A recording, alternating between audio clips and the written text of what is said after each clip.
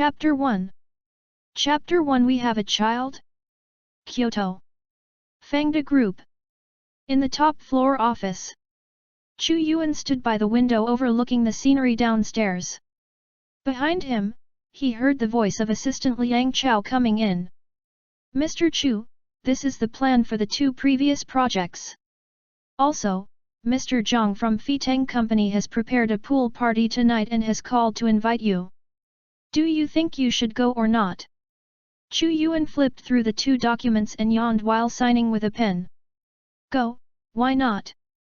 You've been busy for a few days, you have to take a good rest. For these 2 projects, he has been working for a week. Now that the dust has settled, he has to take a good rest. Hearing Chu Yuan's words, Liang Chao nodded, his expression a little subtle. Some people in this world are born to be cattle and horses, but some people are born in Rome. Chu Yuan is the latter. Not only that, Chu Yuan has a unique talent and vision in investment. Fangda Group was founded by Chu Yuan 4 years ago. Now even the bosses of those old and large companies in the circle, when they come to Chu Yuan, they have to call him President Chu.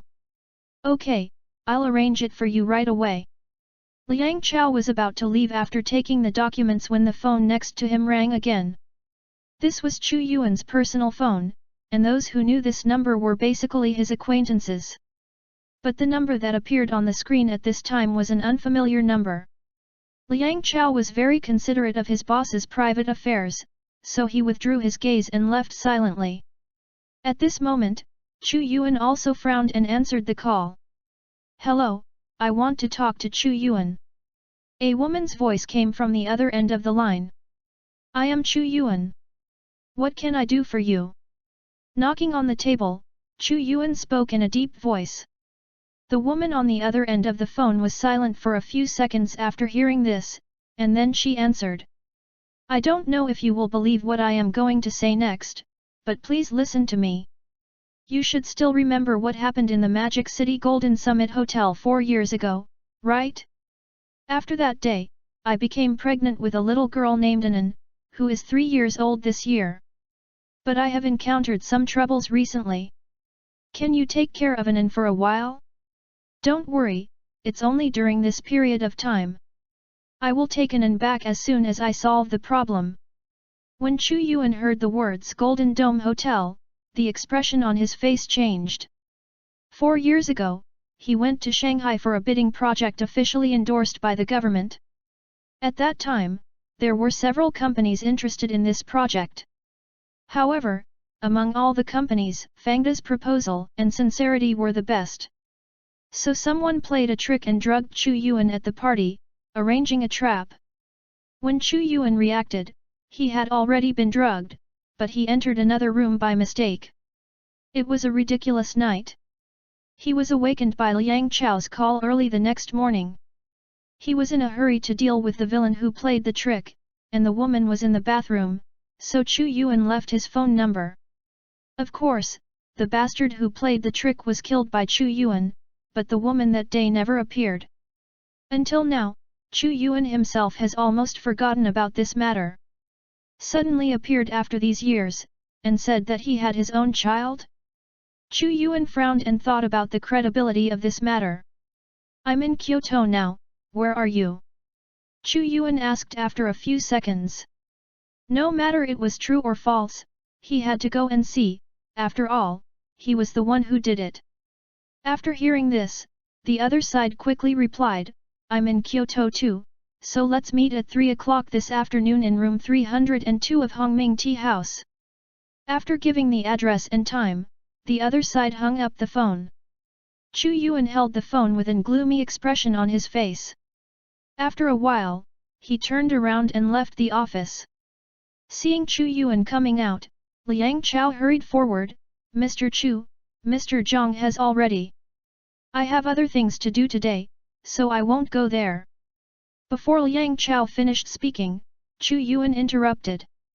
Although she didn't know why her boss suddenly changed his mind, as a qualified Liang Chao, she certainly wouldn't ask any more questions. Okay, I'll make the arrangements. After Chu Yuan finished talking to Liang Chao, he didn't mean to leave immediately. He frowned, as if he had encountered something extremely difficult. After a few seconds, he looked at Liang Chao. What would a 3-year-old girl like? Liang Chao's pupils dilated in an instant, wondering if there was something wrong with his ears. On the other side, in the tea house, in the private space separated by a screen, a woman wearing a dark green shirt and white pants lowered her head halfway, as if thinking about something. Her fox eyes were slightly raised, charming and a little cold. Hearing the sound of someone coming, the woman raised her head, and when she saw the person coming, the coldness on her face instantly dissipated. Tang Tang, thank you for helping me take care of Anan. Did she make trouble for you? The person who came was Tang Yan, who was wearing a purple skirt and looked like a queen. Anan is very good, Mimi, have you made an appointment with them? Can you think about this matter more carefully? Looking at her good friend Yang Mi, Tang Yan's eyes were full of concern. After all, you are in the rising stage of your career now. If this matter is exposed, you should know better than me how much negative impact it will bring. Sitting down next to Yang Mi, Tang Yan continued, otherwise, I will deal with it first, at least to find out what kind of person he is. You don't have to show up yet.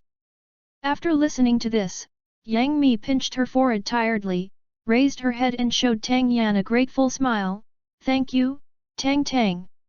What's the point of saying thank you or not between us? Tang Yan waved her hand. At 3 o'clock in the afternoon, Chu Yuan arrived as scheduled. Tang Yan looked up after hearing the voice. After seeing the person clearly, she couldn't hide her surprise. The man who came in was wearing a grey windbreaker, with a handsome face, deep eyes and a sense of oppression that seemed to be born with him. But what surprised Tang Yan even more was his identity. Mr. Chu. After so many years in the entertainment industry, Tang Yan has been to many banquets and parties.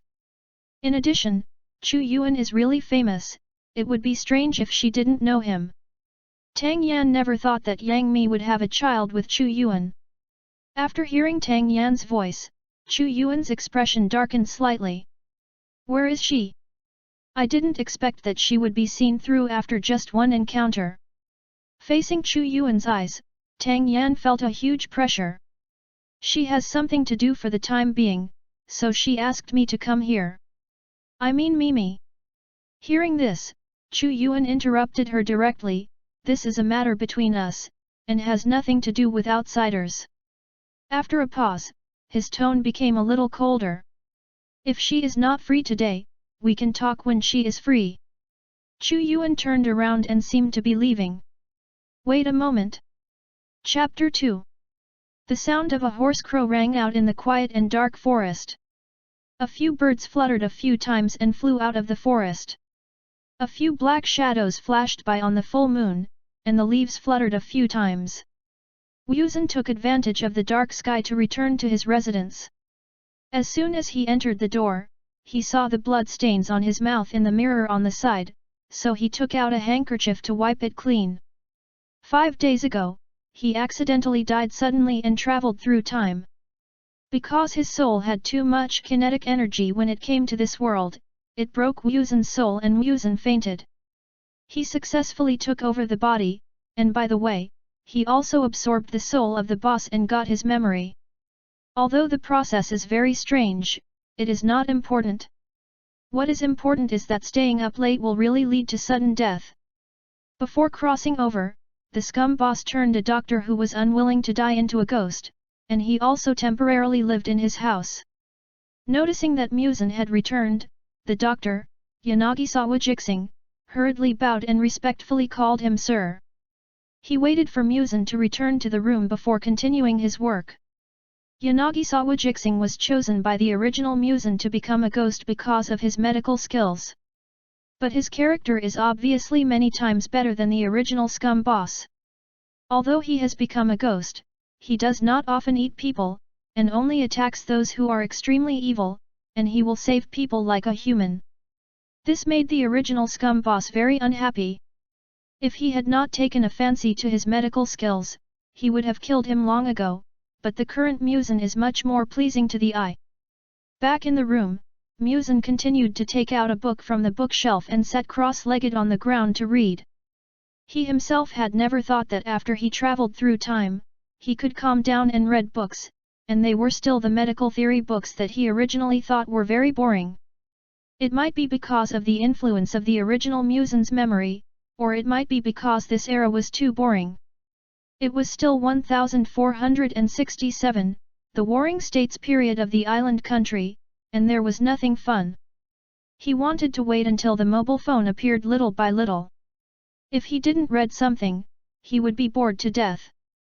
The sky gradually brightened, and the morning sunlight sprinkled on the ground through the paper window, making MUZAN feel a burning sensation, so he found a black cloth to block the sunlight and continued to read.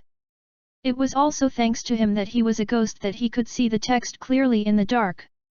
As for Yanagisawa Kyoki, he was still waiting for patients to come to see him like he did in the human period, while taking MUZAN's blood to study how to overcome the sunlight. But now MUZAN has seen his thoughts. It can't be done, it really can't be done. He is just an ordinary doctor, at most he has a little more advanced medical skills, and it's really impossible to help ghosts overcome the sunlight. In MUZAN's hand, a book more than 5 centimeters thick was turned to the last page, and the white paper beside it was also filled with dense small words. MUZAN closed the book, put it back on the bookshelf, put away his notes, and stood up. The door of the outer room was half closed. MUZAN pushed it open and saw Yanagisawa Jixing flipping through a thick book. The white paper on one side was also densely written, but the expression on his face was very painful, almost the same as Su Ming's expression when he struggled with the last math problem in the college entrance examination. He was still racking his brains to execute the requirements of the scum boss, although it was beyond his ability. But in order not to kill him because he had no use value, he could only bite the bullet.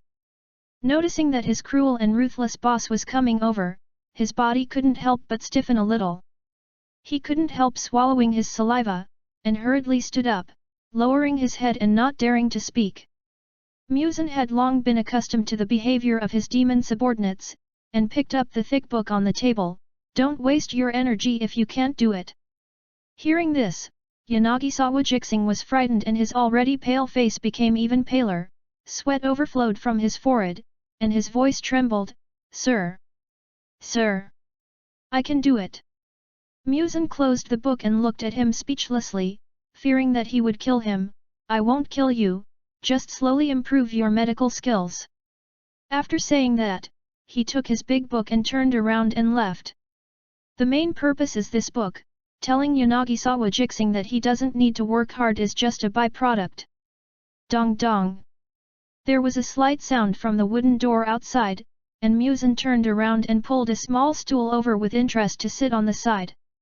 Yanagisawa Jixing looked at his boss's face, and then said to the door, "Come in."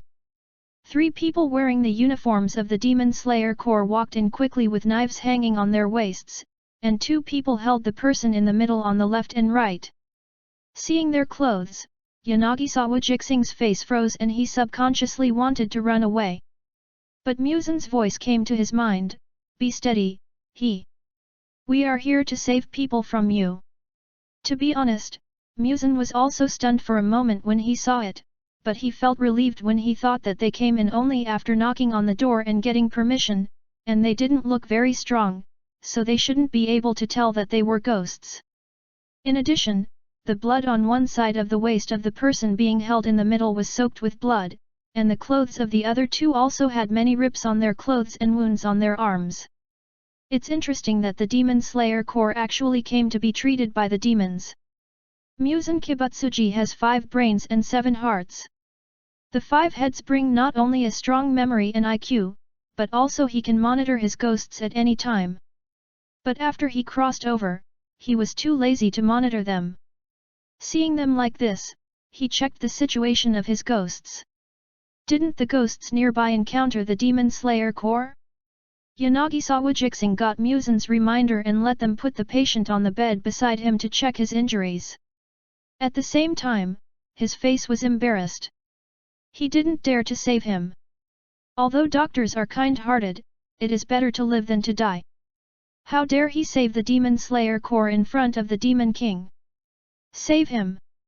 While he was hesitating, the boss's voice appeared in his mind again. Yanagisawa Jixing suddenly relaxed his mind, and followed MUZAN's meaning and asked casually. Why are you so seriously injured?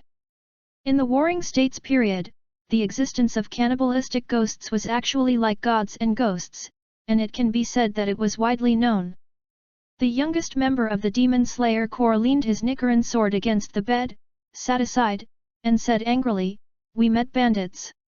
Damn it! What garbage! Another person was also very unwilling, they ran away. Tisk! Yagai's Jixing responded while treating his wounds, Ah, this chaotic world! By the way, try not to go out at night. Someone nearby was taken away by a ghost again. Yagai's Jixing heard this and responded while considering whether he should change places. Even though it is very chaotic now, with bandits rampant and wars everywhere, if you stay in one place for a long time, you will be discovered sooner or later. It seems that he will be discovered soon. After sending a few people away, MUZAN looked at Yanagi's Jixing, Don't worry, they are talking about another ghost. Although MUZAN did not create many ghosts, because they were only within the Edo area, the density was not small. There are indeed a few ghosts nearby. Also, you should deal with the bandits tonight and bring me one back. Chapter 3. The old man was so angry that he was lying. She just wanted to ask, Are you messing with me? But how could she have the courage? She knelt on the ground, afraid that the evil ghost would eat her, and trembled and said, Then, I will help you trick someone else to come here. Is that so? MUZAN said meaningfully, I lied to you, I am from the Demon Slayer Corps. You are messing with me, right? The little girl was about to burst. MUZAN looked at her expression, and although he wanted to laugh, he still kept a serious expression on his face. I wanted to give you a chance, but you are so indecisive. My lord! My lord! Give me another chance. Please. The little girl was so scared that she rolled over and hugged MUZAN's calf, crying and crying. Her pitiful appearance was really pitiful. MUZAN sighed, with a look of compassion, Well, okay, actually I am a ghost. The little girl whimpered twice, I won't cooperate with ghosts.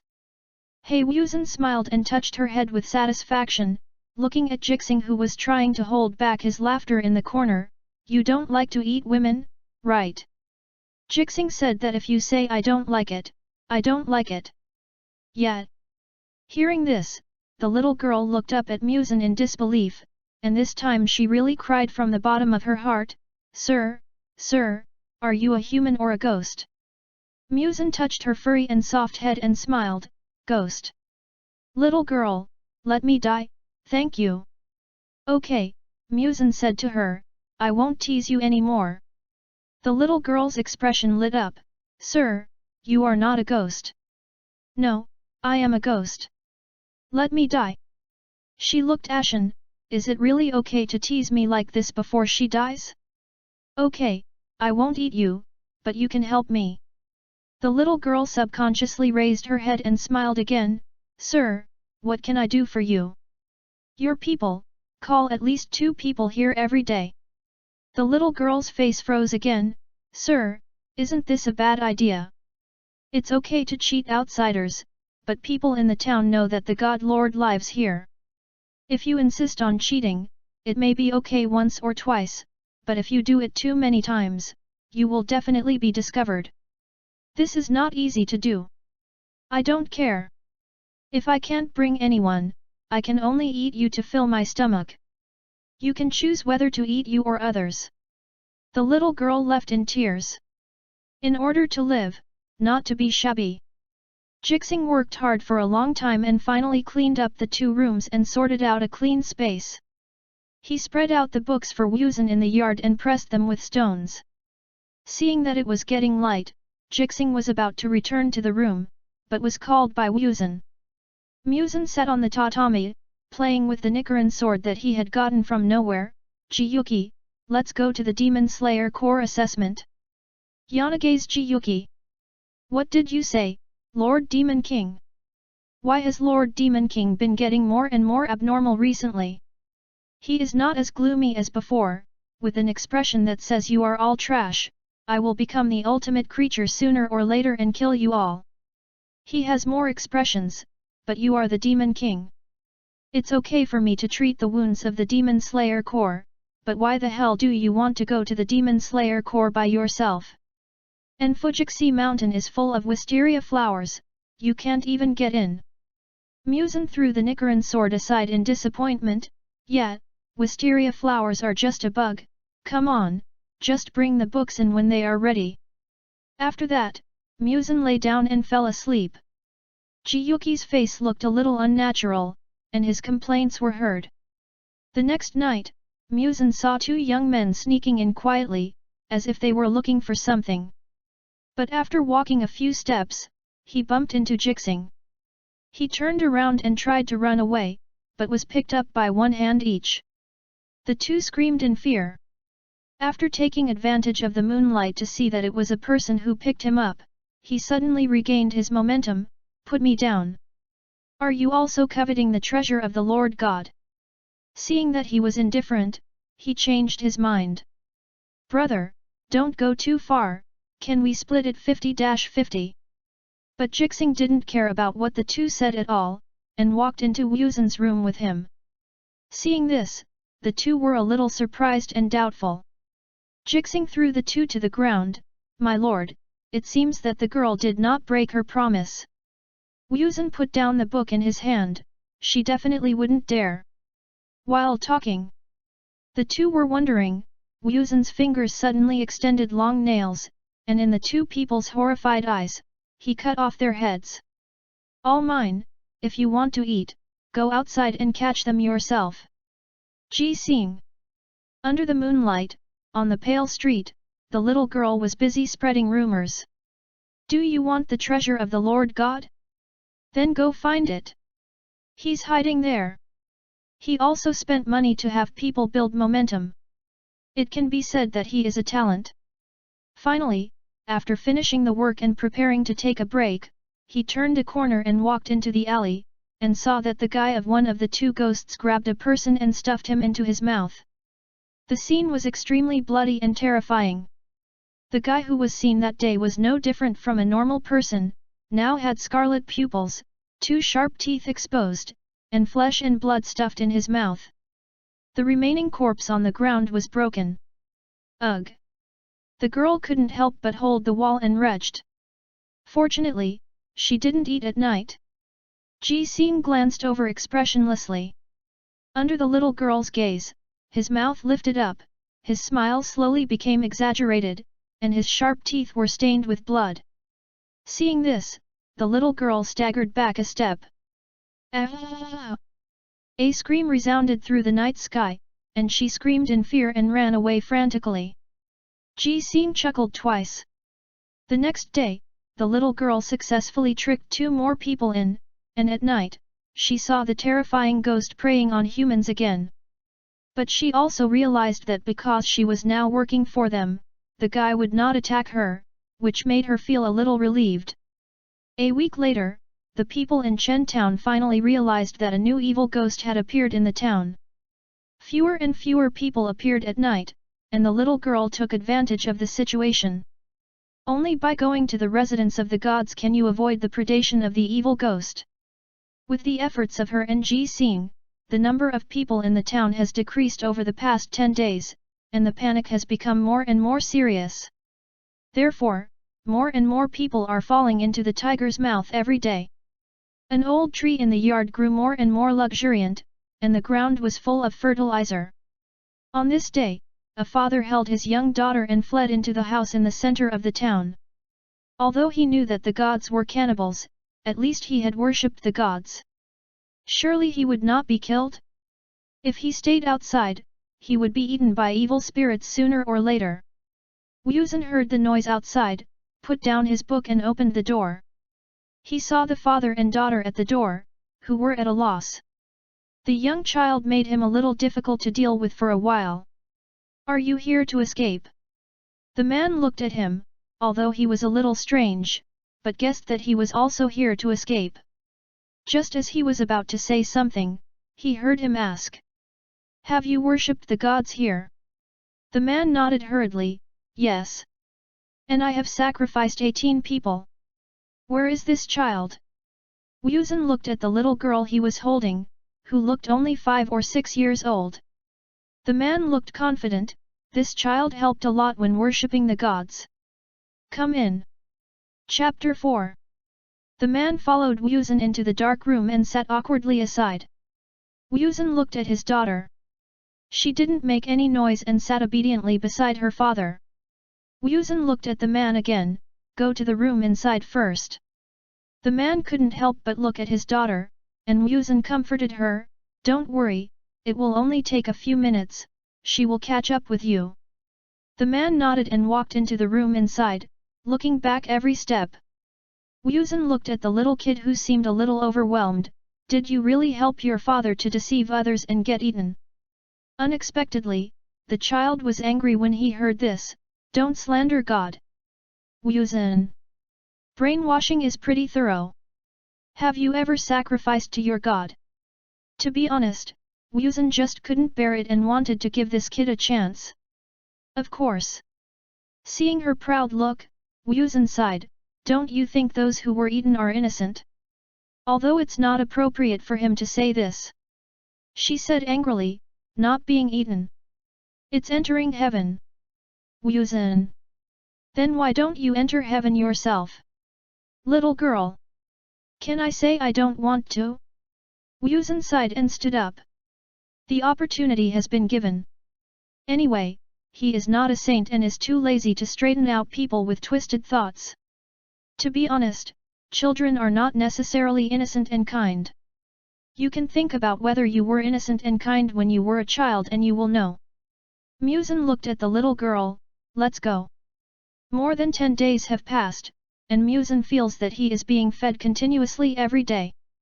What he didn't expect was that there was no innocent. It's out of line. This person is more competent than a ghost. But as there were almost no living people left in the town, the Demon Slayer Corps also noticed it. As soon as MUZAN realized that the Demon Slayer Corps had arrived, he packed up the books he hadn't finished reading and ran away. It was impossible to fight. He didn't want to eat the Demon Slayer Corps, and there was no point in fighting.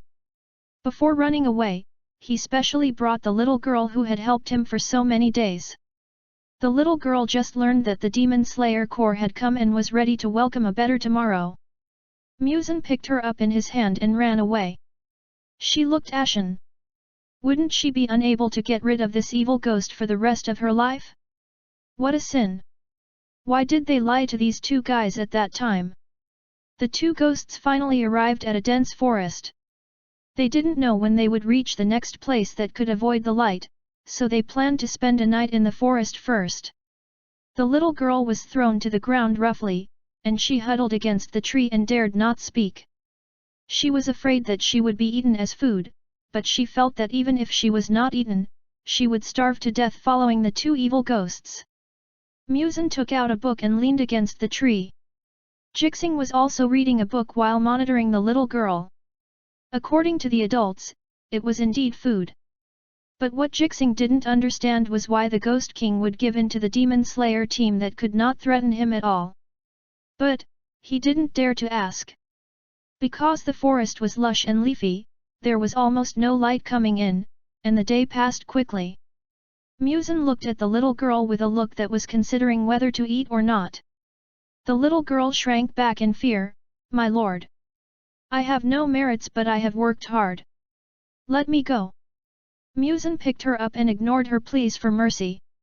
He had never intended to let her live.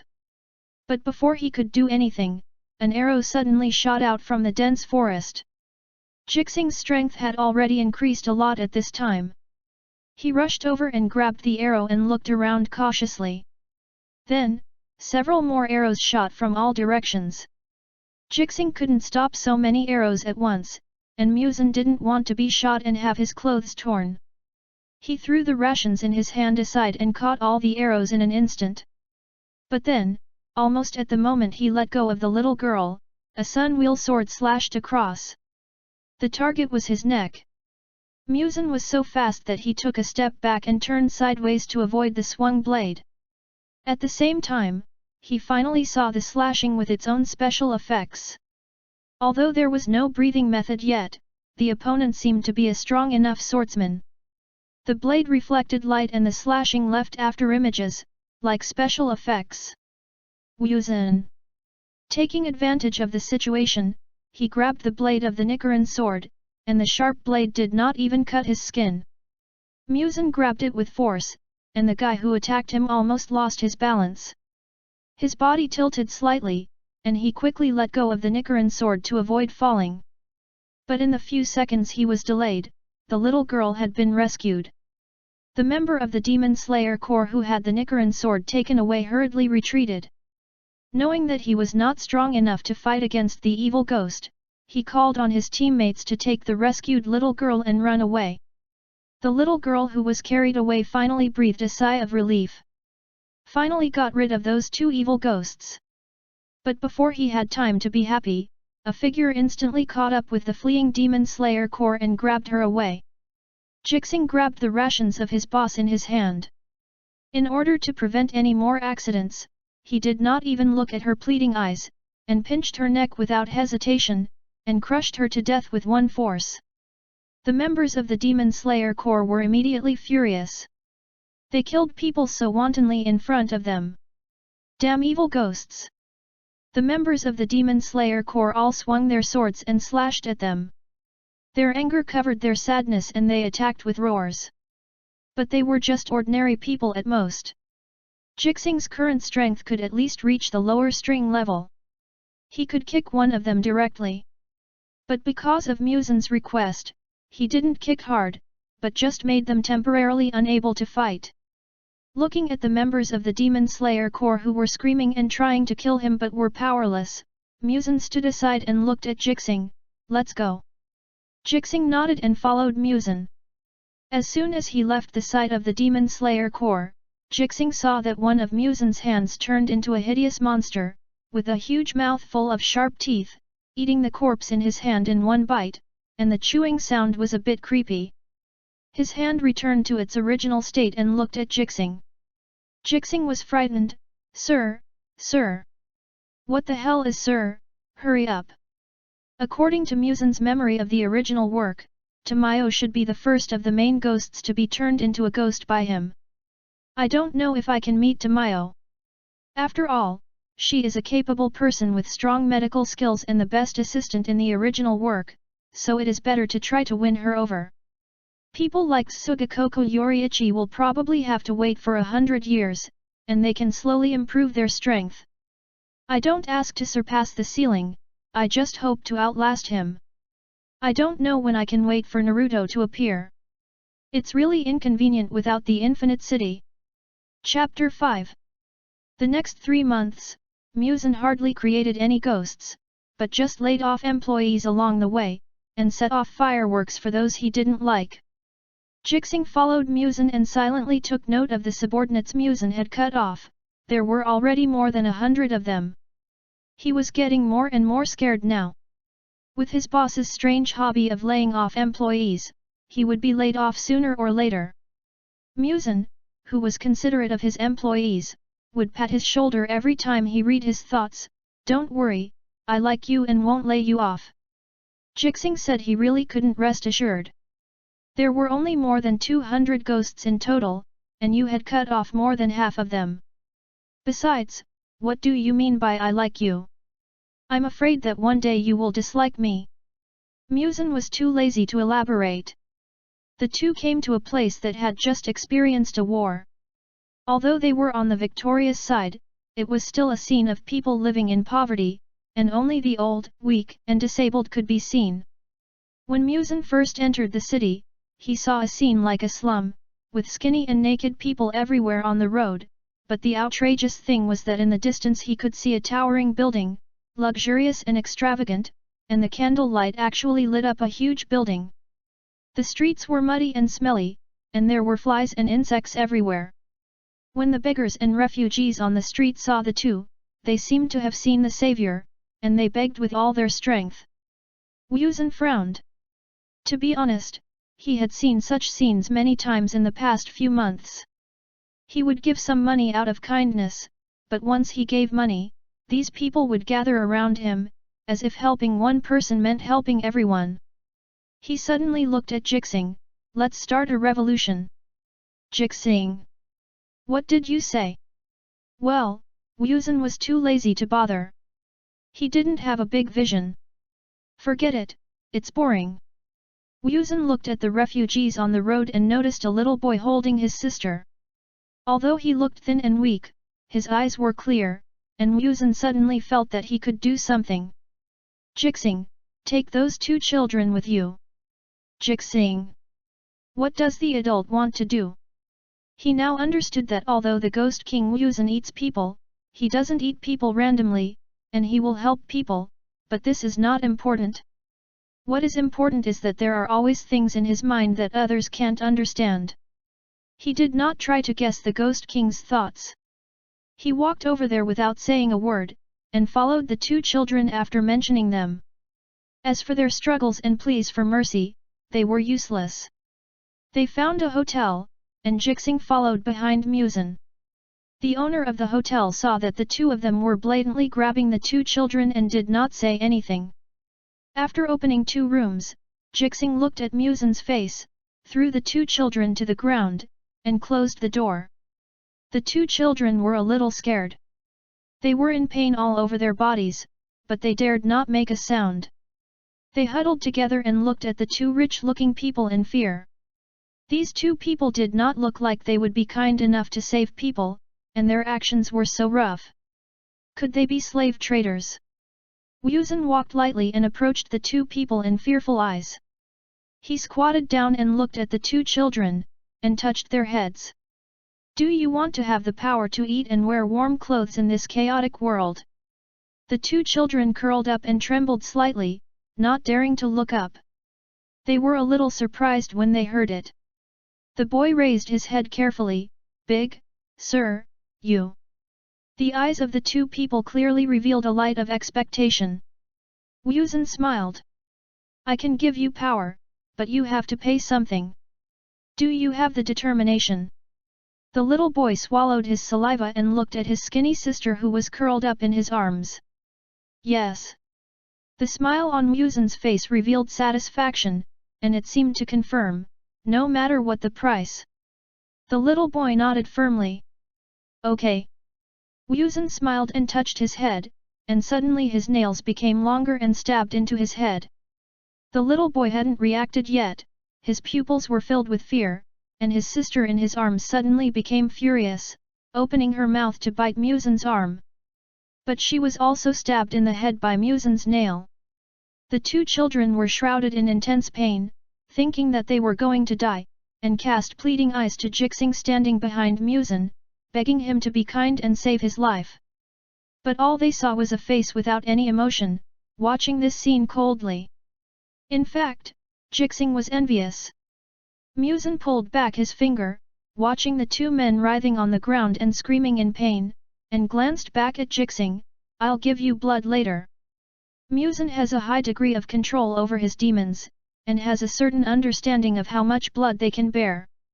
Jixing can still accept a lot of his blood. The previous scumbag boss didn't care about improving the strength of his demons, and just gave them a little blood to be controlled by him. Now MUZAN feels it necessary to improve the strength of his subordinates.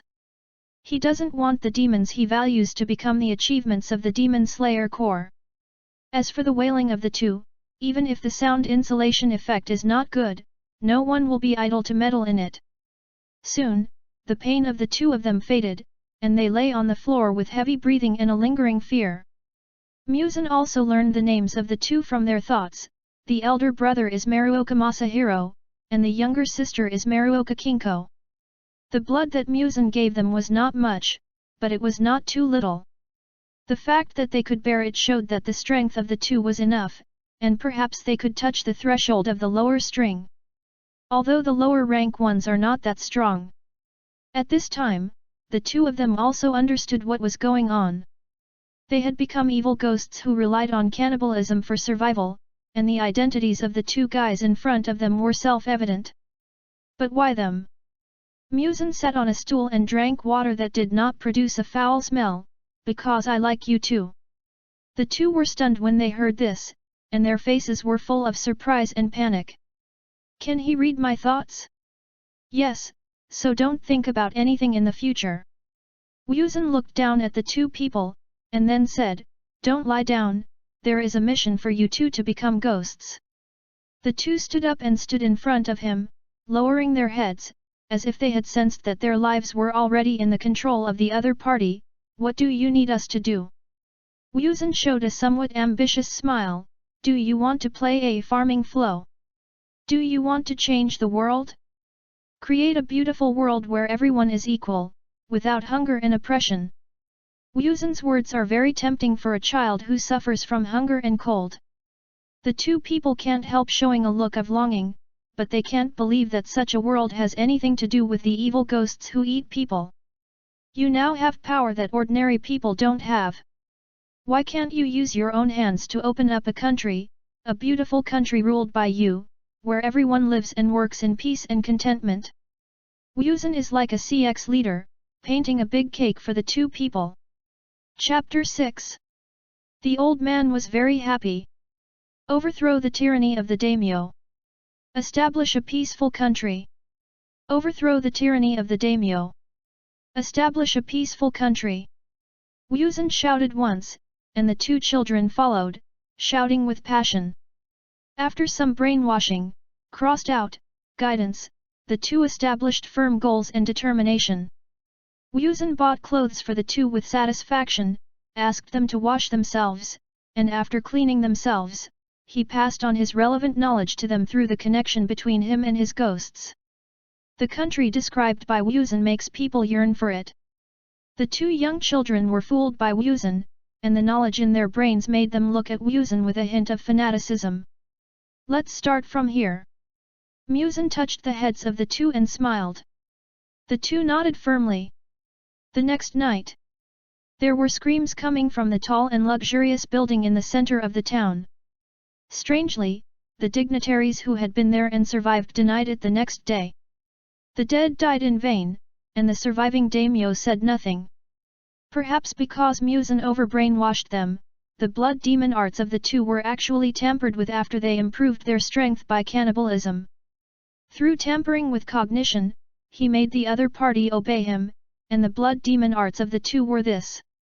Before leaving, MUZAN touched the heads of the two with satisfaction. Come on, don't worry, you can take your time, and you must protect yourself. The two nodded more firmly after being encouraged, for a better future. Jixing looked at this scene and was a little horrified. His master was so smooth not only because of his powerful strength and brainwashing of the two children, but also because of the Ghost King's subtle ideological traction on ghosts. The ghosts under MUZAN may rely on his blood to survive and become stronger, so their thoughts will also be closer to him, and they will have a sense of worship for the Ghost King. MUZAN naturally felt this. In the original work, even though the boss was despicable and cowardly, and was very cruel to his subordinates, the ghosts were very loyal to him, and many ghosts even worshipped and even obsessed with him. Originally, I thought that it was a big deal, so I should just let it go like the final battle. But now I understand that it is normal. MUZAN took Jixing away from the town, leaving behind the flame of hope. Maybe he tasted the sweetness, or maybe he thought it was fun. MUZAN would make a ghost stay wherever he didn't like. A few months later, Jixing gradually got used to his boss laying off employees while recruiting new employees. Along the way, he basically traveled all over Tokyo. The ghosts created by MUZAN were basically laid off, and the rest were ordered by MUZAN to learn correct ideas. The atmosphere among ghosts changed drastically. But of course, the Demon Slayer Corps encountered many along the way. Most of them could not find that the two were demons, but there were some who did. MUZAN escaped all the way and could not catch up at all. He was also mercilessly mocked by MUZAN. The Demon Slayer Corps gradually discovered that the demons seemed to have become active, but there was a difference. There was no news of people being taken away by demons in the deep mountains and old forests, or people suddenly disappearing in a certain house at night. There were more reports of dozens of people suddenly dying in that place overnight, or evil people suddenly disappearing in that place. There were also some places where people suddenly disappeared, but they denied it, saying that there were no evil demons at all, and the Demon Slayer Corps should not come to make trouble. The attitude towards them was very bad. This made the Demon Slayer Corps very worried. What conspiracy did MUZAN have? The people were actually bewitched like this. At this time, the Demon Slayer Corps was stationed in the Yubayashiki family mansion. The Demon Slayer Corps lord looked at the distance with sorrow. For some reason, the future had changed.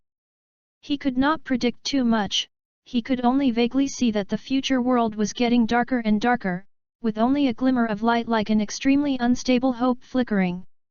Within 100 years, there was no hope of killing MUZAN. When exactly would it be possible to kill that evil ghost? He looked at the hopeless future, sighed heavily, and summoned a crow. MUZAN didn't care about anything the Demon Slayer Corps did, he was now in deep thought. Now the ghosts under his command were familiar with the 24 true words, and would not eat innocent people. Some were devoted to creating a better world, some were like salted fish, and would only go out to fight bandits when they were hungry occasionally, some went out to punish evil and rob the rich to help the poor, and some even pretended to be humans and their own. There are also some who pretend to be gods and ghosts in the shrine to let the protected people supply blood regularly. But they are also paying attention to where the blue-red spider lily is. But MUZAN has had enough fun, and he began to think about some deeper questions. For example, what exactly is a ghost? According to the last Easter egg in the original work, this world should still be driven by technology, and ghosts are more like the last remnant of the mysterious side. But it is close to medical diseases. Although it is said that the blue-red spider lily can help MUZAN overcome his weakness of fear of sunlight, is it simply to overcome this shortcoming, or after taking it, the problems of eating people and fear of wisteria flowers will also be solved, and even worse, will it make him return to human? And there is no matching prescription, will it work if taken alone? Moreover, what tissues do ghosts eat when they eat people?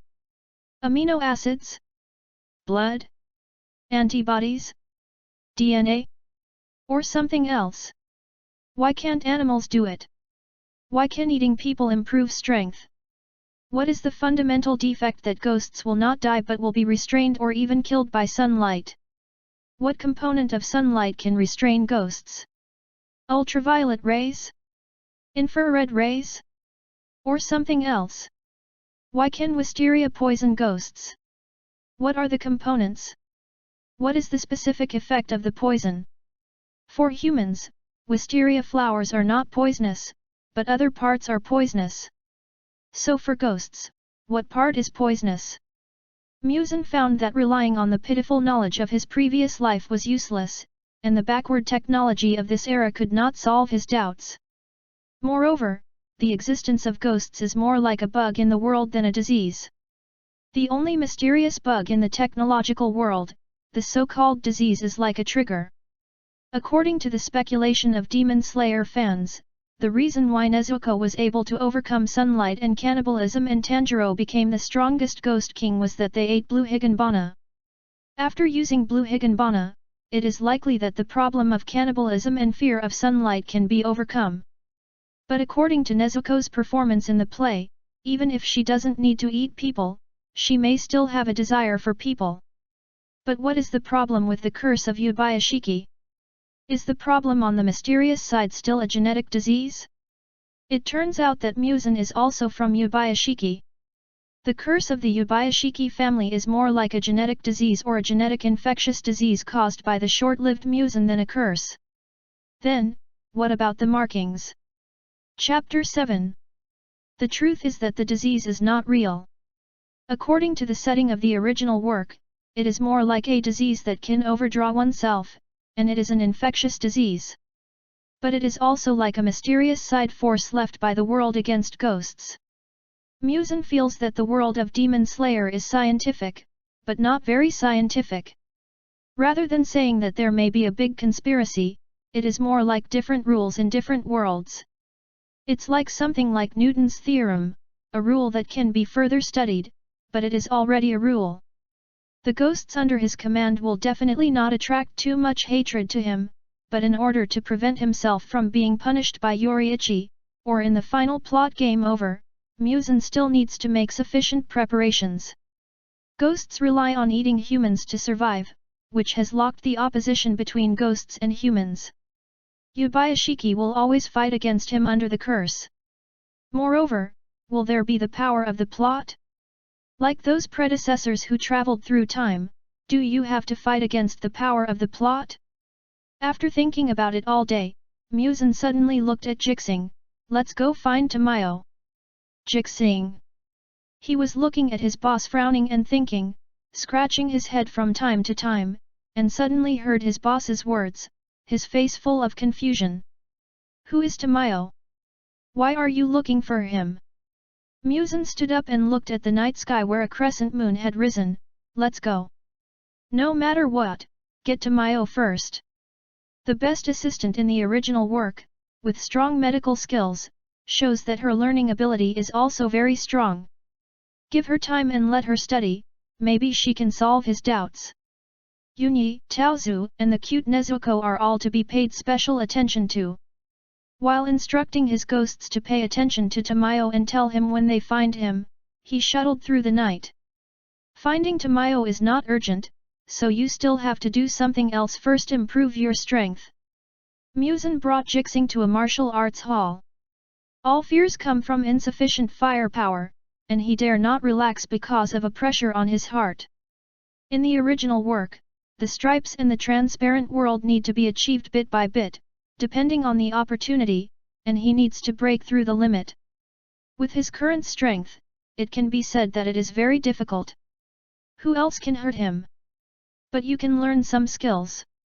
Ordinary people can kill ghosts through training, so he, a ghost king, goes to learn swords and fighting skills, and constantly trains himself.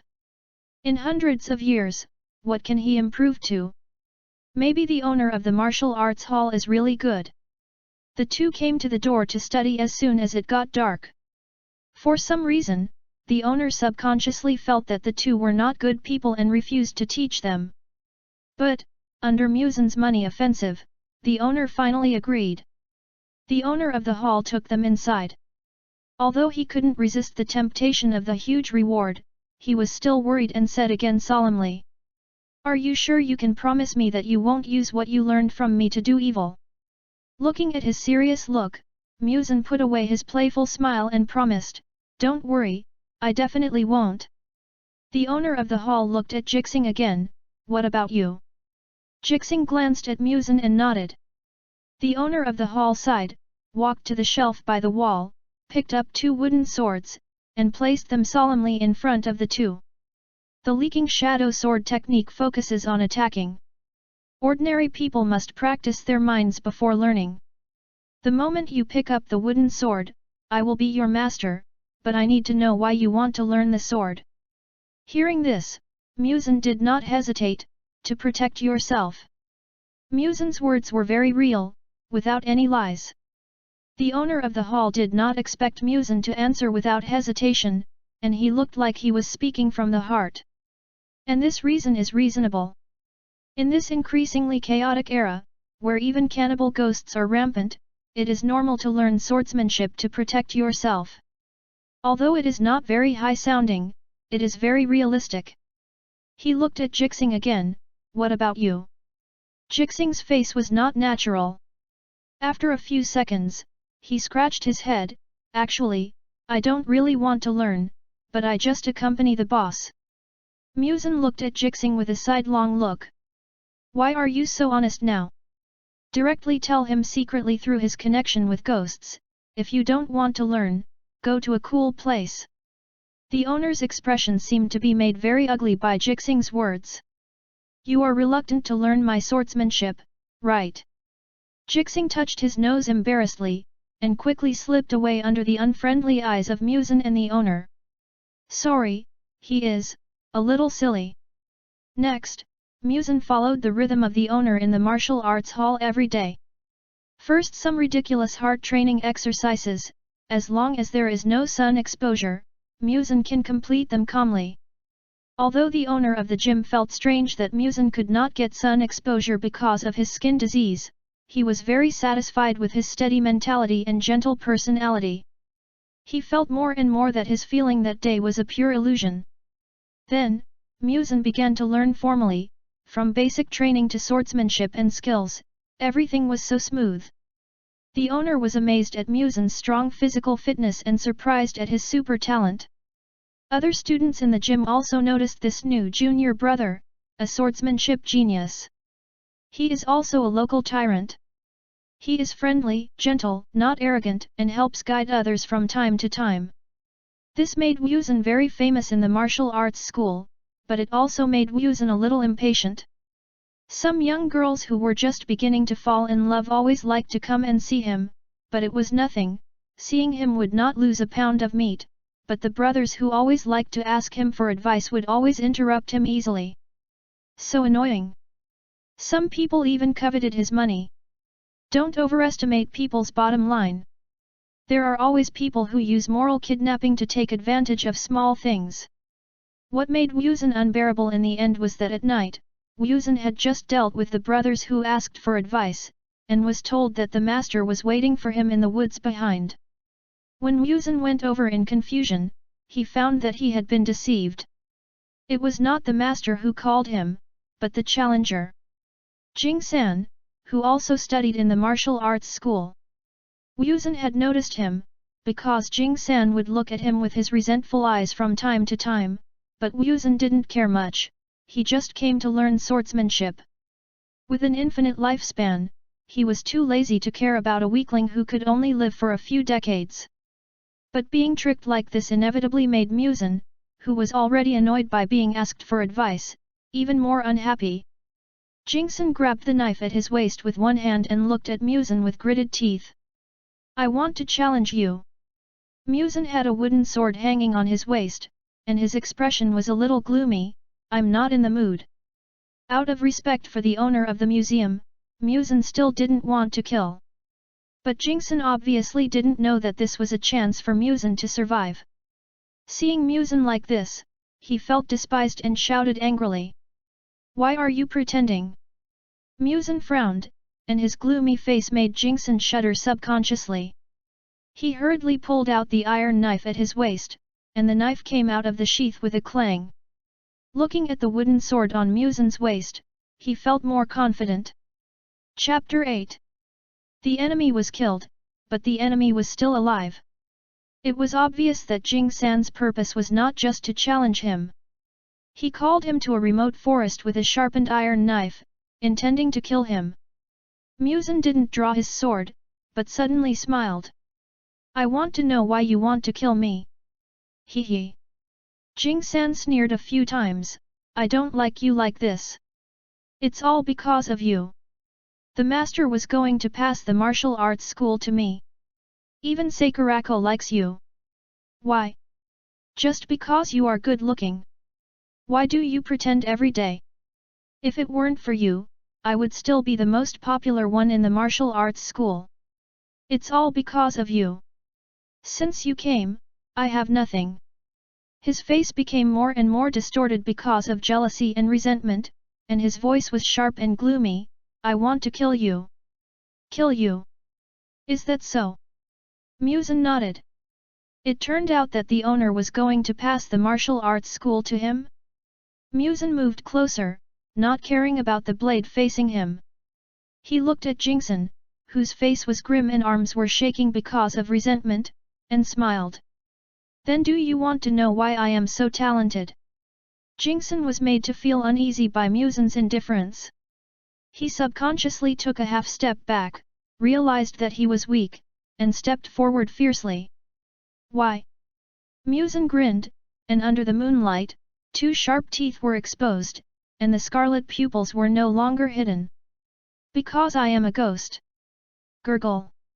At this moment, all of Jingsen's original thoughts disappeared in an instant, and fear occupied his brain. Ghost.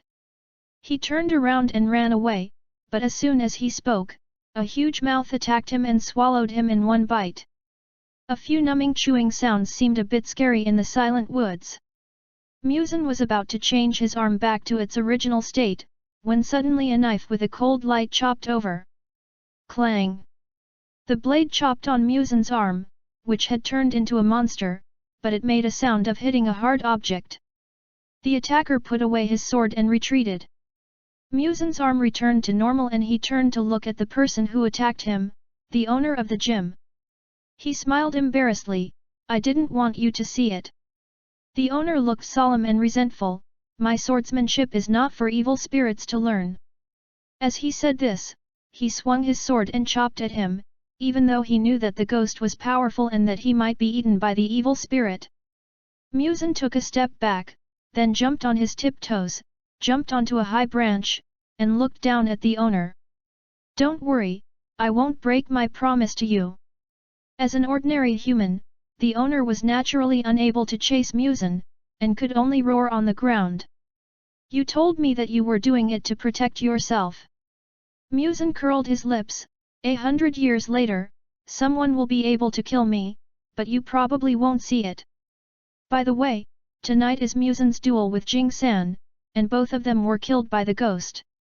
Don't think about committing suicide, otherwise. Before he finished speaking, MUZAN disappeared in the night sky. The owner looked at the empty night sky, and seemed to have decided something. After MUZAN left in the night, he found another martial arts school. However, this time, after MUZAN became his apprentice, he had a cold face throughout the whole process, and successfully became a social insulator with the Ghost King's vague sense of oppression. He ran away after learning, which was extremely smooth. Time flies. After visiting countless martial arts schools, MUZAN has learned swordsmanship, boxing, fighting skills, archery, hidden weapons. It was another night. MUZAN watched the last senior brother leave the martial arts school. He lived in the martial arts school and helped the owner clean up the venue. He continued to practice karate and watched the owner go to rest with satisfaction. The owner's daughter was still a little child by the window. She dragged her head to watch MUZAN practice. The owner rubbed her head and took her away. MUZAN also liked this kind of life. While practicing, he suddenly noticed that the ghost under his command seemed to want to contact him. MUZAN stopped what he was doing and found Tamayo. While the owner hadn't left yet, MUZAN hurriedly chased him. "Master, I may need to leave the martial arts school." The owner held his daughter in one hand and looked back at MUZAN, his eyes seemed to ask what was wrong. "I have something to do." Seeing that he didn't want to say more, the owner smiled and said, "Go ahead. It's not safe at night. Be careful." "Okay." MUZAN nodded, changed his clothes and said goodbye to the owner. "After so long, I finally found a key plot character in Demon Slayer. What would Tamayo look like in reality?" It was dark at night, the full moon hung high in the night sky, and a black shadow flashed by. MUZAN's figure flashed by, and finally landed lightly on the roof of the wooden house. Opposite was the house where Tamayo lived, which was found by his ghost. At this time, there was a faint candle light in the house, and a figure was sitting in front of the window, with his head down, busying himself with something. MUZAN looked at the figure, it should be Tamayo. He jumped and landed lightly on the ground. The undisguised footsteps attracted the attention of the people in the house. Through the paper window, the figure could be seen raising his head. Listening to the approaching footsteps, Tamayo's face, which was already frowning because of her imminent death, became more worried. She opened a gap with a weak movement, but saw nothing outside. Tamayo closed the window in doubt. Could it be that she was too sick and had auditory hallucinations? And MUZAN had already landed on the roof farther away. It's not time yet. When Tamayo is close to death, it will be the best time to turn her into a ghost. Otherwise, there is a high probability that she will have to use rough methods, which will always backfire. At this time, Tamayo is already dying. It is so difficult to open a window. She stays up at night to find ways to keep herself alive. After confirming the situation, MUZAN stayed here. He wanted to know what the blood ghost art was. And it was born because of his blood, so can he use the blood ghost art of his ghosts? MUZAN's control over ghosts is from mind to body. He carefully felt the way his ghosts used blood ghost art, and raised his palm to a teapot. He clenched his palm. Crack! The teapot broke with a sound, and the tea in the pot spilled all over the table and dripped onto the floor along the tabletop. Nice! MUZAN showed a happy smile on his face. It really works. Who cares what the principle of blood ghost art is, as long as it works? But the birth of blood demon arts must come from demons. Only when the demons under his command have the corresponding blood demon arts can he have it. But it is enough. A dozen days later, MUZAN heard the conversation of people nearby, and Tamayo seemed to be dying. They seemed to feel sorry for him. After all, Tamayo was a well-known doctor who had cured many people. It seemed that God was jealous of his talent to die so young. At night, when MUZAN came to Tamayo's house, he could sense that Tamayo's breath was weak and terrifying, and it seemed that he might die at any time. MUZAN walked over and knocked on the door. The one who opened the door was a man, Tamayo's husband. Hello. MUZAN smiled as he stood outside the door. Tamayo's husband looked at MUZAN in confusion. Hello, what's the matter? Chapter 9. The two of them were so sick that they had to wait for the next day. MUZAN smiled politely and said, I'm a doctor. I heard that your wife is sick. Hearing this, he couldn't help but look at MUZAN with suspicion. MUZAN was really too suspicious. Not to mention that he had never seen the person in front of him, it was strange that MUZAN came here late at night. But seeing that his wife's condition was getting worse and worse, and her body was so weak, he didn't want to give up even if it seemed impossible. So he hurriedly and politely welcomed MUZAN into the door. Come in. MUZAN was brought to Zushi's bed. At this time, Zushi was lying on the bed, with a painful look on his face, pale face, sweat beads sliding down his forehead, weakly turning his eyes, glancing at the two people. His eyes showed unwillingness and reluctance, and he tried to open his mouth to say something. Her husband hurried over to hold her hand, and couldn't help but look at MUZAN who followed him in. Doctor, my wife. MUZAN pretended to walk to Tamayo's bedside, with a solemn expression, and looked at her husband. After a moment, Fukasawa was serious and heavy. This made Tamayo's husband's heart sink, and he hurriedly asked. Doctor, can my wife still be saved? MUZAN sighed, she can be saved, but it's very troublesome, and I need my unique secret recipe, but it needs to be kept secret. Keep it secret. He repeated subconsciously, hesitated for a moment, and then nodded hurriedly, I'll go out now. He hurriedly left the house and closed the door, fearing that the treatment would be delayed. After confirming that he had left, MUZAN looked at Tamayo, who was so weak that she could hardly speak on the bed. Her haggardness made her look like she had lost her beauty, and even seemed to be much older. She looked at MUZAN with hope. MUZAN looked down at the woman on the bed. I can let you live, but there is a great price. Tamayo tried hard to open her mouth and made a slight sound from her throat, as if to indicate that she could pay any price. Don't worry, the way to survive is to become a ghost, are you sure? MUZAN knew that Tamayo would definitely agree, just like in the original book, in order to watch her child grow up, she was willing to give everything. As expected, Tamayo looked at MUZAN eagerly without any hesitation. If you agree, close your eyes. Tamayo slowly closed her eyes after hearing this, and her weak and pale face looked a little worried and hopeful. MUZAN stretched out his long nails and poked one nail into Tamayo's head. The instant pain stimulated Tamayo to open her mouth and let out a hoarse scream of pain, but because of weakness, her voice was extremely weak. MUZAN pulled back his fingers and watched Tamayo struggle violently with her head in her arms, shrinking into a shrimp on the bed. MUZAN didn't know why, but when he gave blood to others, he liked to stick a nail into their heads, or he would turn the end of the whip into a blade and stick it into their heads. It must be the habit of the scumbag boss. It has nothing to do with him. Finally, the pain caused by MUZAN's blood slowly faded away, and she lay on the bed sweating profusely, glancing at MUZAN. The moment she became a demon, she also realized a lot. For example, the guy in front of her was the legendary cruel and ruthless demon king MUZAN, who had eaten countless people, and her life, thoughts, and even body were controlled by him. She is now a minion of the demon king. I don't know whether it was fear, unwillingness, or the sigh of surviving a disaster. Tamayo slowly sat up from the bed, as if she had accepted the painful future she was about to face. In order to look after her children and accompany her husband, she will become a sewer rat that relies on cannibalism for a living, killing innocent people for the despicable and cruel Ghost King. She didn't know if her husband and children would hate her if they knew she was a cannibal ghost, but thinking of being able to spend more time with her children, Tamayo accepted the reality. This was just her choice, just a fall. There is nothing to complain about, no need to be so hypocritical.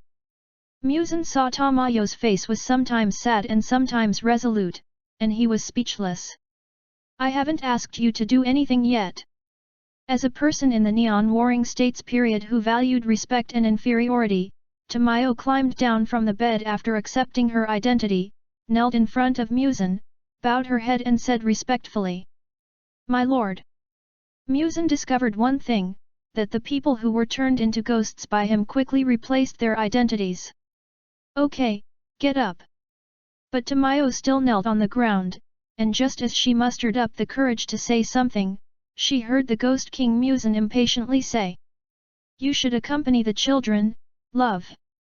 "What? I'm not going to force you to do anything." "What kind of person do you think he is? He is not a scumbag boss. On the contrary, he is a boss who cares about his employees and treats people well. Okay, stand up quickly. There is no need to kneel down at every turn. Also, don't eat people randomly. The bandits around are casual." MUZAN's words made Tamayo very happy. Although she could throw away her conscience to survive, it would be best if she was not forced to do evil. Moreover, it seems that the Ghost King has a kind heart. Specially told her not to eat people randomly. MUZAN glanced at her, and Tamayo hurriedly lay back on the bed, pretending to be sick. It's better to keep her ghost secret from her children and husband. MUZAN walked over and opened the door, and saw Tamayo's husband pacing back and forth in front of the door. When he saw MUZAN open the door, he immediately rushed over, "Doctor, how is my wife?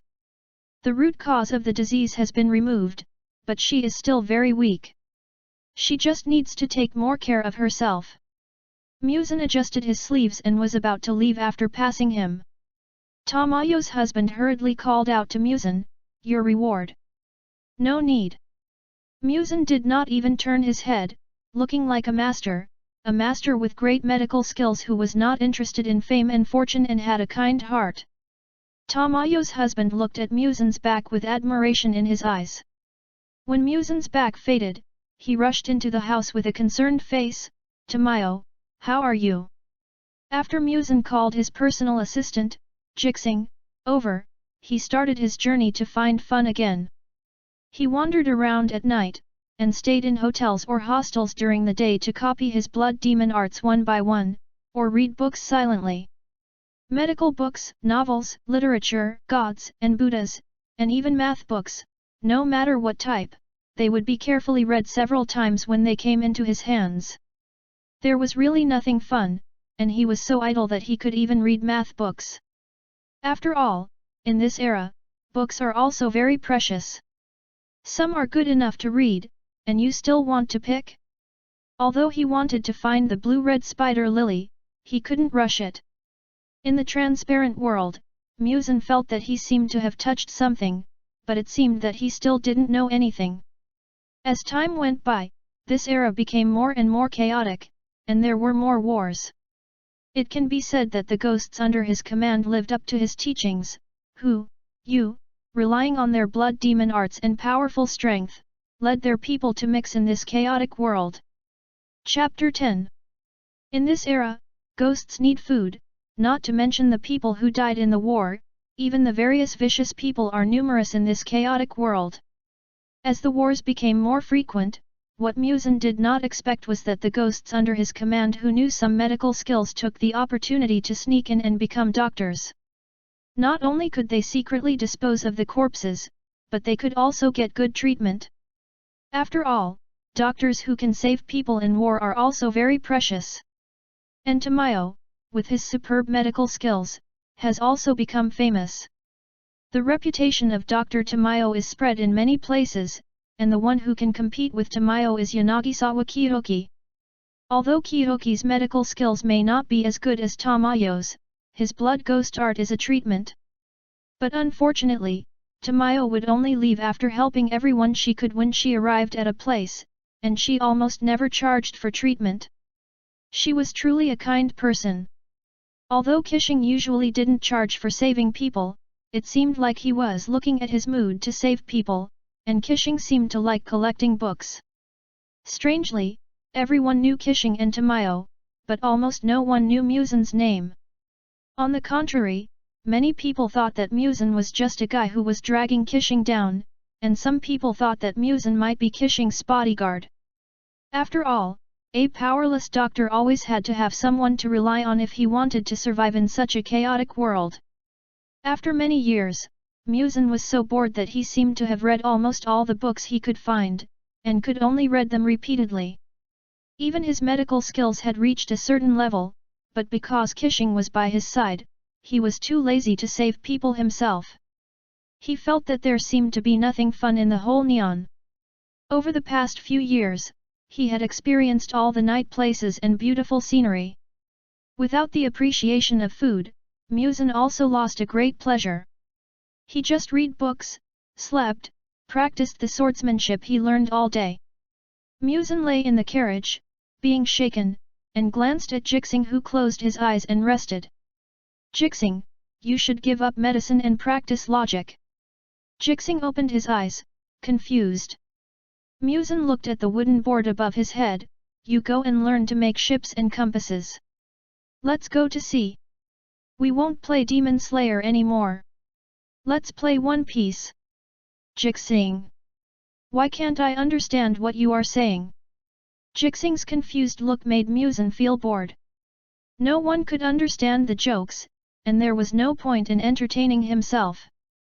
In fact, in this era, without powerful hot weapons and powerful supernatural powers, ghosts are almost invincible. MUZAN can do whatever he wants except that he can't find the blue flower of the other shore and can't figure out what the transparent world is. If he didn't have the intention to create a large number of ghosts, it would be easy to integrate the entire neon, which made MUZAN even less motivated. The original scum boss didn't have great ambitions, and he wasn't much better. Okay, go back to sleep.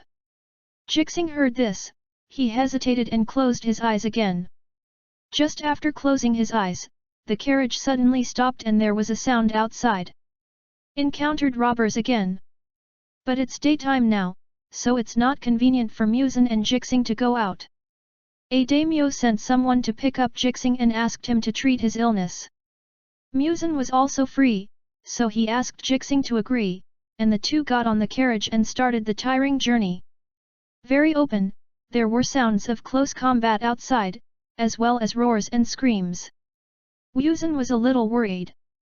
To be honest, he had encountered many robberies along the way, and he had lost several people.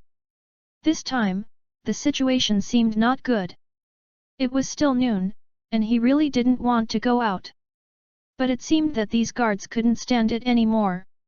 He glanced at Jixing, who sighed helplessly. He didn't want to go out in the middle of the day either. Even with an umbrella, the sun would burn his skin. He picked up a large black umbrella hanging vertically from the side, opened the curtain, opened the umbrella and walked out. After a scream, Jixing opened the curtain and looked at Muzan. It's solved. Muzan squinted his eyes due to the stimulation of the sunlight, and then walked out with the umbrella. He took Jixing's umbrella with one hand, grabbed Jixing's shoulder with the other hand, and flashed to the forest not far away. Even though he had been teleported several times by Muzan, he was still a little uncomfortable. The instantaneous jump in space made him feel dizzy and confused. After being thrown to the ground by Muzan, Jixing rubbed his head and stood up dizzy. He was about to ask. When his boss was about to ask if he was going to look for the daimyo, he heard Muzan's answer. Let's go tonight. We've already agreed, so let's go. Maybe we can find some books we haven't read yet. Finally, after a few days, the two, crossed out, ghosts found the daimyo who asked Jixing to come and treat his illness. Muzan followed Jixing and looked at Jixing with a frown, and asked about the condition of the daimyo in front of his bed. My lord, your illness is a bit serious. Muzan also saw at this time that the daimyo's illness was considered an incurable disease in this era. In modern terms, it was a lung disease. Hearing this, the daimyo's already weak face became even more uneasy. Jixing changed the subject. I can treat it, but I'm afraid I need to stay away from others. This is my family's secret method. The daimyo was a little hesitant. He was worried that he and Jixing were alone in a room. But many doctors had declared his illness incurable. Now there was a life-saving straw, how could he give up? Seeing that he was hesitant, Jixing urged him, if not, I'll leave. Cough, cough, cough. Daimyo was so scared that he started coughing, and he couldn't stop it all of a sudden, as if he was going to cough out his lungs. Finally, after coughing, Daimyo hurriedly stopped Jixing. Okay, okay, you all go out. Watching the servants in the room leave, Daimyo was asked by Jixing to close his eyes. Jixing pretended to take out a candy bean from the bag he carried with him, asked him to swallow it, and then used blood ghost magic to treat him directly. Daimyo was surprised to find that after drinking the medicine, he really felt the pain was rapidly subsiding. After a moment, he got Jixing's consent and opened his eyes in surprise.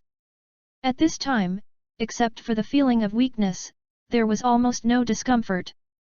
Jixing took out a box of medicine made from common herbs from the cloth bag across his waist, put it on the table next to him, and said seriously, take 1 pill a day, otherwise it will relapse. Take the medicine on time and you will be cured in a month. Daimyo nodded seriously, Sir, it's getting late, the mansion has prepared dinner. Jixing stood up and stroked his clothes, and Muzan also stood up from the side. Jixing shook his head slightly, no need, just give me the medical expenses. But as soon as he finished speaking, the door was pushed open, and a group of guys holding swords and knives surrounded him. Muzan looked sleepy, glanced at Daimyo sitting on the bed, and looked a little unhappy. Chapter 11.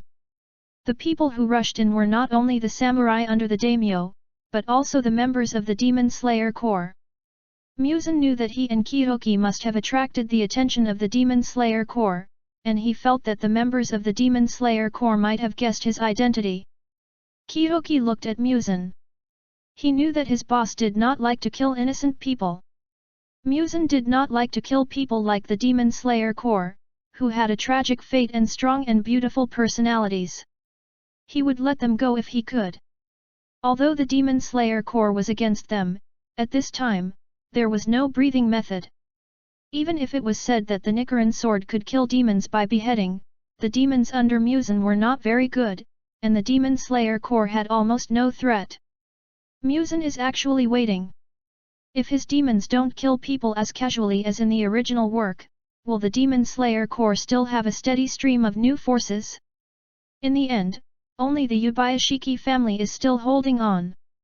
What's the point? At that time, he can even go to the Yubayashiki residence to taunt the head of the Yubayashiki family. Omega. It's only been a few years now, and things will change over time. But no matter what the future holds, Muzan is very unhappy with the behavior of the daimyo now. MUZAN stretched out several pipe whips from behind, and the samurai who wanted to protect the daimyo were all swept away at once. The abdomen was hit by a huge force, and the samurai instantly lost their resistance.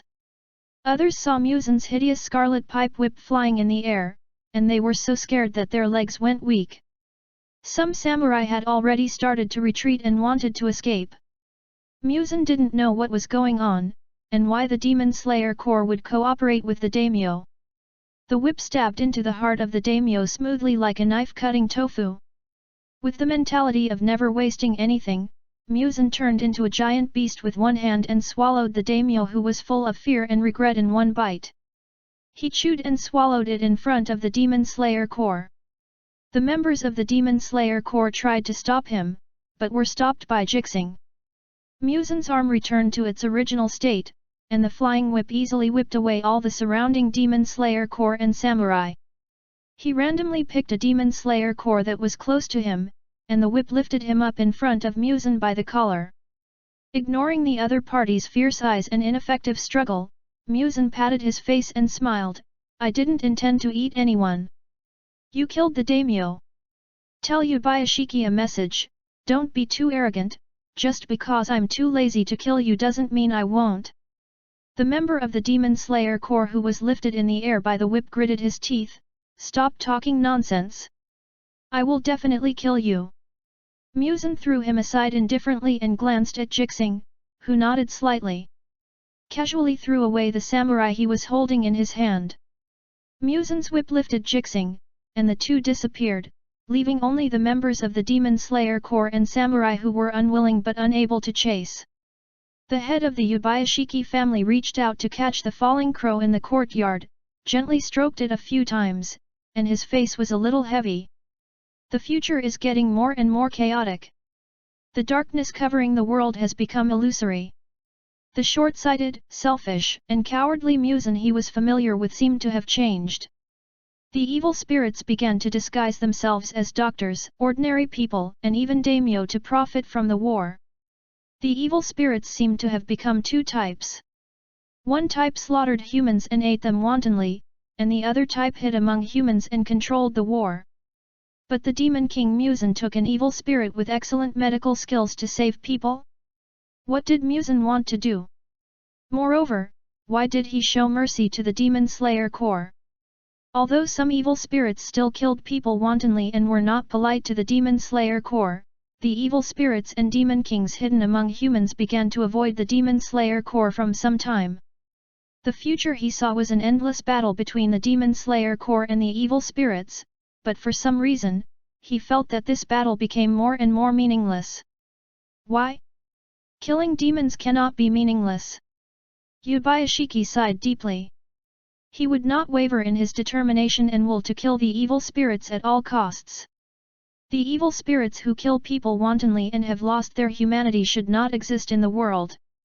Only by killing the evil spirit Butsuji MUZAN in the world, more innocent people will not lose their loved ones because of the evil spirits. This is their responsibility. But the confrontation with the Demon King requires planning. Maybe the threat that day worked.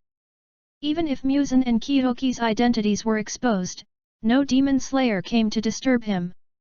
Time passed quickly. MUZAN, who had hundreds of years of memory of the scumbag boss, did not feel that decades were long. Although life without counting days is a little boring, it is also comfortable. What makes MUZAN happy is that he seems to be able to enter the state of the transparent world, but it is very unstable. It was probably more than 10 years ago that MUZAN entered the transparent world for the first time, and after that, MUZAN only successfully entered it 5 or 6 times. He always felt that there was a lack of an opportunity. It's missing, anyway, I won't die, just take it slowly. More than 10 years ago, after wandering around enough, MUZAN found a village to settle down. The ghosts under his command will be responsible for delivering books and meat.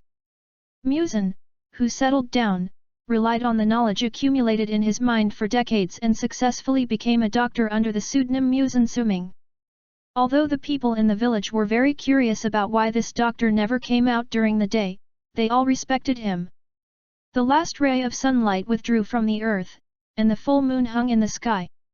The gate of MUZAN's yard was open. He held a book and lazily lay on the rocking chair at the gate, looking at the starry sky. I miss the sun a little bit. I haven't seen the sun for almost 70 or 80 years. Let him find the blue spider flower. He wants to bask in the sun. A retired old man like him who is hundreds of years old cannot even satisfy the simple wish of basking in the sun. Oh! The rocking chair swayed, and MUZAN simply basked in the moonlight, with the book in his hand on his face. Lying on the rocking chair, MUZAN's thoughts gradually became silent. When he was about to fall asleep, he suddenly realized that something was poking his arm. MUZAN narrowed his eyes, raised his hand to put the book on his face to his hand, and turned his head to look at the human cub who poked him. A little boy followed by 2 other children, and the boy who poked him shrank his neck when he was looked at by MUZAN. MUZAN felt a little funny, couldn't help but smile, reached out and touched the little guy's head. What's wrong? The little boy saw that MUZAN was quite gentle, so he became bolder and found a stone to sit down with the 2 followers. Uncle, why don't you bask in the sun during the day? MUZAN leaned on the chair and swayed leisurely. Uncle is sick and can't bask in the sun. The little girl heard it and asked anxiously, Uncle, aren't you a doctor? The little boy also followed, Uncle can't heal himself. Another taller little boy shouted, Impossible. Mom said that Uncle's medical skills are very powerful. MUZAN smiled, no matter how powerful the doctor is, there are diseases that cannot be cured, and Uncle can't cure his own disease. Then teach me how to cure the disease, I will help Uncle. Hearing the little boy's words, the 2 followers on the side also shouted, and me, and me. MUZAN felt a little funny, and suddenly had an idea, teaching a student for fun? Chapter 12. The old man was very angry. MUZAN regretted it. Very regretful. He shouldn't have dreamed of teaching anyone medical skills. None of these 3 brats studied hard. The story in the novel that a girl or a child picked up at random is a genius disciple is impossible. Can't teach, really can't teach. They don't even recognize the characters, and they don't study hard when they are taught knowledge. They just run around everywhere and want to touch everything they see. He almost hit the porcelain pot he boiled medicine in. Teach? Teach is shit. On the afternoon of the 2nd day after he promised to teach them how to treat diseases, MUZAN had just boiled some cold medicine for a neighbor, and when he returned to the house, he saw 3 brats standing anxiously in the corner. The bottles and jars on the wooden shelf behind him did not move. MUZAN frowned, what did you do again? The 3 children laughed awkwardly, looked at each other, and then slowly moved away. Behind them, the medicine that MUZAN boiled for Jinkin who had a sore throat was broken and spilled all over the floor. MUZAN was angry at first, then his eyes lost their light, and finally he sighed and made way for the door. Okay, go out, I am not well educated and can't teach you. Uncle, give us another chance. We know we are wrong. The 3 children looked pitiful. As a cannibal, MUZAN did not respond to their pleas. He lifted their collars and threw them out one by one. 3 little ones. MUZAN, _. After closing the door, seeing that Jinkin was about to come to get the medicine, MUZAN sighed and said, let's boil it again. I won't be a doctor next time. It's not suitable for me to be a slacker. While boiling the medicine again, Jinkin's voice came from outside. Although it was a little hoarse, it was still very energetic. Hey, you 3 are here to provoke the doctor again? Were you kicked out? Jinkin lifted the door curtain and approached MUZAN's house. Doctor, I'm here to get the medicine. MUZAN's hands kept moving. Those 3 kids knocked over your medicine. I'm boiling it again. If you're not in a hurry, just wait a while. Jinkin found a place to sit down, leaned against the wooden wall, crossed his legs, and chatted casually. By the way, it's been more than 10 years, how come you are still so young? MUZAN glanced at him and said, I've taken good care of myself, I don't look old. What's wrong? You, a man, still want to take care of your skin. My family asks me every day how you take care of your skin. Stay up less late and exercise more. MUZAN poured the boiling hot medicine into the jar and handed it to Jinkan. Remember to return the jar after use. No problem. Sending Jinkan away, MUZAN lay back on the recliner in the house. It was impossible for him to exercise more, he was too lazy to exercise. Does the dignified Ghost King still have to rely on simple exercise to keep fit? Great! Let's do it!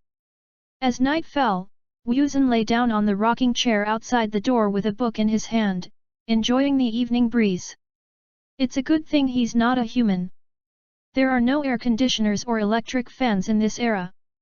In the hot summer, the only things that can keep cool are fans and evening breeze. While enjoying the cool breeze, MUZAN suddenly caught a glimpse of a black shadow flashing by not far away, and then a scream came from the direction where the black shadow disappeared. MUZAN frowned and slowly got up from the chair, and saw that someone had already run past him in fear. Someone noticed that MUZAN had not yet run, and pulled him up and urged, "Run! The ghosts are out to eat people." MUZAN. No, why didn't he know? MUZAN broke free from him. You run first. After saying that, he went directly in the opposite direction. The man hurriedly chased after him, but failed to catch up, and turned around and ran away angrily. MUZAN jumped onto the roof and rushed to the scene quickly. He didn't sense that his ghost was nearby. And the ghosts under his command would not just pick a village to start eating. Standing on the roof, MUZAN saw a hideous creature with a huge body and a long and sharp nails on its hands. Its scarlet pupils and sharp teeth seemed to indicate its identity, a cannibal ghost. All those who fell behind were torn apart from behind by one claw, but the strange thing was that this guy only knew how to kill people and seemed to have no interest in the food that was already in his hands. And MUZAN didn't know that his ghost had such a thing.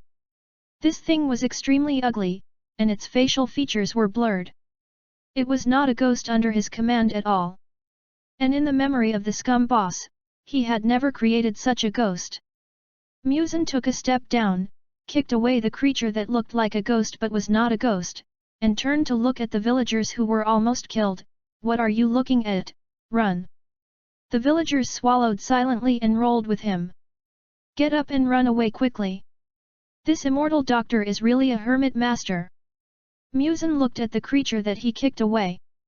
Because he deliberately controlled the strength, he just kicked it away and injured it, but did not kick it to death directly. This guy looks a little smart, but not very smart. At this time, he has already felt that MUZAN is powerful enough to crush it to death, and struggled to get up and try to escape. MUZAN took a step forward and appeared directly in front of it. He stepped out and stepped hard on its head. Woo! The monster under his feet whimpered like begging for mercy, and MUZAN's nails grew longer and inserted a finger into his head. After becoming a ghost, the ghost's memory will be read by MUZAN and even changed at will. MUZAN wants to see the memory of this thing. It's really strange. There is no such strange thing in the original book. This strange creature was invaded by MUZAN's blood and screamed in pain, but was stepped on by MUZAN, flapping its wings like a dehydrated fish. MUZAN flipped through its memory, retracted his foot and took a step back. The screaming creature suddenly exploded, splashing rotten meat all over the ground. MUZAN touched the soles of his feet on the ground a few times, took out a cloth to wipe his fingers, and walked home slowly. This thing doesn't have much memory, it doesn't have much IQ, and doesn't remember much. It seems to have been instilled with some ideas. It only knows that it is a demon, it has to kill people, and it has to eat people wearing the uniform of the Demon Slayer Corps, and it can't appear under the sun. It will run away when it sees other man-eating creatures. Interesting. Is this world no longer the world of Demon Slayer that he knows? Will there be other powers? What is it trying to do? Ruining his reputation? After decades, the fear of man-eating ghosts is still everywhere, and has even expanded beyond Tokyo, but his ghosts have never killed people wantonly. There are still so many people in the Demon Slayer Corps. It seems that it is not because of lack of time, but because something is behind the scenes. MUZAN washed his hands and smiled. Interesting, really interesting. In the hundreds of years of memory of the trash boss, there is no mysterious power other than ghosts. Is it because he traveled through time and space, causing the butterfly effect, or a more terrifying existence? The people in this village should all know that he is not an ordinary person. All his actions just now did not avoid anyone. It's time to change places, and by the way, check what this ghost-like thing is. Chapter 13. The lake was sparkling, and the full moon was reflected in the water. A small boat was floating slowly on the river. MUZAN was sitting on the boat, eating something scarlet that should be mosaicked. On the other side, Zhu Shi stood by the boat with a sad face. It's been decades. You can't take care of your great-grandson anymore, right? MUZAN took the last bite, wiped his lips, and washed the blood off his hands on the water that was within reach. Zhu Shi said nothing. Her son died yesterday. She knew that she was still young and it was no longer suitable for her grandson to accompany her, but she was still reluctant. The death of her son also made her depressed. It's not a farewell forever. You can still visit your grandson in the future. At worst, just don't let him find out, right? Tamayo sighed sadly, no need to visit again. MUZAN raised his eyebrows and glanced at Tamayo. Tamayo showed a relieved smile on her face. Human Tamayo is dead. I should say goodbye to my former self. That's good. It's good if you think it through. MUZAN nodded in agreement and took the oar and put it in front of Tamayo. If you think it through, row quickly and try to reach the destination before dawn. Tamayo. You are really despicable. Forget it, my boss is like this, row the boat.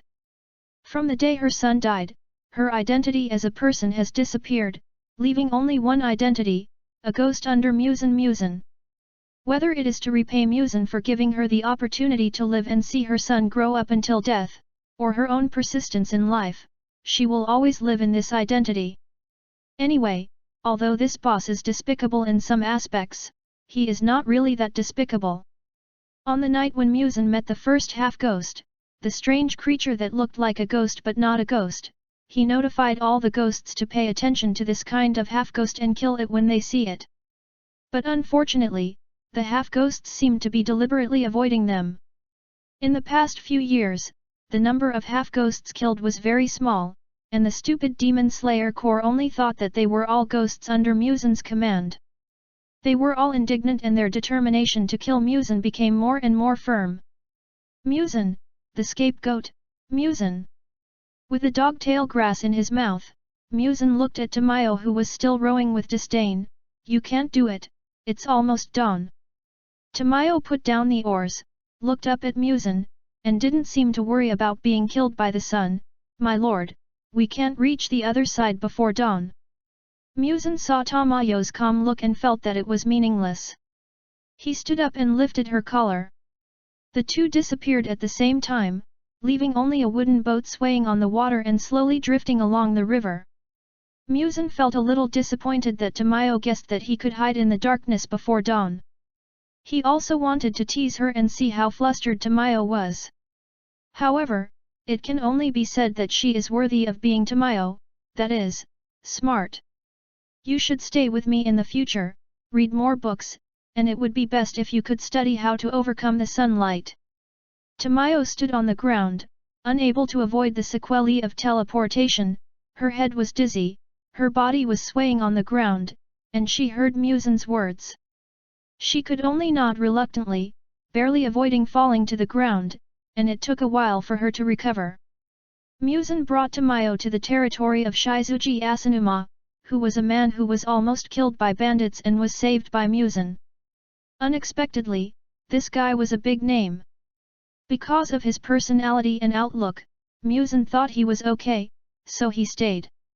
Shizuji had also been notified by MUZAN that he would come to stay for a while, and he had already prepared a house. MUZAN came to the house, lay on the rocking chair that Shizuji had prepared long ago, and took out a book from the side. Ah, this extravagant life! Tamayo. MUZAN glanced at her. Pick a bedroom for yourself. Tamayo. This ghost king is living a good life. MUZAN heard Tamayo's complaints. Who are you scolding? You are the one who is living a good life. Tamayo.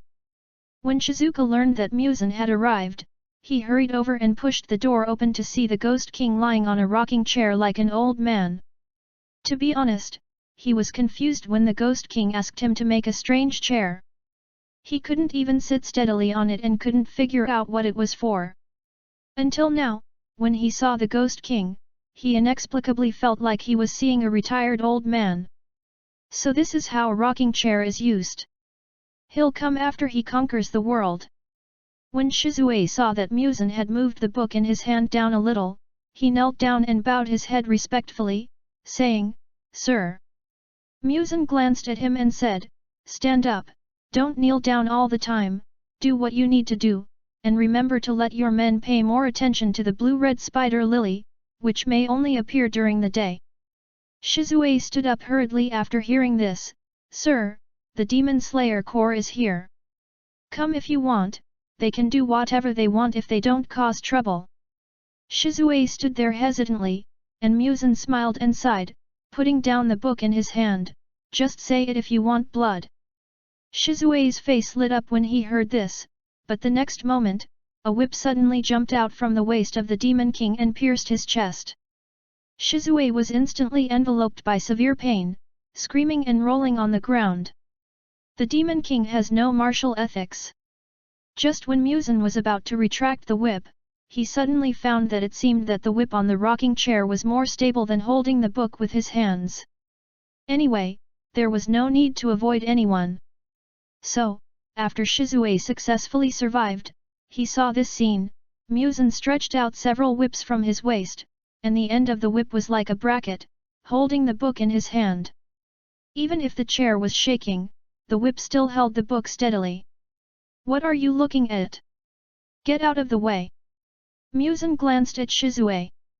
He had successfully absorbed it and he should do what he should do. Shizue hurriedly retreated. Shizue Asanuma was also a cautious ghost. After noticing that the Demon Slayer Corps had come nearby, even though he knew that the Demon Slayer Corps could not threaten him, he still hoped that he would be stronger, so strong that he was not afraid of being discovered by the Demon Slayer Corps as a ghost. Fortunately, his master was easier to talk to than he thought, but the way of giving blood was a bit rough. Tamayo originally wanted to come in to get a few books, but saw the whole process of MUZAN giving blood at the door. Hee. Tamayo, who had originally thought about whether she could ask MUZAN to give her some blood, had no idea after seeing this scene and remembering the time when she became a ghost. She is weak, so what? She is just a support anyway. MUZAN heard Tamayo's voice and sensed her tolerance. After decades, she could have tolerated more blood. A malicious smile appeared on his face. Chapter 14. The more you do, the more you will be in trouble. Tamayo felt her hair stand on end for a moment. The next moment, a whip suddenly pierced into her head, and her pupils shrank, and she was instantly enveloped by severe pain. Her face was grim, she gnashed her teeth, and growled in her heart. MUZAN! You can do it! MUZAN pulled back the whip and admired Tamayo's gnashing expression. For a moment, he felt that this scene might overlap with the original work. Impossible! Absolutely impossible! He is completely different from the scumbag boss in the original work. He did this for Tamayo's own good. Omega! Tamayo finally stood up, without saying a word, like a zombie, and left MUZAN's sight with a gloomy face and a book. For some reason, anger brought her an inexplicable feeling, and these words emerged in her mind. Why don't you die? This dirty man! MUZAN Kibutsuji! Tamayo! Why do I think so? MUZAN! Why does this sound familiar? MUZAN heard Tamayo's voice and hurriedly denied it. Anyway, he is different from the scum boss. The comfortable life passed quickly, and the Lord of the Demon Slayer Corps changed again and again. It has been more than 100 years since he traveled through time. Because of his interference, the original history has become unrecognizable. Now the remaining forces are basically MUZAN's subordinates fighting each other. It's fun. There are almost no other forces left, only a bunch of demons and a bunch of people fighting each other. The key is that no one is willing to give in to the other. I have worked so hard for so long, why can't I be the one who establishes the shogunate in the end? So, even if they are all ghosts under MUZAN, they will not give in to each other. MUZAN did not intervene in the end. It is not appropriate for him to intervene in such a matter. He just reminded them not to let other forces take advantage of it and left it alone. Shizuoka is also one of the forces that laughs last, so MUZAN has stayed here with Shizuoka for decades without moving. But on this day, the surname of a family caught MUZAN's attention, Jakuni. MUZAN. Jakuni Yuichi. Jakuni Yuichi. Jakuni is a samurai family. Someone in Jakuni's family participated in the war, which attracted the attention of his ghosts. MUZAN finally remembered Jakuni Yuichi. Having been in this world for more than 100 years, and with almost nothing threatening him, MUZAN no longer cared about time, so he completely forgot about Chugakugo Yoriichi who would appear in about 100 years. To be honest, MUZAN panicked. Thinking of the half-ghost who had never been eliminated and was trying hard to make him take the blame, MUZAN panicked even more. No. Set off immediately. Go find Chugakugo Yoriichi. Tamayo followed MUZAN, and the two spent several days to find Chugakugo's headquarters. Tamayo followed MUZAN and clearly felt MUZAN's undisguised panic. Could there be anything else in this world that could threaten the immortal Ghost King? MUZAN was in no mood to care about Tamayo's doubts, and looked everywhere for Chugakugo's headquarters. Fortunately, it was still early. After some inquiries, MUZAN confirmed that Yoriichi had just been born not long ago and was neglected by his father. It is worth mentioning that, as a big family, the father of Yoriichi, as the head of the family, can be said to be cold and ruthless, not to mention that he almost killed his own son. In the original work, he wanted to replace Yoriichi with Jiguo Yanzhong directly because he found that Yoriichi was stronger. It can be seen that this guy, to a certain extent, has unconsciously used his son as a tool according to his own pedantic thoughts. The concept of self is also too weak, just like a robot dedicated to the family.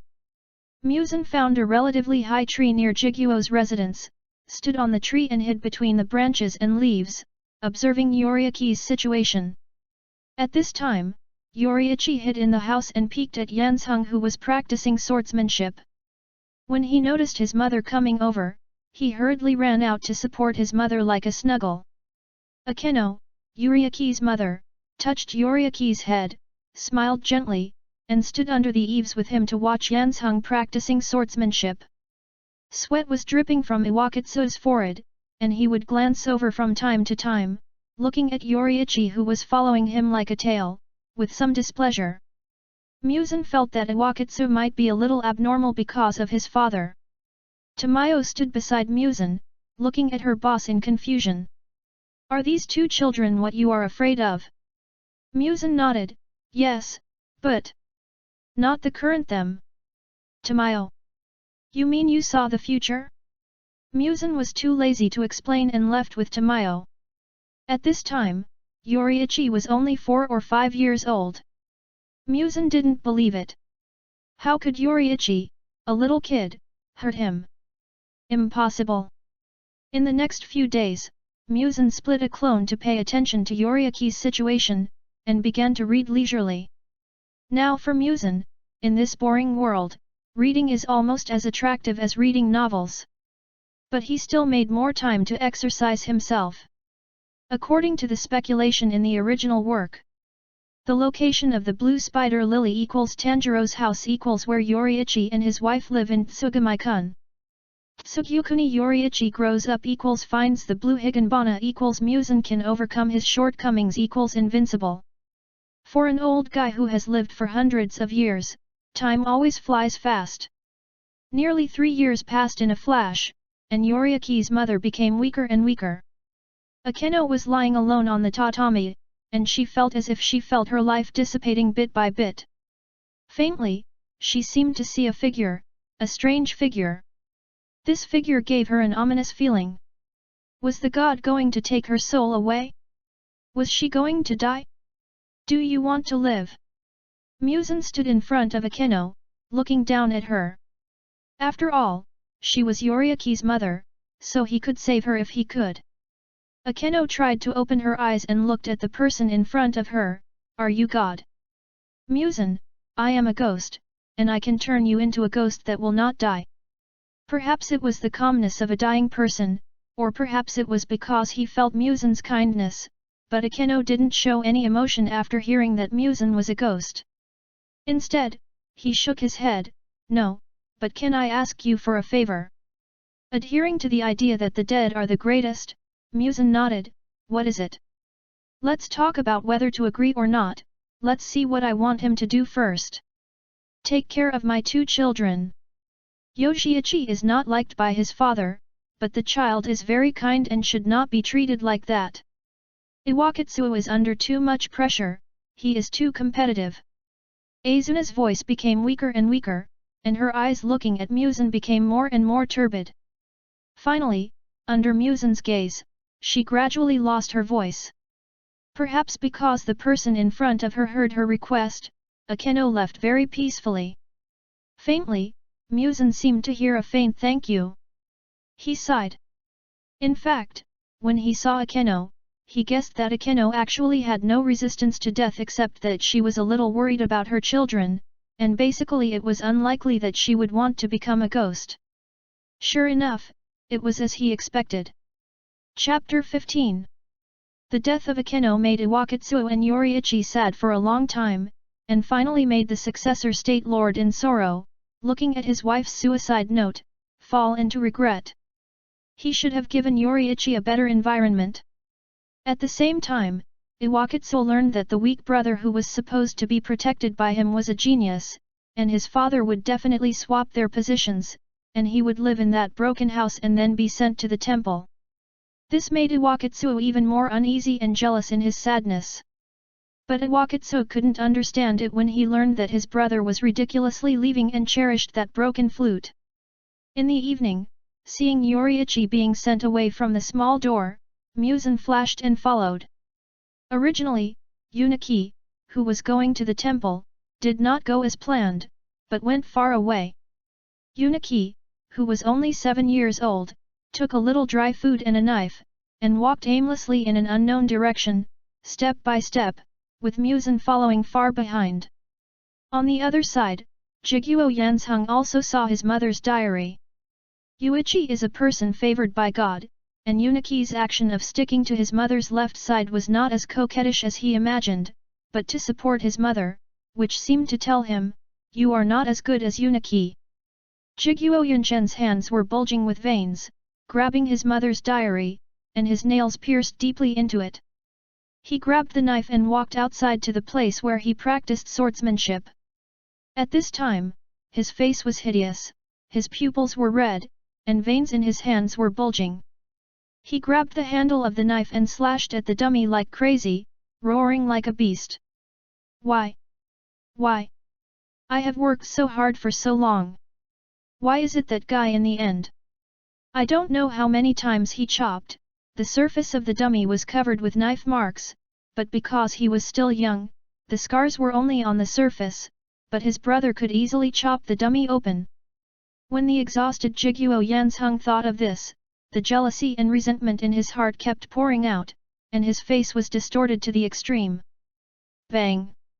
The knife was thrown to the ground fiercely, and Jiguo Yanzheng panted and walked step by step towards Jiguo Yuanyi's narrow room. Clang! The door was roughly opened and hit the door frame fiercely. Yanzheng rushed in angrily and looked around. Is this guy hiding? Suddenly he caught a glimpse of a note on the table, took a big step over, and grabbed the note on the table. His face, which was originally twisted with anger, gradually calmed down, and confusion appeared in his eyes. He put the note back on the table in a daze. Tsugakuma Yoriichi, is he really gone? Then, Tsugakuma Iwakatsu rushed out. No. He can't accept such charity. He doesn't need it. He will surpass Yoriichi sooner or later. Give it back to him. He will become the world's #1 warrior sooner or later. Tsugakuma Iwakatsu wanted to get Tsugakuma Yoriichi back. If Tsugakuma Yoriichi left like this, he might never see him again. He would always live in Yoriichi's shadow, and he must find Tsugakuma Yoriichi back. But after blindly chasing for a long time, Tsugakuma Iwakatsu finally realized that Tsugakuma Yoriichi had gone far away. Standing there in a daze, his face was full of helplessness. On the other side, as the days passed, the food Yunyi brought with him became less and less. He didn't know where he was, and a field appeared in front of him. The field was empty and no one was there. Walking in it, looking far away for a long time, a figure appeared in his sight. It was a strange girl. She stood in the field holding a wooden basin blankly. The eyes of the two met. You. Because it was daytime, MUZAN could only hide in the woods in the distance and watch the two people meet from a distance. With superhuman hearing and vision, MUZAN saw that the two people chatted for a few words and decided to go together. She took Yunyi to her home. MUZAN hurriedly followed. The opportunity to find the blue spider lily has come. It was already evening, the last ray of sunlight began to dissipate, the moonlight rose, and night fell. MUZAN suddenly felt that there was a creature approaching behind him. He immediately raised his vigilance. The next moment, a monster nearly 2 meters tall rushed towards Yunyi and Shi from the other side. Because they were still far away, neither of them noticed it. This monster was the half-ghost. The half-ghost had been focusing on eating people for a long time and throwing the blame on him. Now his intentions are obvious. MUZAN dodged and rushed over, grabbing the half-ghost's neck. The half-ghost is just a half-ghost. Maybe it is an invincible man-eating monster for ordinary people, but in MUZAN's hands, it is just a piece of trash that can be killed at will. The half-ghost obviously didn't react, his face was horrified, and under the cover of death, it let out a sharp scream, and MUZAN's arm suddenly turned into a huge mouth and swallowed it. MUZAN hoped to swallow the half-ghost to get his memory and see what this thing was like. The scream of the half-ghost naturally attracted the attention of Yuichi and the others in the distance. The two looked back and saw that MUZAN's hideous arm turned into a flesh and blood monster swallowed something, squirming as if chewing, leaving only a pool of blood on the ground. Even if he was not taken seriously, Yuichi was the son of the successor country, so he naturally knew the existence of cannibals. He immediately understood that the guy in front of him was an evil ghost, and thought that MUZAN had eaten people. And the moment he saw the evil ghost in front of him, he realized that this guy was very dangerous. It's the Ghost King. His mission with super talents is to kill the guy in front of him. But he is only 7 years old now. And these two children, only 7 or 8 years old, faced the evil ghost. Yuichi hurriedly pulled Shi behind him. Shi, run. I'll stop it. Even though Yuichi is extremely talented with a knife and can defeat an adult, he is only a 7-year-old child now, and is far from enough to face the evil ghost. Yuichi pulled out a knife that was almost as tall as him and pointed it at MUZAN. MUZAN. She hid behind Yuichi timidly. Although she was afraid, she didn't want to abandon Yuichi. MUZAN wanted to explain, but he suddenly felt another half-ghost attacking. The 8-headed half-ghost, while Yuichi's attention was on MUZAN, attacked Shi from behind. MUZAN didn't care about Yuichi's vigilance and rushed up. Damn half-ghost! Ruining his good deeds. Even if the half-ghost attacked suddenly and there were many of them, they couldn't resist MUZAN. In a flash, Yuichi felt that the evil ghost in front of him was attacking him, and he swung his sword to block MUZAN. At the same time, MUZAN flashed and appeared in front of Shi behind Yuichi. Yuichi's heart trembled, and he turned around quickly and swung his sword at MUZAN. But what came into view was the 8 evil ghosts attacking from behind, and MUZAN's back. The next moment, MUZAN pulled out the long sword behind him, and repelled several half-ghosts who attacked him. But at the same time, Yuichi's sword did not stop slashing MUZAN's back. The skin that the members of the Demon Slayer Corps could not cut was cut by Yuichi's sword, leaving a huge wound several millimeters deep. His MUZAN couldn't help but take a breath. It hurts. Fortunately, Yuichi only had an ordinary sword in his hand. The next second, MUZAN's back returned to its original state. Yuichi also realized that something was wrong, holding the sword in the air, a little at a loss. MUZAN looked back at the two of them, rushed out, and chopped off the half-ghost's head with a knife. After dealing with these half-ghosts, MUZAN breathed a sigh of relief. He suddenly felt that the half-ghosts were not just stupid, but more like ants. These half-ghosts may not be good individually, but there is a high IQ existence behind them who is making overall plans. For example, just now, he used a half-ghost to not only attract his attention, but also made him recognized as an evil ghost by Yunyi when he was not paying attention, and then attacked she when Yunyi was not paying attention. And why attack she, of course, is to cut off MUZAN's idea of following she to find the blue-red spider lily. Chapter 16. The enemy was in trouble.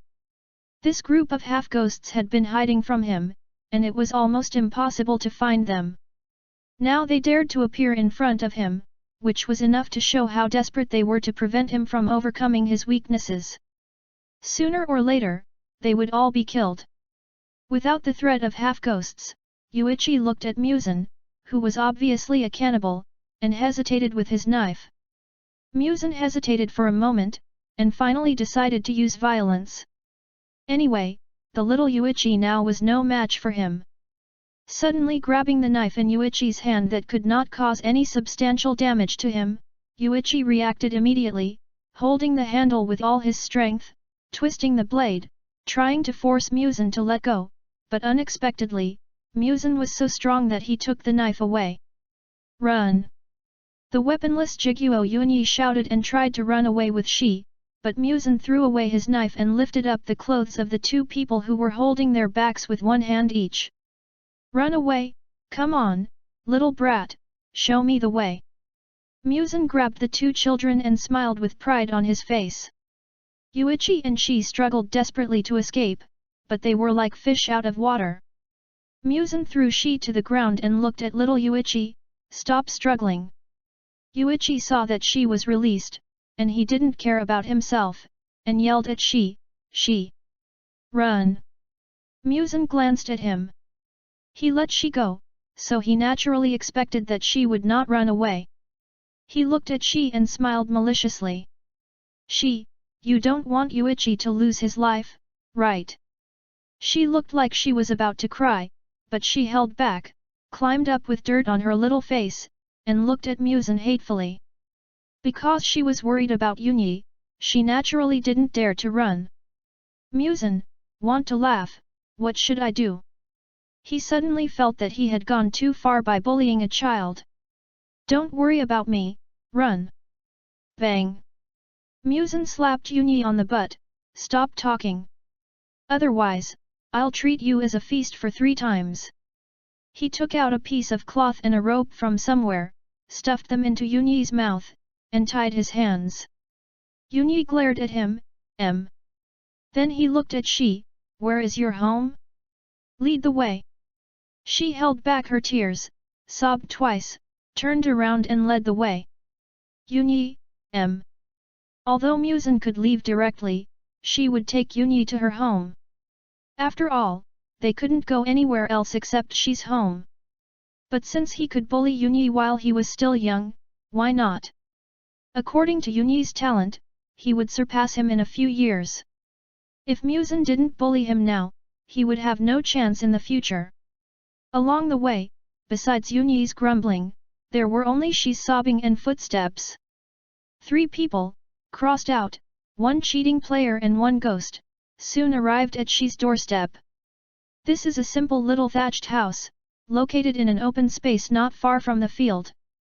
There are some wild flowers and weeds growing next to the thatched house, which looks a bit artistic in the moonlight. She took a deep breath, looked at MUZAN carefully, and mustered up the courage. "I'll lead the way, let Yunyi go." MUZAN touched Shi's head with a smile on his face. She wanted to avoid it but couldn't, and didn't dare to avoid it. Because of fear, she shrank her neck and her body was a little stiff. "Well done."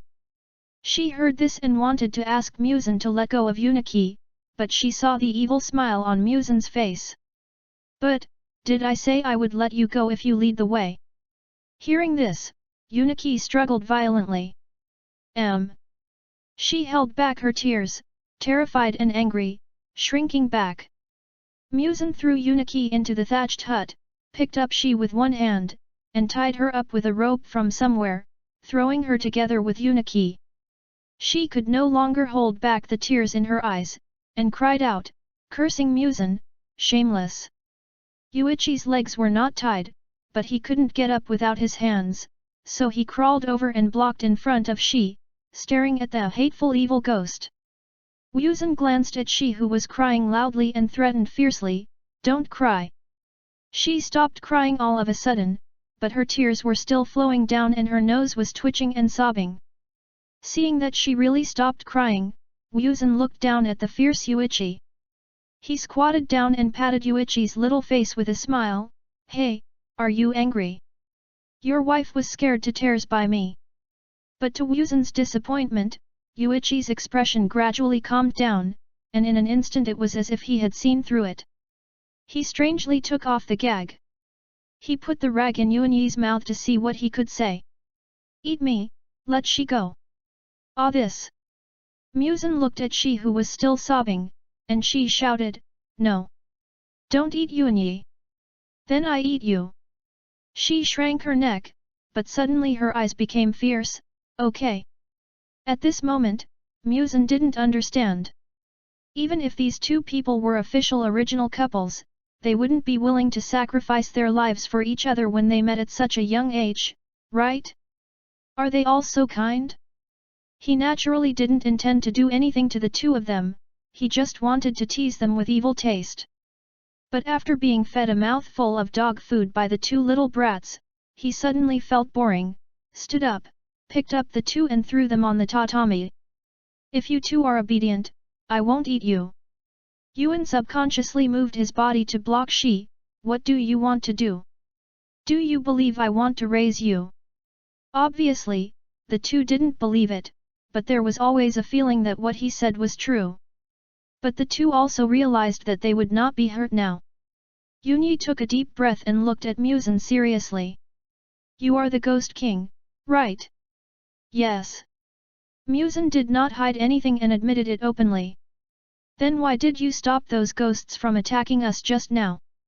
Aren't they your subordinates?" She looked at MUZAN in confusion. "They are not. To be precise, they are not ghosts either." Looking at the puzzled expressions of the two, MUZAN explained. "They also eat people, but their IQ is much lower than that of ghosts, and they are not under my control." MUZAN paused, and the expression on his face looked murderous. "These things are called half-ghosts. They can go against me. I will kill them sooner or later. Okay, I will live here with you from now on. If you have any questions, you can ask them slowly. Also, don't try to run." After that, MUZAN snapped his fingers, the ropes on the two were untied, and his figure disappeared directly. This little thatched house is still a bit too shabby, it's probably hard to keep out the wind and rain, and he needs to bring some books. But if he plays the role of a father, is there still a lack of a mother? In an instant, MUZAN thought of the woman's clothes of the trashy boss, and he shook his head quickly in fear. Impossible. Absolutely impossible. Women's clothes are impossible. Taking advantage of the lack of sunlight, MUZAN wanted to use the blood demon technique to send books, wood, umbrellas, and other things. But as soon as MUZAN returned to the thatched house, he saw that the tatami was empty. Hee. Chapter 17. The two little brats didn't run far before they were grabbed by MUZAN, thrown on the tatami and locked. The next day, when the two were released, they found 2 bowls of meat porridge on the table. The two turned pale. It couldn't be. Even though the hot porridge exuded an alluring aroma, the two felt nauseous. When MUZAN saw the expressions of the two as soon as he entered the door, he said helplessly, "Pork porridge." The two cast doubtful eyes on him. "MUZAN, I didn't lie to you." The two still refused to eat. "Okay, if you don't want to eat, go and pour it yourself." MUZAN left in a huff. In the end, the two were hungry all morning. Hungry and wanting to go out to find something to eat, just as he walked out of the thatched hut, he saw a wooden house that was neither luxurious nor shabby appeared out of thin air. The wooden house was surrounded by long eaves, creating a large shadow. MUZAN sat in the shadow, holding a book in his hand, with an umbrella placed diagonally beside him. MUZAN heard the footsteps of the two. "Hey, are you still hungry?" Yunyi's face was not very good, but because of his facial paralysis, he could not see much, but she glared at him fiercely. "There is rice in the kitchen. If you want to drink rice porridge, cook it yourself." After that, MUZAN continued to read leisurely. Yunyi looked at she. "You stay in the house, be careful of this guy, I'll go find something to eat." MUZAN raised his head and glanced at Yunyi speechlessly. "Okay, the little brat is very tough." The next day, when Yunyi and she woke up, they found that the environment around them had changed. It was not the original thatched hut. It was MUZAN. The two of them reacted at the same time. Rushing out of the house, they saw 2 bowls of rice porridge and buns on the table in the outer room. Steaming hot and fragrant. The two of them swallowed their saliva together. They found food by themselves yesterday, and although they also found some wild vegetables with the food stored in the thatched house, they were full. But the food made by the two children was just edible, and it couldn't be compared with a guy like MUZAN who had lived for a long time and learned everything. Holding back their appetite, the two of them walked out of the house and saw MUZAN lying on a rocking chair in the side room with his eyes closed for a nap. The actions of the two seemed to wake him up. MUZAN glanced at the two of them, walked over and saw that the breakfast in the room had not been eaten. "What's wrong, aren't you hungry?" The two kept silent and expressed their attitude with actions. MUZAN sighed, "Well, all right." As he said that, he walked over and picked up a bowl of porridge, grabbed Yuniki fiercely, pinched his chin and began to pour it in. "Drink it for me." "Yuichi, wuvu. Gakwau. Let me go." She hurried over and grabbed MUZAN's arm to stop him, but her strength was useless, and she was just delivering it to him. After MUZAN poured the porridge into Yuniki's mouth, he grabbed she and picked up another bowl and poured it in. "Drink it for me too." I want to cry." Yuichi had no weapon in his hand, and he grabbed MUZAN in vain. MUZAN put the bowl on the table with a bang, and she was crying on the side. Just as Yuniki was about to go over to comfort she, he was grabbed by MUZAN and stuffed a bun into her mouth. "Eat it all. Don't waste food." Yuichi was stuffed with a full mouth with an expressionless face. "Wash the dishes after eating. If you don't, I'll stuff them in your mouths." The two children finally finished their breakfast unwillingly and washed the dishes. MUZAN was on the side, reading a book while watching the two wash the dishes. "Hey, isn't that good?" The two didn't want to talk, so they turned around and left. "Don't leave yet, come here." MUZAN stood up and put down the book. The two looked at each other and didn't want to follow. MUZAN. He could only turn around and pick up one in each hand. He brought them to the study, threw them on the stool, picked up 2 books from the bookshelf, and put them in front of them. "Copy them." The 2 little guys raised their heads and looked at him silently. "MUZAN, why are you looking at me? There are words on my face." Yuichi couldn't bear it anymore. He stood up, looked up at MUZAN and stared at him, but still had a blank expression. "What do you want to do?" "I'm asking you to learn, How many words do you know now? Don't you need to learn more words? Yuichi didn't say anything, just looked at MUZAN. Okay, it's not easy for you two kids to be together, aren't you happy with me raising you? We don't need the help of evil spirits, if you don't want to eat us, please let us go. Yuichi's tone was flat, but very serious. MUZAN didn't know what to say for a moment. Yunyi was quite tough. How should I put it? I saved your life from the half-ghost, right? And although I am a ghost, I don't necessarily hurt innocent people. Yunyi was stunned. What do you mean? Will the Ghost King be a good person? Will he not hurt innocent people? What a joke! Ghosts are also transformed from humans. I just want to survive. And I only eat evil people. You don't have to be so hostile. You only eat evil people? What about those ghosts who kill innocent people? Aren't they all created by you? Didn't I just lay off employees? Those ghosts were removed. Now, except for half-ghosts, the only ones who kill innocent people indiscriminately may be humans, right? Yi was a little kid. Hearing MUZAN's words, he, who knew little about ghosts, was a little confused for a while. Okay, hurry up and copy the book. MUZAN looked at him like this and slammed the door shut.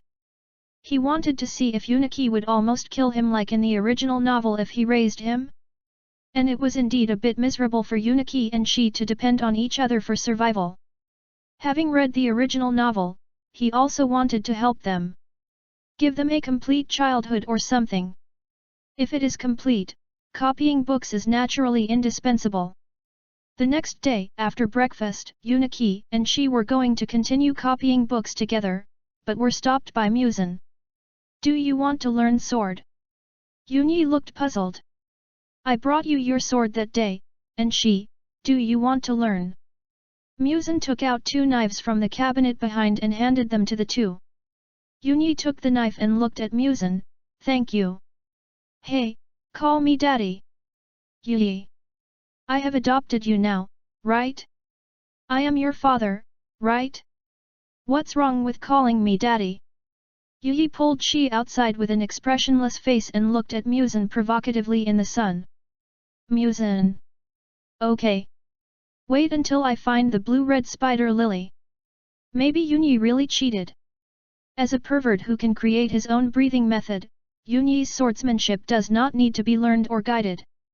On this day, Yunyi basically developed swordsmanship with the knife and guided she at the same time. Unfortunately, this is not a novel, and she is not the heroine. She did not cheat. Although she is not without talent, her talent is also average. The purpose of learning swordsmanship is only to protect herself. But this is enough. If the half-ghost appears in the future, if Yunyi and MUZAN are not around, she can escape. Chapter 18. Although the two little brats, Yunyi and she, were always reluctant to call him dad, they seemed to have accepted this kind of life. Every day after eating and washing the dishes, they began to carry out the tasks of the day. One day of copying books and studying, one day of practicing sword. Under MUZAN's repeated persuasion, crossed out, Yunyi gradually got used to the daily practice of sword. MUZAN always assigned tasks to the two, and they could go out to play after completing them. On this day, after practicing sword, Yunyi looked at MUZAN with the sword, and suddenly pulled out the blade, looking at MUZAN with fighting spirit. MUZAN put down the book with interest. Want to compare with me? Yuan nodded. Okay. MUZAN stood up from the rocking chair, walked slowly to the cabinet and took out his knife. The two came to the spacious room, she followed and stood aside to watch the fight, and Yunyi said solemnly, please teach me. MUZAN smiled and pulled out the blade. Yunyi felt a pressure instantly. Born a swordsmanship genius and possessing a transparent world, he could feel the horror of MUZAN. No matter how lazy the Ghost King he saw during this period, he also felt the terrible pressure at this time. Yunyi opened the transparent world and saw the structure of MUZAN's body that was different from ordinary people. He took a deep breath and rushed up. MUZAN also studied swordsmanship for a period of time, so he easily blocked the attack of the young Yunyi. Yunyi attacked frantically, and MUZAN defended with ease. The two moved very quickly, almost leaving after images. Yunyi panted heavily, gradually exhausted, and suddenly roared and chopped up fiercely. MUZAN blocked it with his sword, and with a crisp click, a crack appeared on the sword in Yunyi's hand. Yunyi's movements paused, and he took a step back, looking at the broken sword in his hand with complicated eyes. I lost. MUZAN went over to pick up the broken blade, handed it to Yunyi, and touched his head. It felt really good. You are only 7 years old. With your talent, you will surpass me sooner or later. I will buy you a good sword tomorrow. As for this sword, it is also one of the few things that Yunyi has to commemorate his memory of his adopted country. Yunyi nodded and put away the broken sword. MUZAN continued, don't chop me off with a sword when you grow up. Yunyi raised his head and looked at MUZAN in confusion, aren't ghosts immortal? MUZAN hesitated for a moment, they will die. Yunyi looked at MUZAN curiously. MUZAN, do you really want to kill me? Yuichi turned his head away. That was not the case. However, when they first met, and every time he saw MUZAN, Yuichi would feel for no reason that he was born to kill MUZAN. But MUZAN shouldn't know this, right? Seeing that the two had finished chatting, she ran up. Yuichi is so powerful. What's wrong? I can't do it. MUZAN stepped in between the two. When he was a student, for some reason, when he saw a man and a woman walking together, he was always willing to run through the couples in a hurry. She was a down-to-earth child, and explained, because Yunyi is still young. Okay, do me a favor later. Yuyi and she. Please pay attention to a flower called blue-red spider lily, which only blooms during the day. Pick it for me when you see it. As he spoke, MUZAN took out a picture album. It looks like this, blue, and should grow nearby. Yuyi looks strange. You forced she to bring you here just to see this thing? Yes. She came over and looked. I've seen this flower, it grows behind the house. Hearing this, MUZAN's face lit up. But it's not there now, and I don't know when it will bloom. It's okay, it will bloom sooner or later, just pick it for me when it blooms. She nodded. Yuniki asked in confusion, why are you looking for this flower? MUZAN did not hide anything and said frankly, to overcome the sun. I haven't been in the sun for hundreds of years. Will you never die as long as you find the blue flower? MUZAN heard Yuniki's words, do you really want me to die? Yuichi looked at the ceiling and said nothing. MUZAN. At night, Yuniki could not sleep. MUZAN had an evil and terrible feeling on him, and he always felt that he didn't know why he was alive just to kill MUZAN. But in the past few months, MUZAN looked like a guy with a bit of bad taste. He was a little afraid that he might have to fight him in the future. If MUZAN overcomes the sun, can he avoid killing him in the future? Thinking about this, Yunyi suddenly heard footsteps outside, not MUZAN's footsteps. He immediately became alert, got up and picked up the broken knife next to him. Carefully opened the window a crack and looked into the yard. I saw a woman's figure in the yard. While he was wondering, he saw the woman glanced at him. Yunyi hurriedly closed the window and lay back, but his breathing was a little flustered. Then, he heard footsteps approaching the main door. Confirming that the other party was not walking towards him, Yunyi breathed a sigh of relief, holding the knife in the dark, and approached the direction of the woman's footsteps. Then, Yunyi heard MUZAN's footsteps and the woman's voice. The knife is here. Knife? Upon hearing this, Yunyi walked to the door between the hall and the bedroom and saw the two people through the crack in the door. The woman handed MUZAN a knife. Could it be what MUZAN said he would give him? But he didn't see MUZAN go out. He had been lying in the room reading all day, so why did someone suddenly come to give him a knife? Moreover, at night, it must be a ghost, right? Yunyi still had a vigilant and disgusted attitude towards other ghosts. MUZAN took the knife and said with some regret, "Can you accept more blood now?" Tamayo's face stagnated, "No. Don't worry, I'm not going to give you blood." MUZAN had already discovered Yunyi hiding in the crack of the door. Yunyi was only 7 years old now, and it didn't feel good to see him stabbing people's brains. Tamayo breathed a sigh of relief, and then continued, "Shizuo has prepared food." Yunyi hid inside, "Food? Human flesh?" Just as he was thinking, a voice suddenly came from inside. "Yuichi, UMM." Yuichi hurriedly covered Shi's mouth.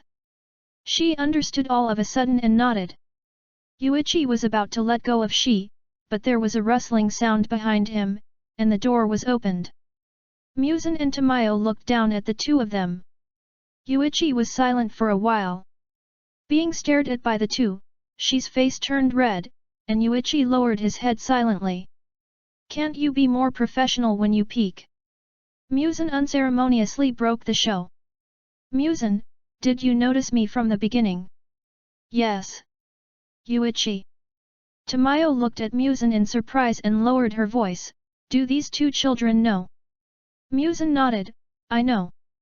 Tamayo looked at him in surprise. MUZAN, "Okay, stop being surprised, hurry up and leave." Chapter 19. After Tamayo left, Yunyi asked Shi to go back to sleep first and looked at MUZAN seriously, "Is that woman a ghost?" "Yes, what's wrong?" MUZAN looked at him, still holding the knife that Tamayo brought over, leaning on the rocking chair and swaying. A candle light was blown by the breeze that slipped in the dark hall, illuminating the shadows of the two people swaying, and the sound of something unknown came from the distance. Yunyi hesitated for a moment, took a deep breath, and asked solemnly, "Is the food she said what I thought?"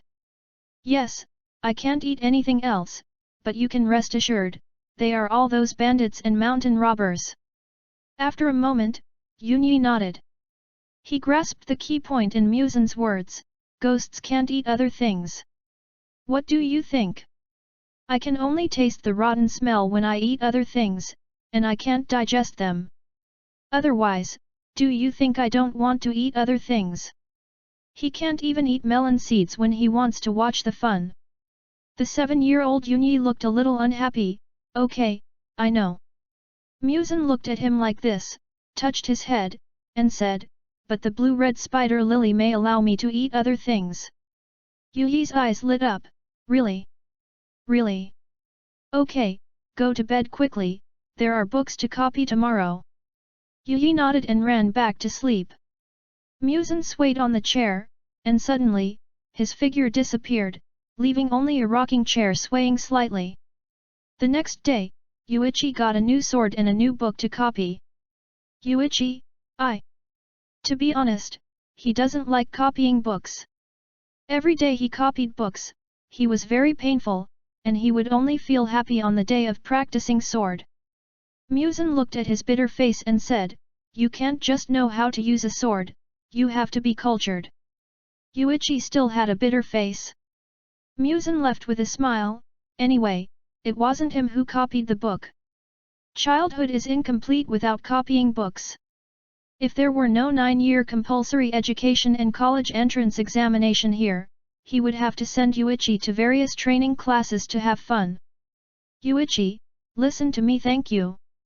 On the other side, Yuichi's father finally saw Yuichi's talent in his wife's diary at this time, and regretted it. He immediately decided to give up Iwakatsuo and take Yuichi from the temple.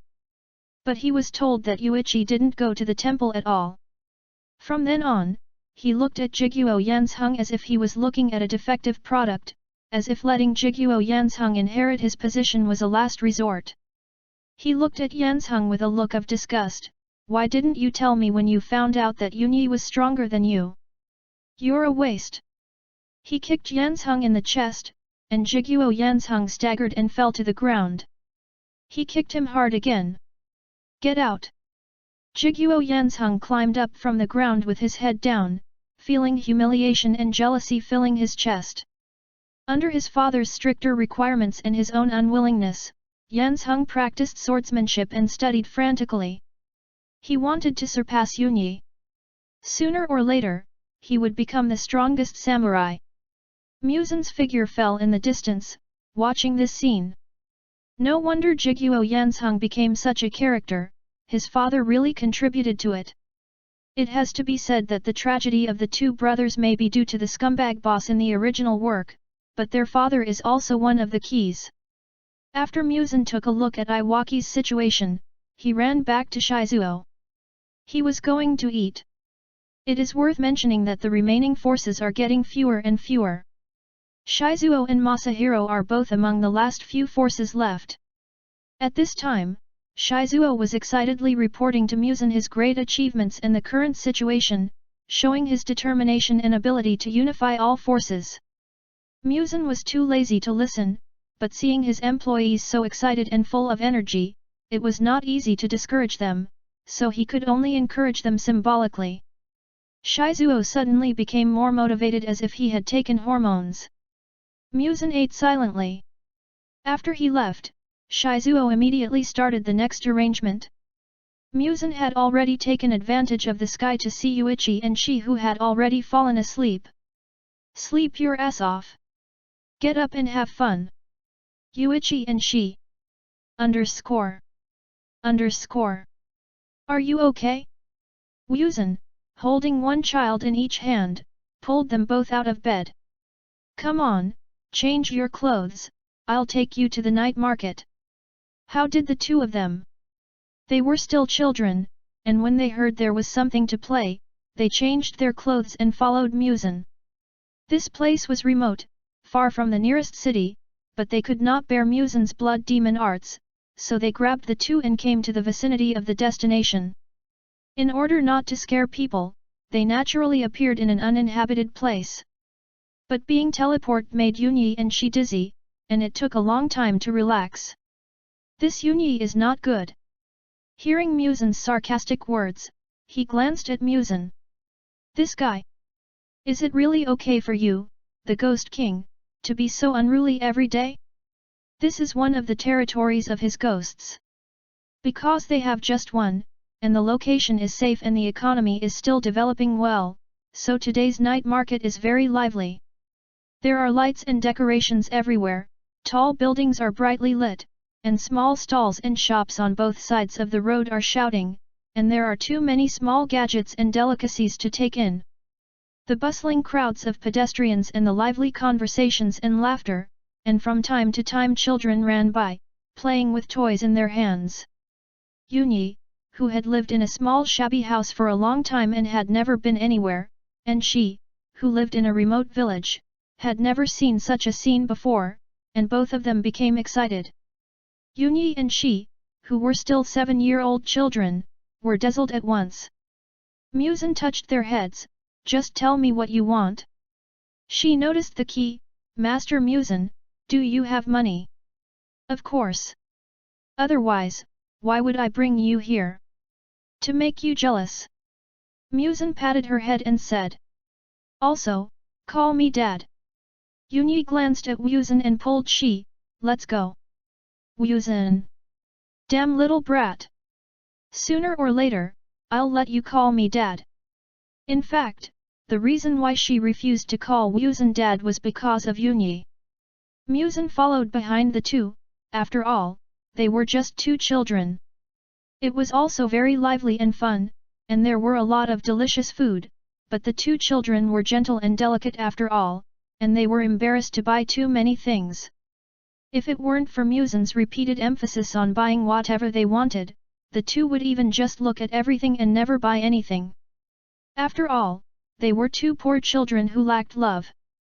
The two of them held food in their hands, and MUZAN's blood demon art space was filled with toys and food, and they finished shopping at the night market.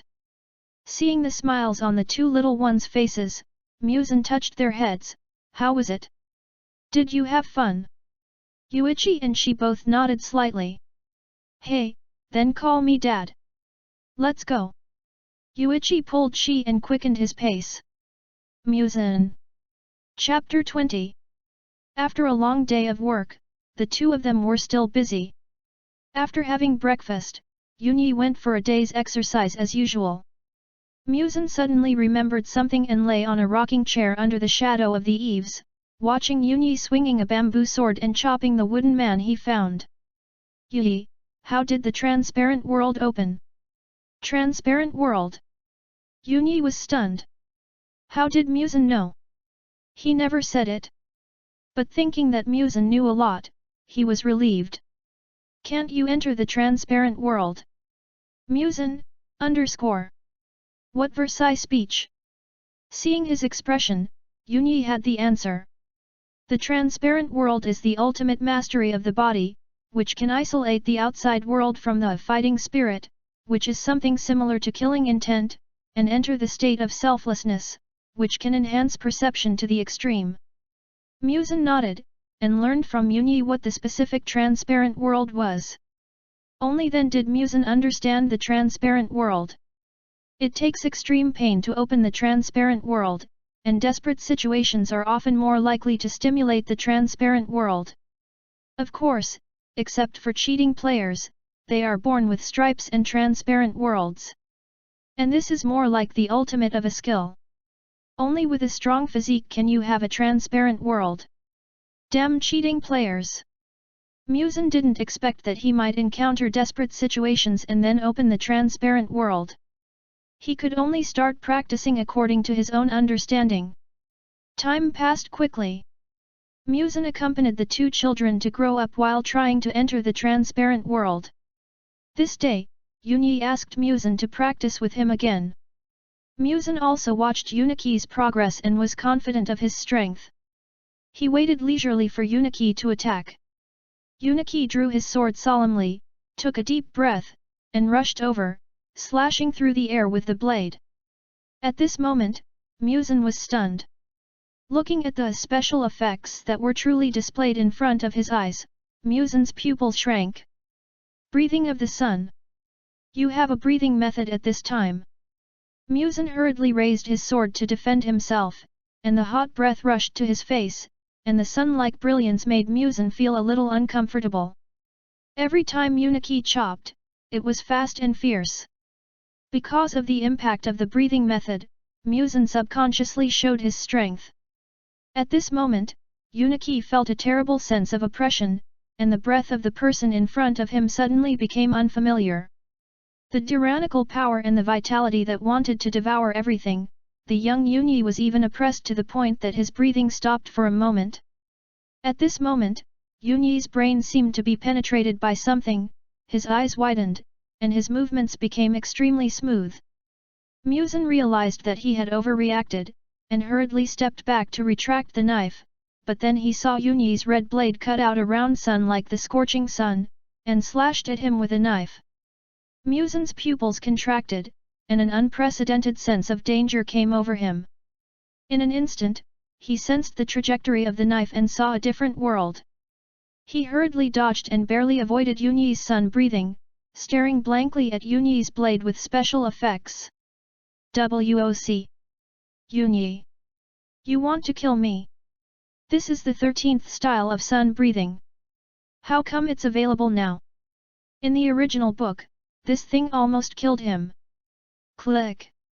The blade chopped the ground, and the ground sank deeply. Yuichi stopped moving and looked at MUZAN with lingering fear. What did he just do? MUZAN was also lingering fear. It was too dangerous to raise Yuichi. Although sun breathing could not threaten him now, he already had sun breathing and 13 styles. It didn't seem strange to have a red sword. MUZAN swallowed his saliva, put away the knife, and looked at Yuichi who was sitting on the ground. You scared me to death. If you have any new things in the future, tell me before you show them. This is too dangerous. It almost took my life. But he was still planning to live to the modern era and play with his mobile phone. Yuichi sat on the floor and nodded blankly. The feeling that MUZAN gave him just now was too terrifying. It seemed that if he was touched, he would die completely. The momentary danger made him overreact. Hey, MUZAN sighed, walked to Yunyi and pulled him up. Get up, don't sit down. Yi was pulled up, nodded, and put away the knife. However, in the moment just now, MUZAN, who was frightened to the point of half his soul floating out, successfully entered the transparent world. It's really a surprise and the shock. It is worth mentioning that every time Yi fights with him, he starts. The patterned, fiery red blade is indeed extremely intimidating. He is indeed a cheating player. MUZAN went over and drank a few sips of water to calm down before picking up the book again, but because of the momentary surprise and shock, his 7 hearts were still pounding, and his attention could not be focused on the book at all. The transparent world that he wanted to open for decades has opened. Although it was very thrilling just now, to be honest, it can't cause substantial harm to him. As long as Yuichi doesn't use the red sword, he will not be in danger. The most he is scared, but the benefits are really great.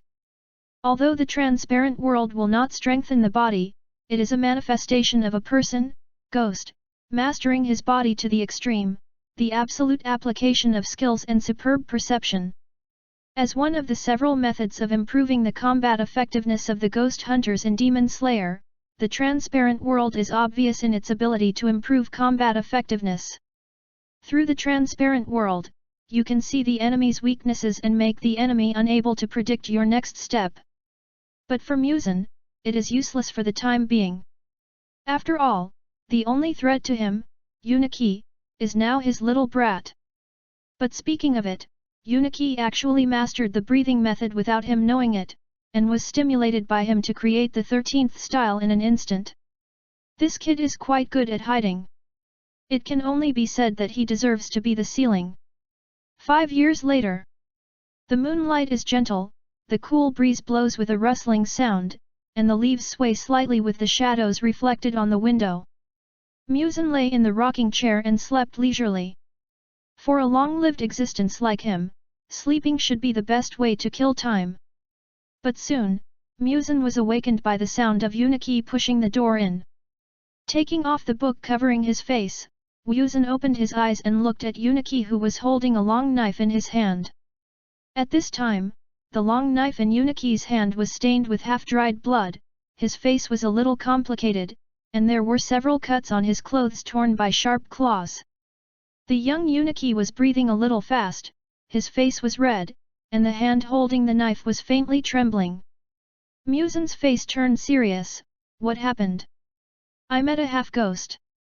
MUZAN's eyes widened in an instant, the book in his hand was thrown aside, and he stood up. What happened? Since he knew that Yuichi had a breathing method, MUZAN told Yuichi directly that the Sun Wheel Sword was a way to kill ghosts, and the breathing method and the Sun Wheel Sword complemented each other and could cause greater damage to ghosts. In the past few months, MUZAN had naturally told Yuichi about the half-ghost, and similarly, the means that were effective against ghosts were also effective against half-ghosts. Although Yuichi was still young, his skills were already able to defeat ordinary half-ghosts and ghosts, so MUZAN was relieved that Yuichi ran around. After all, he was still a child, and he couldn't stay in such a place every day. I met a half-ghost in the village ahead, but I killed it. MUZAN frowned and went over, squatted down to check Yuichi, and confirmed that his clothes were only torn a few holes, and he was relieved that he was not injured. After all, he has raised the child for several years, and the father, who is over 500 years old, can't help but worry. Chapter 21. The young girl was caught by the arm and examined by MUZAN. Yuan, who was just a teenager, stood on the ground a little at a loss. Some were touched by MUZAN's caring behavior. After all, he was a child who had no father's love since childhood and was most easily moved. However, MUZAN obviously did not realize it. He just breathed a sigh of relief and said, "Throw the knife aside first. I'll find you a set of clothes to change." Yeah. Yuan nodded a little, ran to the side and turned out a piece of cloth, wiped the knife, and put it on the table. MUZAN was also strange. There had been no half-ghosts nearby in the past 5 years. Those things were too busy hiding from him, so how could they have the courage to come and provoke him? Although the half-ghost seemed to be against him and did not exist in the plot, it was really weak. But MUZAN actually never took the half-ghost too seriously. After all, this thing should also be extended from his blood. I don't know if it's the influence of the memory of the trash boss or what, he just thinks that this thing is not threatening at all. But now he dares to run nearby, what is he trying to do? And speaking of it, it's been 5 years. TMD, he hasn't seen any blue-red spider lily. What are you doing? Looking at Yuichi, who has changed his clothes and is sitting on the side to wipe the blade carefully, and she, who is sitting on the side with soft eyes looking at Yuichi, MUZAN's face is a little serious. He feels that he needs to face up to the reason why the half-ghost appeared. Although he doesn't want to think in this direction, MUZAN always has a feeling that there is a force preventing him from becoming stronger. For example, the blue-red spider lily that appears every year in Shi's mouth disappeared after he arrived, and the half-ghost also appeared inexplicably. Although he rectified the company atmosphere, the half-ghost relied on his own efforts to make the reputation of ghosts remain the same. But at present, it is just speculation. It is too early for the plot, and Yunyi has indeed been raised by him for 5 years. He doesn't believe that Yunyi can really do him. At this time, under the arrangement of his father, Yanzheng gradually took over the affairs of the family. Yunyi's affairs were forgotten, and he became more and more accustomed to ordinary life. The determination of the strongest samurai was also thrown behind his mind. However, MUZAN thought that Jiguo Yanzheng would become a demon in the end, so MUZAN was not in a hurry. After all, Jiguo Yanzheng was not a threat to him. While thinking, Yunyi suddenly spoke and called back MUZAN's thoughts. I want to join the Demon Slayer Corps. MUZAN. What the hell? What did you say? You want to kill your old father who raised you for 5 years? Seeing MUZAN's look, Yunyi hurriedly explained, I want to kill the half-demon. Hearing this, MUZAN breathed a sigh of relief. Yuniki continued, when I was fighting the half-ghost, I met the members of the Demon Slayer Corps and saw the half-ghost killing innocent people. I wanted to join the Demon Slayer Corps and save people with my own power. Moreover, I want the members of the Demon Slayer Corps to change their views on you. However, Yuniki did not say this. In fact, when he met the half-ghost, Yuniki did not kill it at first. It was not until the members of the Demon Slayer Corps arrived that he borrowed the Nichiren sword to solve the evil ghost. This made Yuniki realize that even the half-ghost is immortal. If you want to kill the half-ghost, you can only rely on the Nichiren sword in addition to the sun. MUZAN nodded. It was not like what he thought, that he had raised it for 5 years in vain, and then the plot was inexplicably modified to come and chop him. Go if you want to, but take Shi with you. She also wants to go out and see. Yuniki looked at Shi, whose face was full of expectations. Protect Shi. Okay. Watching the son who had been raised for 5 years and the daughter who had been raised for 5 years go away, MUZAN didn't know why, but he didn't feel anything at all. After living in this place for 5 years, it's time to move, but it's still necessary for the ghosts under his command to arrange a few humans to live here and keep an eye on the blue spider lily.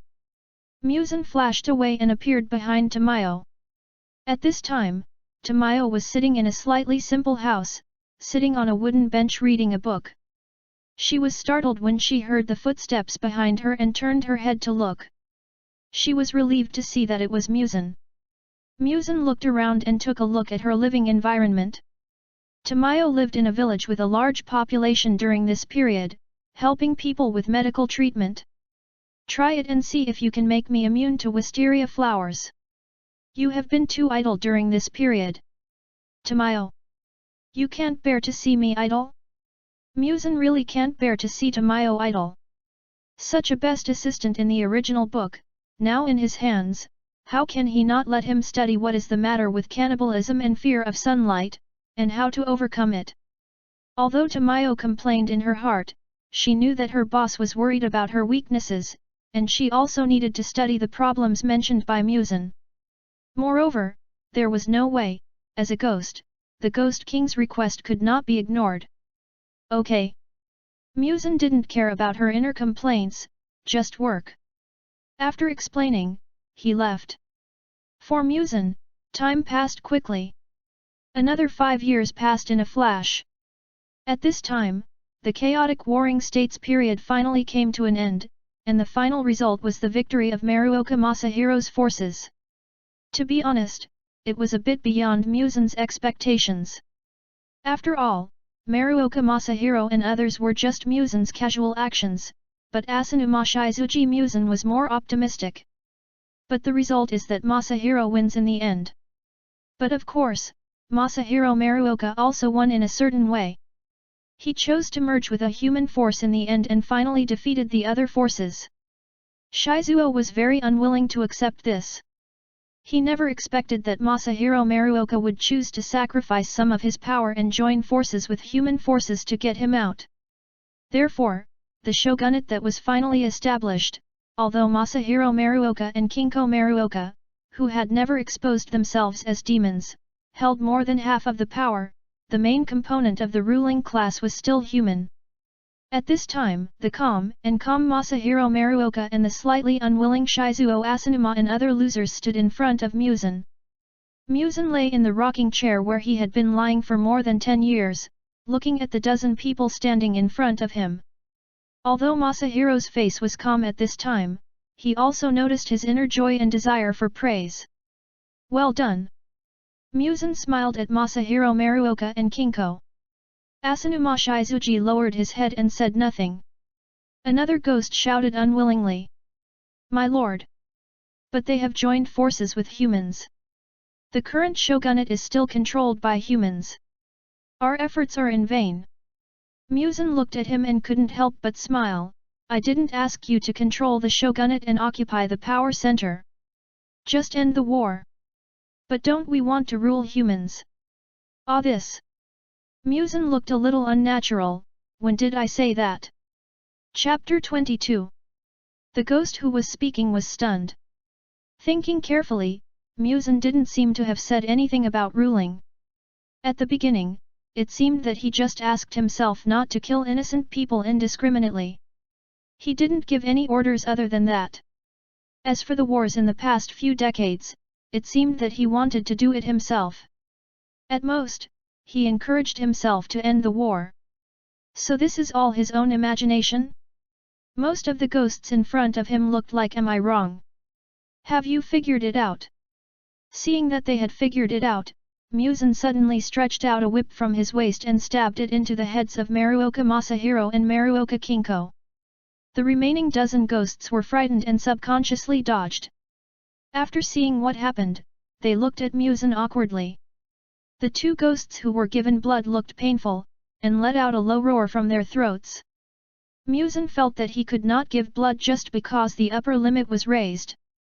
He could be more clear in rewards and punishments unless he was willing. MUZAN took back the whip, and the two ghosts knelt on the ground with their bodies bent, panting. MUZAN glanced at the others. What are you looking at?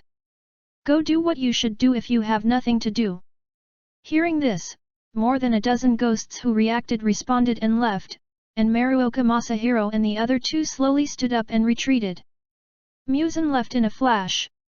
Jiguo Yanzheng had already married and had children at this time. Finally, he met Yunyi, who joined the Demon Slayer Corps.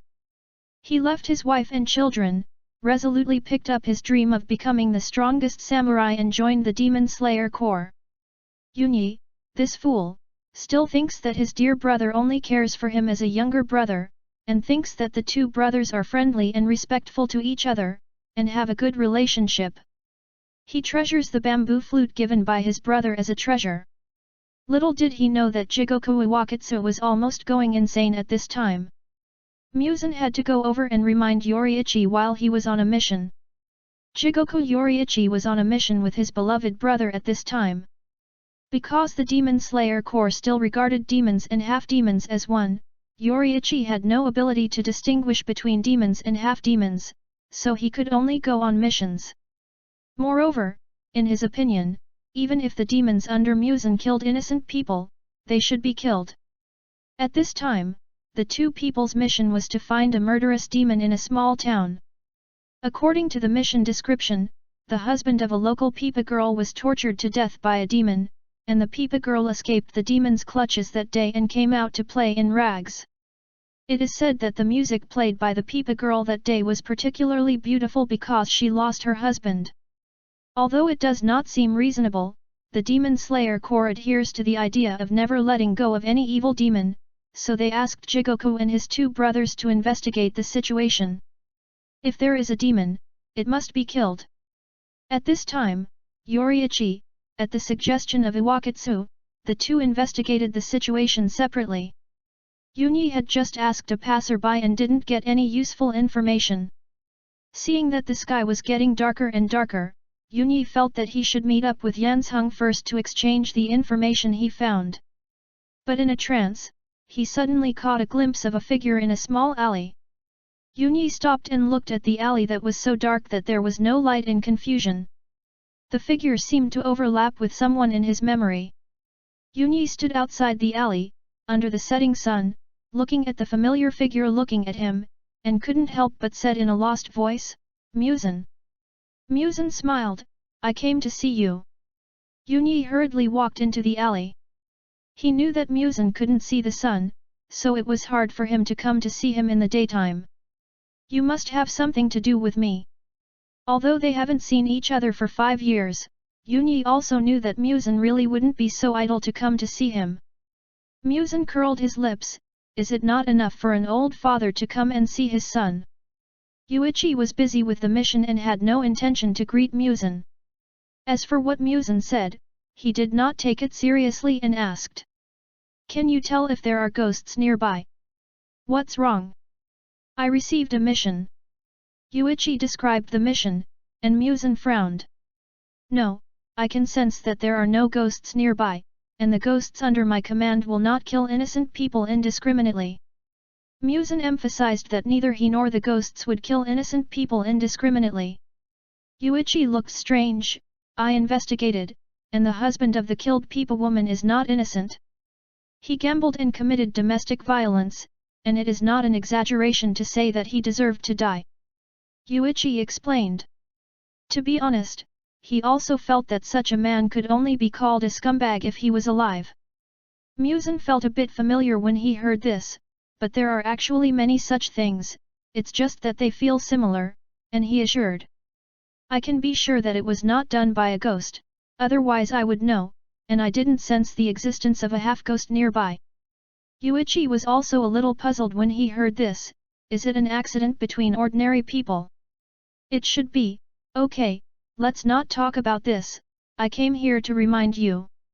Yuichi looked puzzled and waited for MUZAN's next words. "Your brother is a little paranoid now, and his psychology is too radical." Yuichi was puzzled. In his opinion, his brother was resolute and hard-working, brave in battle, and caring for him. He was completely perfect. MUZAN really couldn't imagine how many layers of filters were added to Jiguo Yanzheng in his brother's eyes at this time. Simply expand on it. It took several hours for MUZAN to tell Yuichi the situation from the beginning to now, but Yuichi, who had the brother filter, was still skeptical. Seeing him like this, MUZAN felt that he had wasted his saliva for the past few hours. "Okay, go and verify it yourself. I'm not free to come and tease you." At this time, the sky had already darkened. Although Yunyi didn't quite believe it, he felt that there was a possibility in his heart. It felt that it was time to meet up with his brother, so he hurriedly said goodbye to MUZAN. MUZAN watched him leave, and didn't rush back. At this time, he finally remembered where the familiar feeling of the Peepa girl described by Yunyi came from. Mingnu. But over the past few decades, he has seen many similar things, and MUZAN is just guessing. Moreover, there is no description in the original book about when Mingnu appeared, and MUZAN feels that he can go and take a look. What if it is really Mingnu? Without much effort, MUZAN found the whereabouts of the Peepa girl. Although he didn't know where she lived, fortunately, she would have her next performance in 3 days, so he could just go there. MUZAN found a hotel to stay in and took a comfortable hot spring bath. Apart from anything else, hot springs are really comfortable. The night before the Pipa girls' performance, Yuichi and Iwakatsu left early, and MUZAN was strolling around the night market, taking advantage of the night to get some fresh air. After enjoying the breeze on a 3-story pavilion for a while, MUZAN went downstairs and prepared to go back. Because the hotel is not in a busy place, you need to go through a sparsely populated path from the night market to the hotel. MUZAN turned a corner and suddenly noticed someone approaching quickly. Chapter 23. The man was so angry that he could not help but slam the iron cone in his hand. MUZAN slowed down his movements, pretending that he had not noticed anything, and continued to walk forward slowly. At this time, the man hiding in the corner had already raised the weapon in his hand high, waiting for MUZAN to turn a corner so that he could directly commit the crime. MUZAN seemed to know nothing, and slowly turned around. The man suddenly smashed the iron cone in his hand.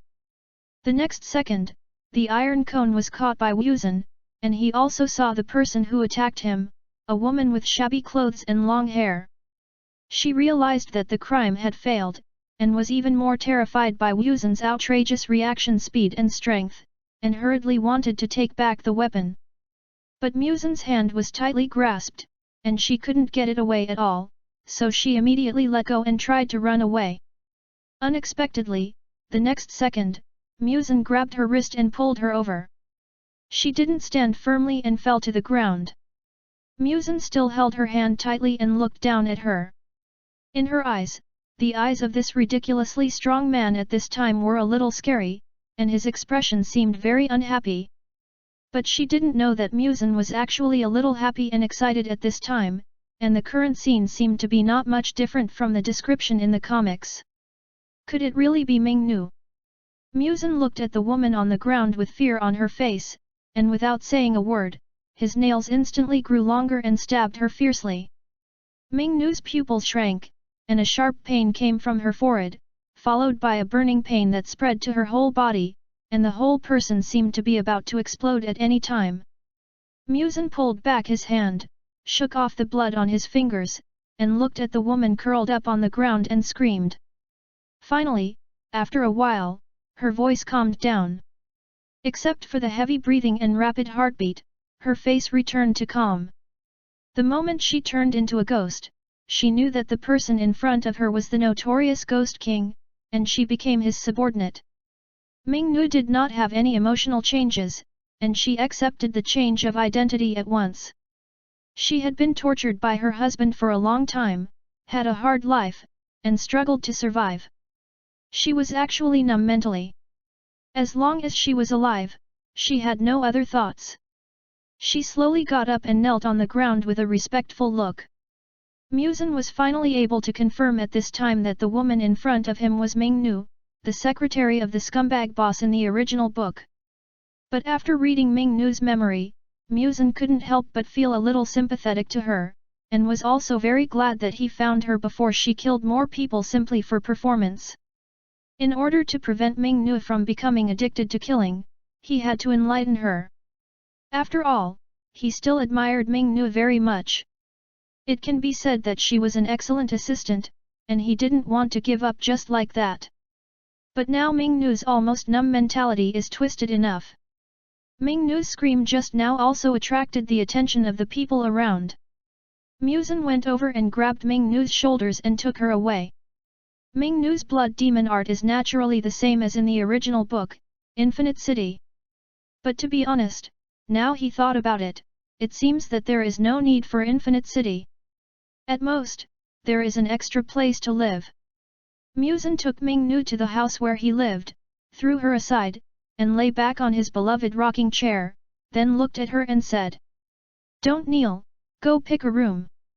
At the same time, MUZAN notified his ghosts to come and explain to Mingnu the rules and requirements for future behavior. Don't kill innocent people indiscriminately, must study hard, etc. Perhaps influenced by the 9-year compulsory education, MUZAN felt that his ghosts could not be illiterate. On the other hand, under MUZAN's reminder, Yunyi began to pay attention to the situation of his brother Jiguo Yanzheng. In fact, Jiguo Yanzheng did not hide his emotions too much. The heavy rain in midsummer hit the courtyard. Yunyi saw through the window that Jiguo Yanzheng had been practicing swordsmanship for 10 years without stopping. The red bean-sized raindrops hit Jiguo Yanzheng's body like stones. Yunyi saw the unwillingness and depression on his brother's face at this time, and MUZAN's words kept popping up in his mind. Yunyi felt reluctant, picked up the bamboo umbrella beside him, pushed open the door and opened the umbrella. Yanzheng was immersed in the dense rain and did not notice that Yunyi walked over with an umbrella until the shadow of the umbrella covered his head. The raindrops hit the umbrella, and Yanzheng's hair dripped water. He turned his head and saw Yunyi, who was full of worry. His already unhappy expression became more gloomy. He looked at Yunyi with a gloomy face, and his voice was full of impatience and disgust. "What are you doing here? Brother, it's raining too hard. Take a break." Yuichiro held an umbrella, and the raindrops from the edge of the umbrella fell on his shoulders. "You don't need to care." Shugakugo Iwakatsuya pushed Yuichiro away. He didn't need Yuichiro to block the rain for him. Yuichiro took a step back. Originally, under the heavy filters, he only thought that such behavior was Iwakatsu's efforts and strong-willedness, but now with MUZAN's reminder, he finally realized that Iwakatsu seemed to be dissatisfied with him. Just as MUZAN said, Iwakatsu, who was too strong, saw that his brother, who was supposed to be protected by him, became a genius, and he became a weakling, and his unwillingness aroused jealousy and madness. "You don't have to fight so hard, no matter what, I'm just your brother." Yuichiro looked at his brother who raised the knife and waved it in the rain again. Shugakugo Iwakatsuya frowned and stopped his action when he heard the words, turned his head and looked at Yuichiro again, with a mocking smile on his face. "Do you think everyone is born a genius like you? Hey!" The suppressed emotions burst out. Yan Sheng took a step forward and grabbed Yunyi's collar fiercely, staring at him and yelling. "I have worked hard for so many years. I practice swordsmanship every day. I still can't compare to you. Why? Just because you are a genius? Why you? It should be me. I should be the one standing in front of everyone." Shugaku Iwakatsu's dream is not only to become the strongest warrior, but also to be a strong man who can take on everything, standing in front of everyone, protecting the weak including Yoriichi, and taking on the responsibilities of a strong man.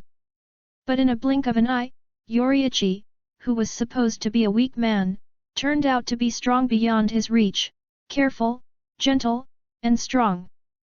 The more perfect Yoriichi was, the more jealous he was. Shugaku Iwakatsu, who had vented his anger, saw Yoriichi's face full of pity when he was grabbed by the collar. He became even more angry, but his expression on his face returned to calm, and he pushed Yoriichi away. "I don't need your pity, get out." Yoriichi looked at Shugaku Iwakatsu, who turned around and picked up the knife thrown on the ground, and was speechless for a long time.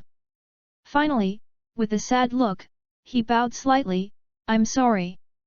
Tsugyokuni Yanzheng turned his head and glanced at him, uttered a mocking tisk, and no longer paid attention to Yunyi. He didn't need anyone's pity, he just needed to use all his efforts to surpass the so-called genius, and then become the strongest warrior, the strongest person who could protect the weak. Chapter 24. The old man was very happy. MUZAN came to Ming's Infinite City at this time. Although there was a building similar to the Infinite City in his previous life, he was poor and had never seen it.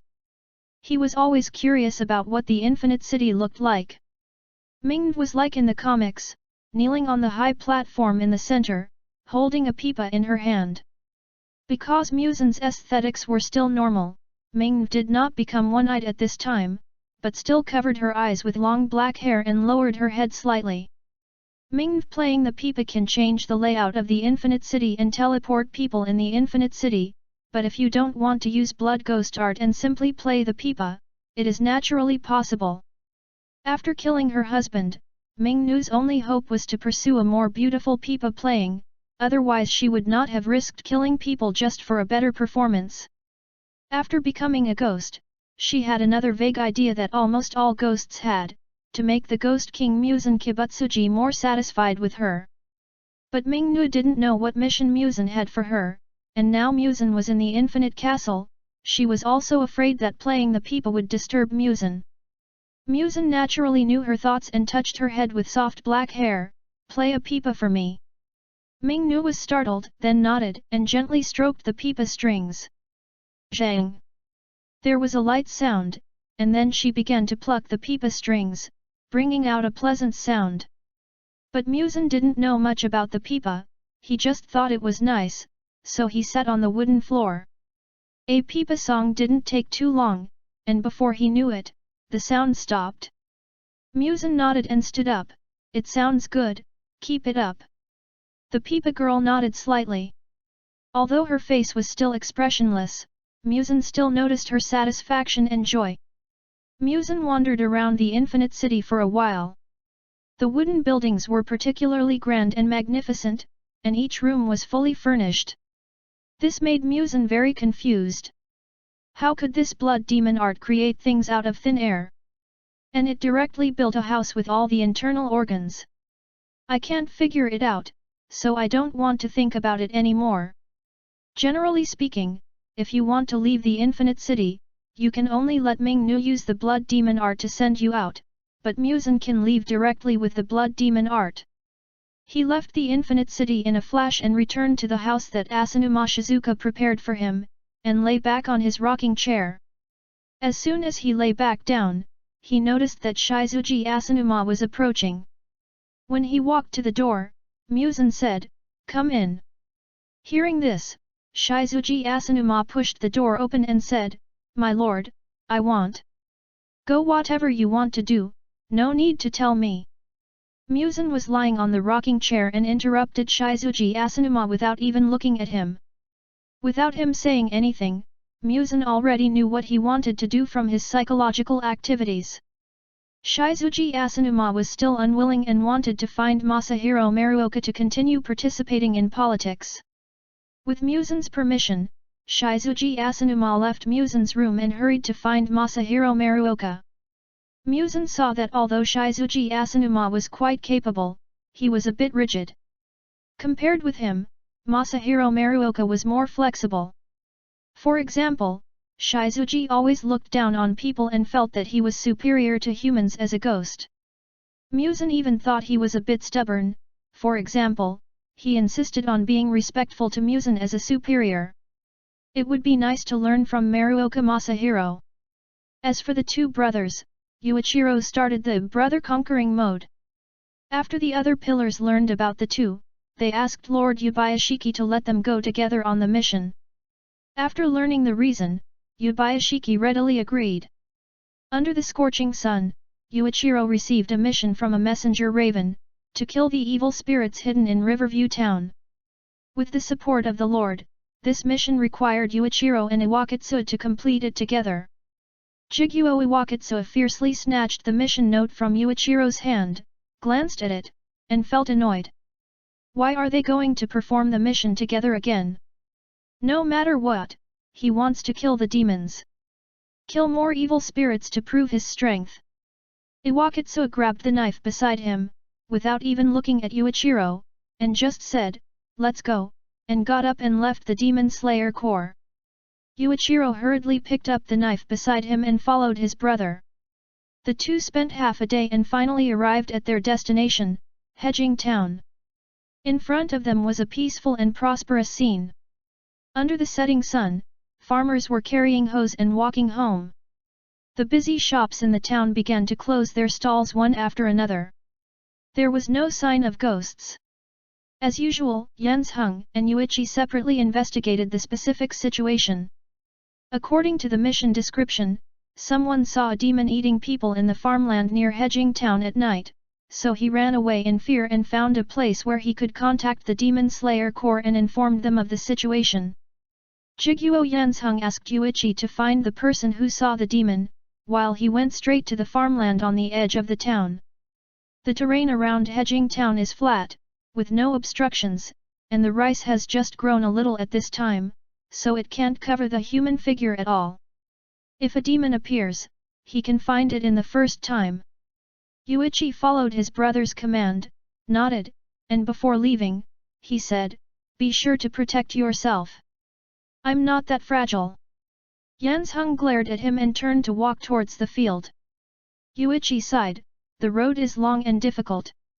Watching his brother's back go away, he also walked towards the local family who could contact the Demon Slayer Corps. Those who can contact the Demon Slayer Corps are usually people who have received help from the Demon Slayer Corps or have been hurt by evil spirits and want to help the Demon Slayer Corps. Yuichi quickly found that family. It was a relatively wealthy family with several wisteria trees planted at the door. Yuichi also knew that MUZAN hated wisteria. He had picked up wisteria before and thought it was beautiful, but after taking it back, MUZAN seemed to be stimulated and remembered something horrible, urging him to stay away from him, as far away as possible. "Don't bring that thing near me." Later, he explained the reason to him. Planting wisteria at the door should be to prevent attacks from evil spirits. Yuichi knocked on the door, and soon a young man came to open the door. "Hello, I'm..." Before Yunyi finished speaking, the man hurriedly grabbed Yunyi's hand, with a respectful and anxious face. "Are you a leader of the Demon Slayer Corps?" Yunyi nodded blankly, not knowing why the person in front of him was so excited. "Come in." The man hurriedly took Yunyi into the house, and Yunyi followed him in and was warmly invited to the table. Yunyi sat at the table, looking at the host who had already poured tea, and didn't want to waste any more time. "No need for tea, I want to ask who discovered the ghost." "Ah." The man who was making tea responded and brought the tea to the table in front of Yunyi. "It's that kid Jing Yuan, I'll take you there." Chapter 25. The two of them were very busy, but they were busy all day. "Thank you for your help." Yunyi stood up and bowed slightly. "It's okay, it's my duty, but I have something to ask of you." Yunyi looked at him in confusion. The man said embarrassedly, "I want to join the Demon Slayer Corps, I would like to trouble you to recommend me." Yuichi looked at the man in front of him and saw no signs of training. He couldn't help but confirm, "Are you sure? It's very dangerous to become a demon hunter. You may be killed by demons at any time." The man showed a firm expression on his face and nodded solemnly, "I'm sure." "Okay, but you need to pass the trial to join the Demon Slayer Corps. I will recommend you to the previous Flame Pillar, but now you need to complete the task first." The man was delighted when he heard the words, and he took Yuichi to find the person who discovered the demon at that time. Jing Yuan lived on the outskirts of Hedging Town. It was dark when the two arrived. Jing Yuan, who lived near the farmland, where the demons were discovered, was very uneasy. Seeing Yuichi wearing the Demon Slayer Corps uniform, he hurriedly invited him in. "I found the ghost in the farmland in front 3 days ago. It was dark at that time. I saw a very strange figure in the field over there. I was curious and moved closer. As a result, I saw that figure lying on a bloody corpse and eating. If I hadn't run fast, I would have been killed." As he was talking, he looked in the direction pointed by Jing Yuan and saw a black shadow vaguely. Before he could take a closer look, the black shadow approached quickly. "Get out of the way!" Yuichi was startled and shouted immediately. He could also see clearly that the flying black shadow was Jiguo Yanzheng, who flew backwards for some reason. Bang! With a muffled sound, Yanzheng fell heavily to the ground. Yuichi rushed out of the door in a hurry, and at the same time shouted without looking back, "You two run!" The next moment, another figure rushed over. Yuichi drew out the long knife at his waist, kicked the ground, and rushed over fiercely. Clang! Yuichi stood in front of Jiguo Yanzheng, and the blade of the Nichiren sword collided with a sharp claw, making a crisp clanging sound. Then, another claw attacked, and Yuichi suddenly exerted force, twisted his wrist, and a knife flower was cut out, removing the sharp claw while blocking the attack, and then the speed was faster, and suddenly pushed the claw pressing on the blade away. Jiguo Yanzheng endured the discomfort in his chest and struggled to get up, and the Nichiren sword was lost long ago. Looking at Yuichir standing in front of him, Jiguo Yanzheng was grateful for his survival, but also unwilling. Why did the evil ghost that he could not compete with become evenly matched in Yuichir's hands? Although he was unwilling, he was not arrogant. He knew that he had no weapons in his hands and was already a burden to Yuichir, so the best choice was to escape from the scene as soon as possible. But the next moment, the scene that Yanzheng saw proved that Yuichir would not be dragged down, and would not be evenly matched with just one ghost. The evil ghost's attacks were dense, but Yunyi responded well and easily blocked all the attacks. He took advantage of the momentum and exerted force on the blade. The ghost's hands were hit hard and stiffened. In this brief moment, Yunyi swung the sword horizontally. The fiery breath of the sun brought a scorching heat wave, and a round sun was outlined by the swinging blade. In the unbelievable eyes of the evil ghost, his neck was cut by a smooth blade, and his head flew into the air, drawing an arc. Snap! With a horrified look, the ghost's head fell to the ground. Yunyi shook the blade one by one, shook off the blood on the blade, and looked at his brother behind him. "How are you?" As he said, he put away the sun blade and motioned for Yanzheng to come up, and he carried him on his back. Jiguo Yanzheng frowned and took a half-step back with disgust. "I don't need your help." Yuichi's expression was a little disappointed. Jiguo Yanzheng glared at him fiercely. "Don't act like that. Be careful." Yuichi was about to help Yanzheng when he heard the two people running away yelling. The next moment, he felt a cold wind passing by, and Yunyi grabbed Yanzheng and took a step sideways, only to see a sharp claw passing by, just cutting off a few strands of black hair. Jiguo Yanzheng looked at the evil ghost attacking with lingering fear. Wearing a grey kimono, long black hair tied up high, and wearing wooden clogs, it was clearly an evil ghost whose head had just been chopped off. The evil ghost looked at his claws with a playful smile. "Oh! Dodge!"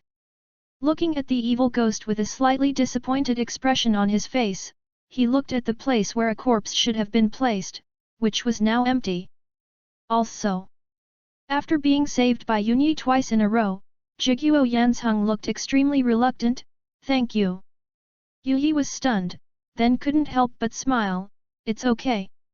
But the ghost didn't give them time to get along, and attacked more fiercely than before. "You just cut me and it hurt me." Yunyi didn't say anything, waved his knife to resist, but it was unbelievable that the evil ghost was so powerful this time that Yunyi was suppressed. Jiguo Yanzheng saw this and said in his heart, "Aren't you a genius? How come you can't even deal with a mere evil ghost? In the end, you still have to rely on him." Jiguo Yanzheng turned and ran, and Yunyi saw Yanzheng running away from the corner of his eye, just relieved and concentrated on attacking. "Your brother ran away, he abandoned you." While attacking, the evil ghost still had the energy to laugh at them. Yunyi looked serious. "Why is he so strong? You know, MUZAN is not his opponent now. MUZAN is the Demon King. There can't be a demon stronger than the Demon King, right? Could it be a half-demon?" But as far as he knows, MUZAN has always been disdainful of half-demons, and half-demons should be very weak. "Who are you? Demons can't be that strong. Guess." Tisk, Yuichi stopped talking nonsense, puzzled, and could only do his best to resist the attack of the demon. But he could only barely block the attack and would be hurt from time to time, and the demon had a strong recovery ability, and he would definitely be the one to die in the protracted battle. The demon in front of him obviously expected it. How pitiful! Tisk. Yuichi's expression became more and more gloomy. This can't go on. Yuichi's breathing sank, his face was serious, and the veins on his hand holding the knife bulged. The long sword slashed. Sun breathing, the 13th style. The red sword brought up a flaming sun, and with the dual blessing of the transparent world and the stripes, Yunyi's attack was extremely oppressive. The evil ghost was caught off guard by this sudden strong attack, and hurriedly retreated, while blocking with both hands. His arm was cut off bit by bit, and the evil ghost, who had originally had a teasing expression, finally became serious at this time, but the next moment, a knife suddenly slashed across his back. Breath of the Moon! Bang! A head full of astonishment fell heavily to the ground, and Jiguo Yanzheng couldn't help but smile and looked at Yunyi. Good cooperation. Yunyi also breathed a sigh of relief, and smiled and went over to support his brother who was almost unstable. Thank you. Isn't it natural for the elder brother to save the younger brother? Chapter 26. The two of them were so angry that they had to fight.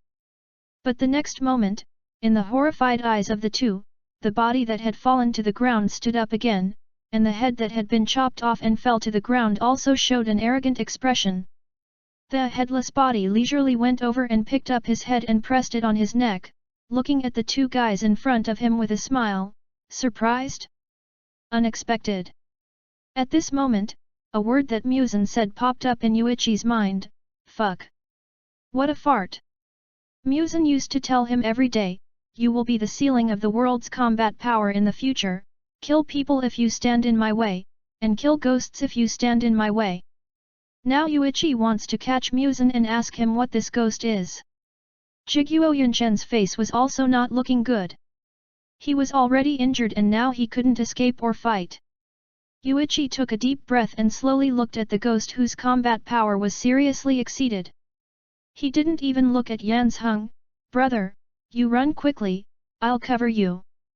Jiguo Yanzheng, who originally wanted to escape, was stunned when he heard this, and his face became even uglier. He fiercely snatched the sun wheel sword from Yuichi's hand, pulled him behind him, and blocked him. I don't need you to sacrifice yourself to save me. I'll cover you and you run. Jingyu Qunyu looked at the two people standing motionless on the ground. The transparent screen in front of him, like a mirror, showed the illusion in the illusion. Things, while MUZAN's words came to his mind. Don't just play around, changed Shugakugo Yanzheng's mind for me. Qunyu curled his lips. Boss, I'm just a person who plays illusions, not a psychologist. I don't care. Qunyu scratched his head. Okay, I'll try my best. MUZAN's words came from his mind again. I'll give you a reference for illusions. The next moment, a story with a huge capacity entered his mind. Qunyu received so much information at once that his head even hurt for a moment. Hiss. Bearing the pain, he seemed to be controlling something in the air. Dash. Naturally, no one can defeat the existence of the ceiling of Demon Slayer, but it is easy to create an illusion. Jingyu Qunyu's strength is actually not very good, but he can't resist the blood demon art. Although the pre-swing is long, once people are trapped in the illusion, it is easy to operate and difficult to be detected. In the illusion, Tsugakoku Yojiichi knew that his brother was no longer able to fight. He grabbed Iwakatsuo and took a step back to avoid the attack. At the same time, he took the Nichiren sword and held the evil ghost with one sword. With the other hand, he threw Tsugakoku Yojiichi away. Tsugakoku Yojiichi! Tsugakoku Yojiichi flew backwards and roared angrily. In reality, Tsugakoku Yoshika's body staggered subconsciously and escaped from the range of the illusion, but this was naturally controlled by Chiyu. Tsugakoku Yojiichi, who had escaped from the illusion, barely stabilized and looked around in doubt. The next moment, he reacted and rushed towards Kagetsuki Chiyu with a sword. But the next moment, he entered the illusion set by Chiyu again. In the illusion, Tsugakoku Yojiichi killed Kagetsuki Chiyu with one sword and returned to the Demon Slayer Corps with his brother who had played no role. A few years later, he was still unable to defeat Tsugakoku Yojiichi, and the gap between him and Tsugakoku Yojiichi could never be narrowed. He opened up the transparent world and the stripes. But he also learned that he would definitely die at the age of 25. Unwilling to die, he met MUZAN and became a cannibalistic demon under MUZAN. Soon, he learned that Yoriichi had met MUZAN and almost killed him, but because he failed and he became a demon as Yoriichi's brother, Yoriichi had already let Tamayo go, and Yoriichi was expelled from the Demon Slayer Corps for multiple crimes. In addition, MUZAN deliberately hid Yoriichi after that. Yoriichi, who was born to kill the Demon King, never had the chance to complete his mission. At the age of 25, he thought Yoriichi was about to die. That day, he remembered all the memories of Yoriichi when he was in the Demon Slayer Corps, and felt a little painful. That day, he endured the discomfort and drank many bottles of wine but couldn't get drunk. He seemed to understand something vaguely, but he didn't seem to know it. From then on, he would only focus on improving his strength. Many years later, he suddenly saw Yoriichi, who was aging under a thatched hut in a forest. I heard what Yunyi said. He was not loved by his father when he was a child, but he was loved by his brother. After leaving home, he met Shi, but was killed by an evil ghost. He wanted to do something useful to kill the Ghost King, but he was powerless. He also learned that his brother had become an evil ghost. As a lonely man, he actually just wanted to have a warm family, a small house where he could reach his wife and children. But everything was gone. After listening to Yoriichi's story, Kokushibo left silently. Many years later, Kokushibo met the elderly Yoriichi Tsugakoku. Brother, how sad! When the knife came with unparalleled power, a trace of fear flashed across Kokushibo's face, and then he suddenly became calm. But after the first knife, he was only seriously injured and did not face the second knife. He looked at his brother who had no life. Snap! A bamboo flute fell to the ground. Kokushibo bent down to pick up the bamboo flute, and was speechless for a while. It seems that he was wrong? In the hundreds of years that followed, he seemed to be very sober and desperate, but also seemed very confused and drowsy. Until hundreds of years later, in the Infinite City, a young man fought with him. Through the sun blade, he saw his appearance, and his brother's words kept appearing in his mind. Brother, how sad! Too many meanings are contained in this sentence, and Jiguo Yanzheng suddenly seemed to really understand. The knife cut across his neck and he closed his eyes. Everything in front of him returned to darkness. Is he going to hell? But gradually, a figure became clear from blurry, and the memory of nearly 500 years blurred like a dream. In an instant, just like waking up, the dream was quickly forgotten, and only some unforgettable feelings were remembered. The figure in front of him became clear. Who is it? The memory before entering the illusion returned. Jiguo Yanzheng was startled, and when he looked down, he saw the knife that fell on the ground when he entered the dream. He hurriedly grabbed the handle of the knife with one hand and retreated vigilantly. Mission accomplished, Lord Kokushibo, goodbye. The ghost smiled and disappeared. But another voice came from nowhere, don't worry, I didn't hurt ordinary people. Yuichi, who was not far away, also left the illusion and looked at the scene in front of him in confusion. Wasn't his brother thrown away by him? Wasn't he dragging the evil ghost until dawn? But then, Yuichi also reacted. Sure enough. This is an illusion. Jiguo Yanzheng curled his lips. What does this ghost want to do? Why create such an illusion? What does this so-called mission completed mean? Let's go. Jiguo Yanzheng glanced at Yuichi, put away the knife and walked away. Yuichi looked around and saw the man who wanted to be a ghost hunter who had fallen asleep not far away. I'll take someone with me. Hurry up. Chapter 27. The truth is that the world is not what it used to be. King Yu Jianyu is also a ghost created by MUZAN. Although his illusion can control the flow of time at will, and use 1 second as 100 years, the knowledge and abilities in the illusion will be forgotten the moment he leaves the illusion. Only some unforgettable feelings will remain, which is similar to dreaming.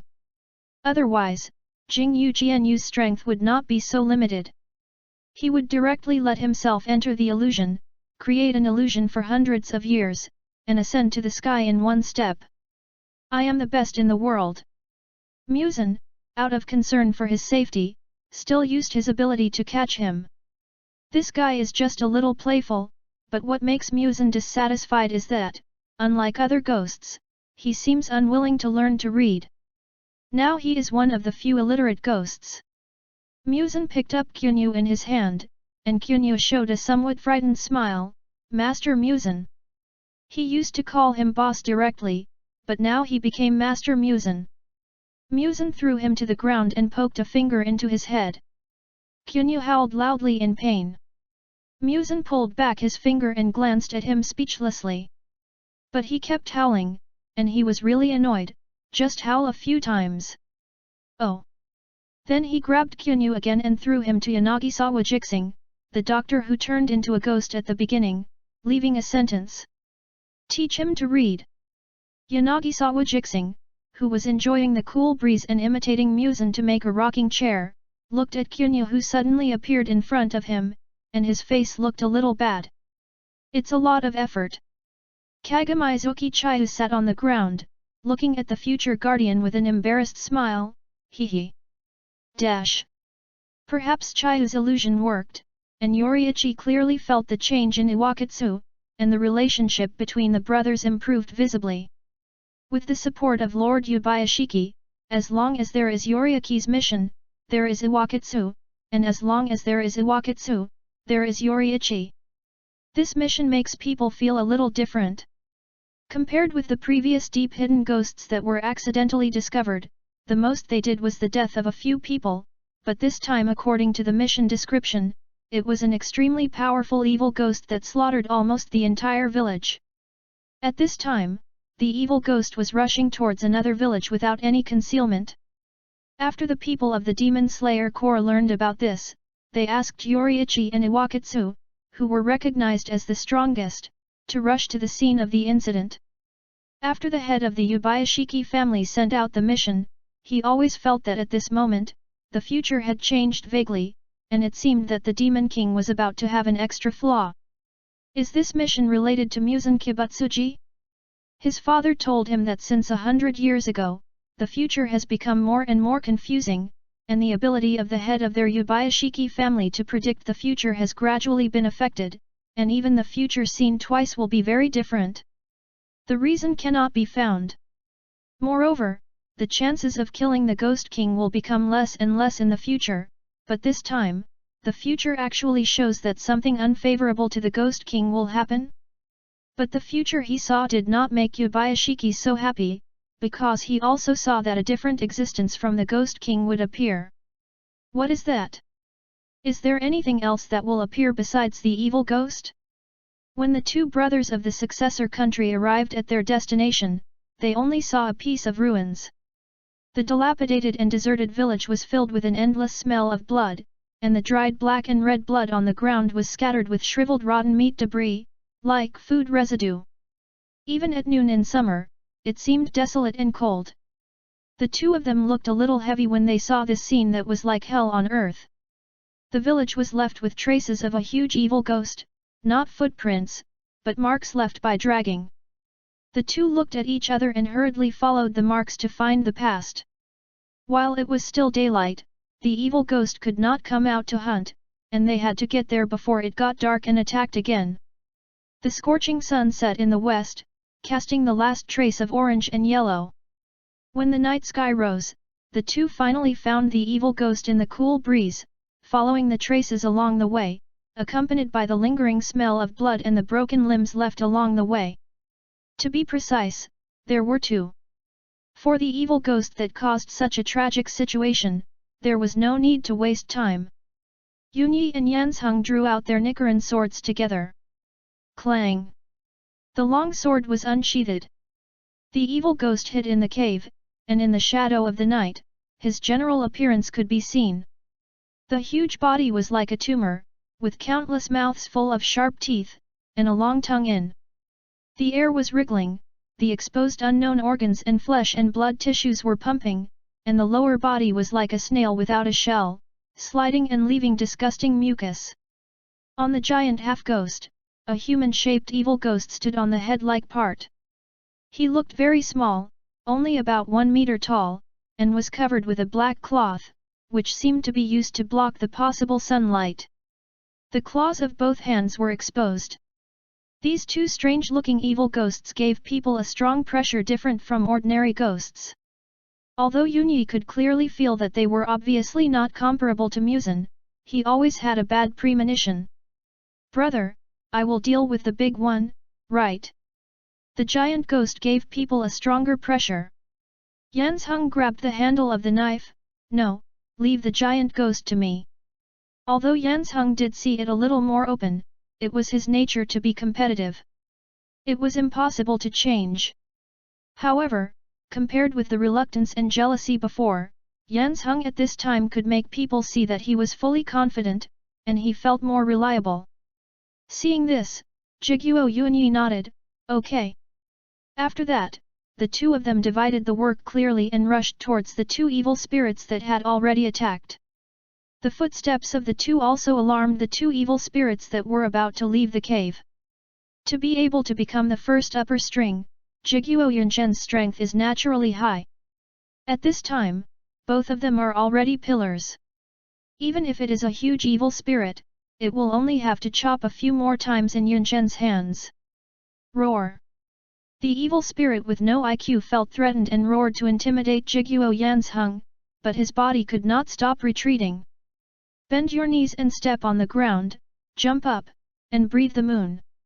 The giant ghost who is more than 3 meters tall was slashed across the head by a knife, and before he could react, another knife followed.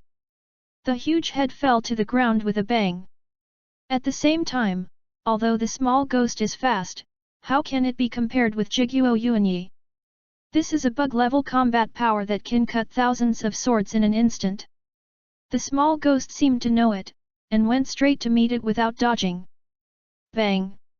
One knife cut the throat. A head was separated from the neck. Just as Yunyi was about to put away the knife, but the next moment... Bang! With a muffled sound, the ghost in front of him actually exploded directly.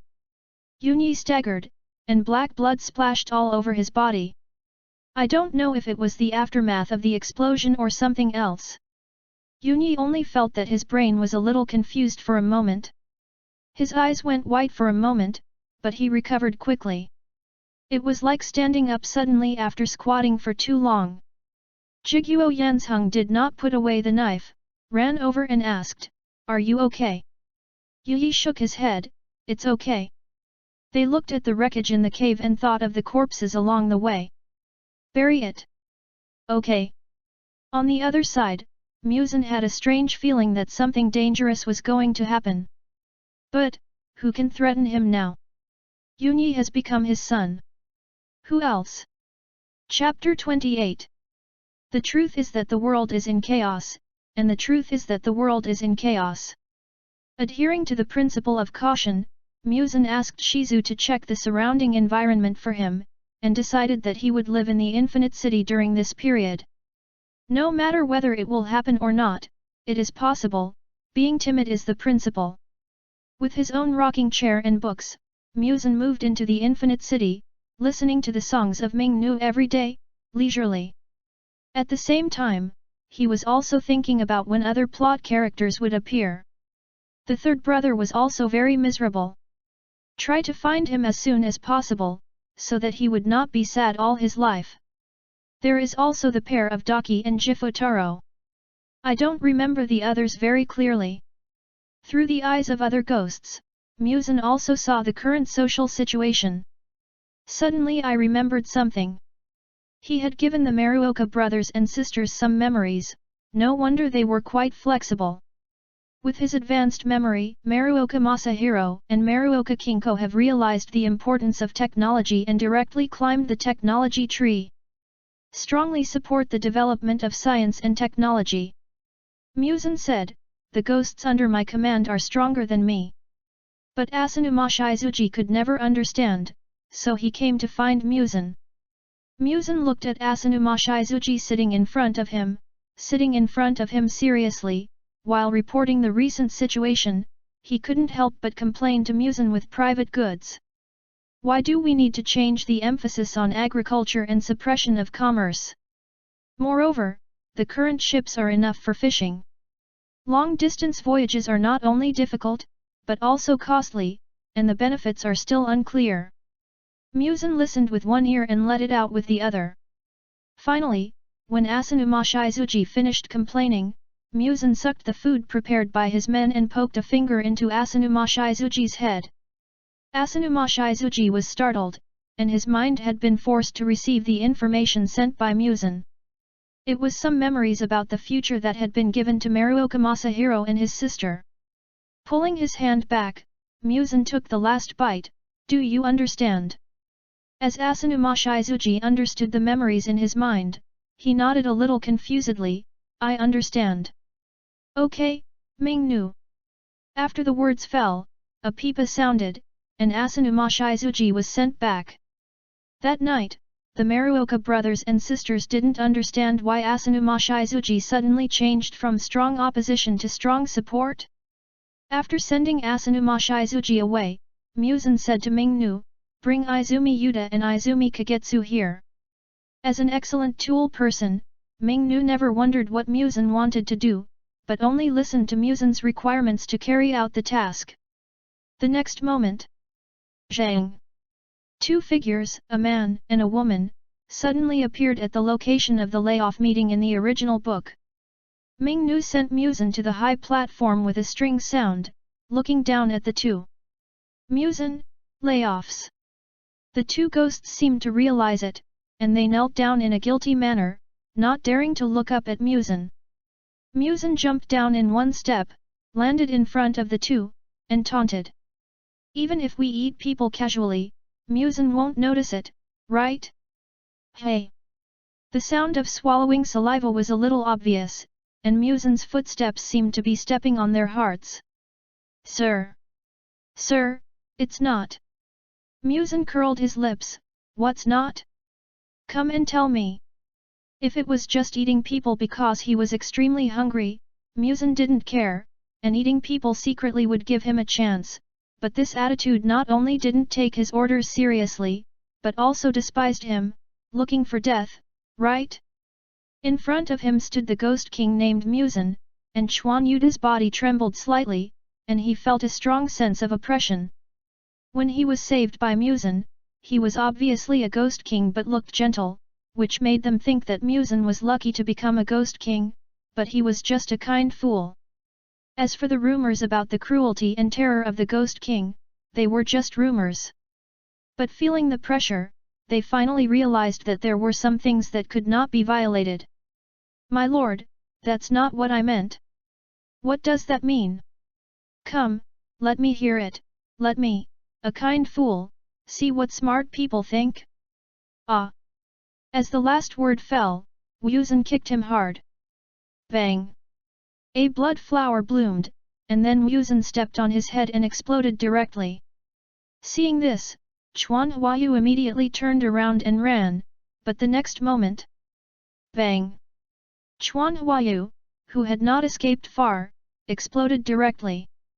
Ming-nu, clean it up. At the same time, more than a dozen ghosts died at the same time among the hundreds of ghosts. The ghosts hiding in the mountains and forests only scared a few birds to fly, while the ghosts hiding in the downtown exploded into pieces. The blood mist and rotten flesh really scared many people and caused a lot of confusion. But this has nothing to do with Wu Mei. Although Wu Han had rectified the ghosts under him about 100 years ago, he couldn't bear the greed and arrogance. Some ghosts just didn't know good from evil, couldn't distinguish the form, and nothing happened according to the regulations. But some guys just think Wu Kai is too kind, and instead despise him because of it. They feel that since Wu Kai is kind to others, how can he attack his subordinates? Their greed for more powerful power and desire for flesh and blood make them take risks. What's more, some simply feel that they are not worthy of being the Ghost King, and they despise him while boldly cannibalizing people. Although the number was small, it also reminded Wuxian that although he wanted to build a big loving family, some brainless guys would rather die if they didn't cherish the life he gave them. After dealing with these guys, MUZAN glanced at Narinu, who lowered her head even more. He couldn't help but go over and touch her head. Narinu shrank subconsciously, but she didn't dare to hide away. It's okay. Just listen and nothing will happen. Nara nods. Wu Kai hears Nara's thoughts. Take this as a lesson and cherish life. Dash. Time passed quickly, and another 3 years passed by in a hurry. Wu Kai hid in Infinite City for 3 years, thinking that even if there was danger, it should be gone now, right?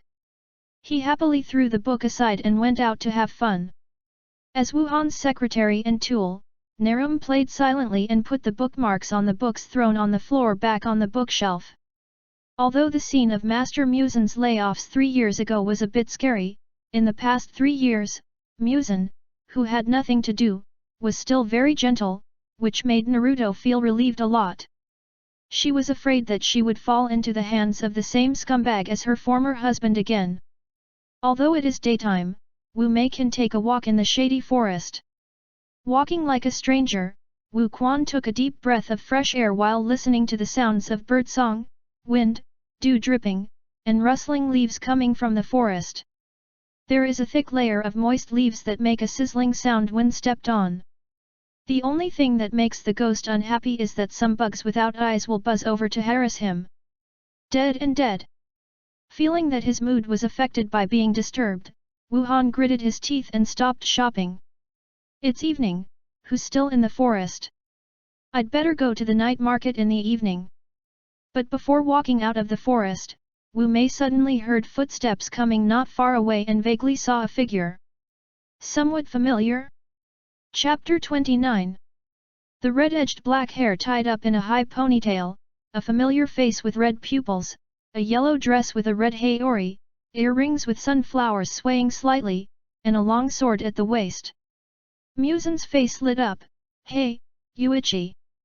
Kibutsuji MUZAN! Hearing this, MUZAN realized that Yuichi's expression was not right. At this time, Yuichi's face was solemn, his voice was suppressed, and he looked ready for battle. Even his eyes were full of murderous intent towards him, and one hand had already grabbed the hilt of the knife. MUZAN couldn't help but frowned and took a step back carefully. What do you mean?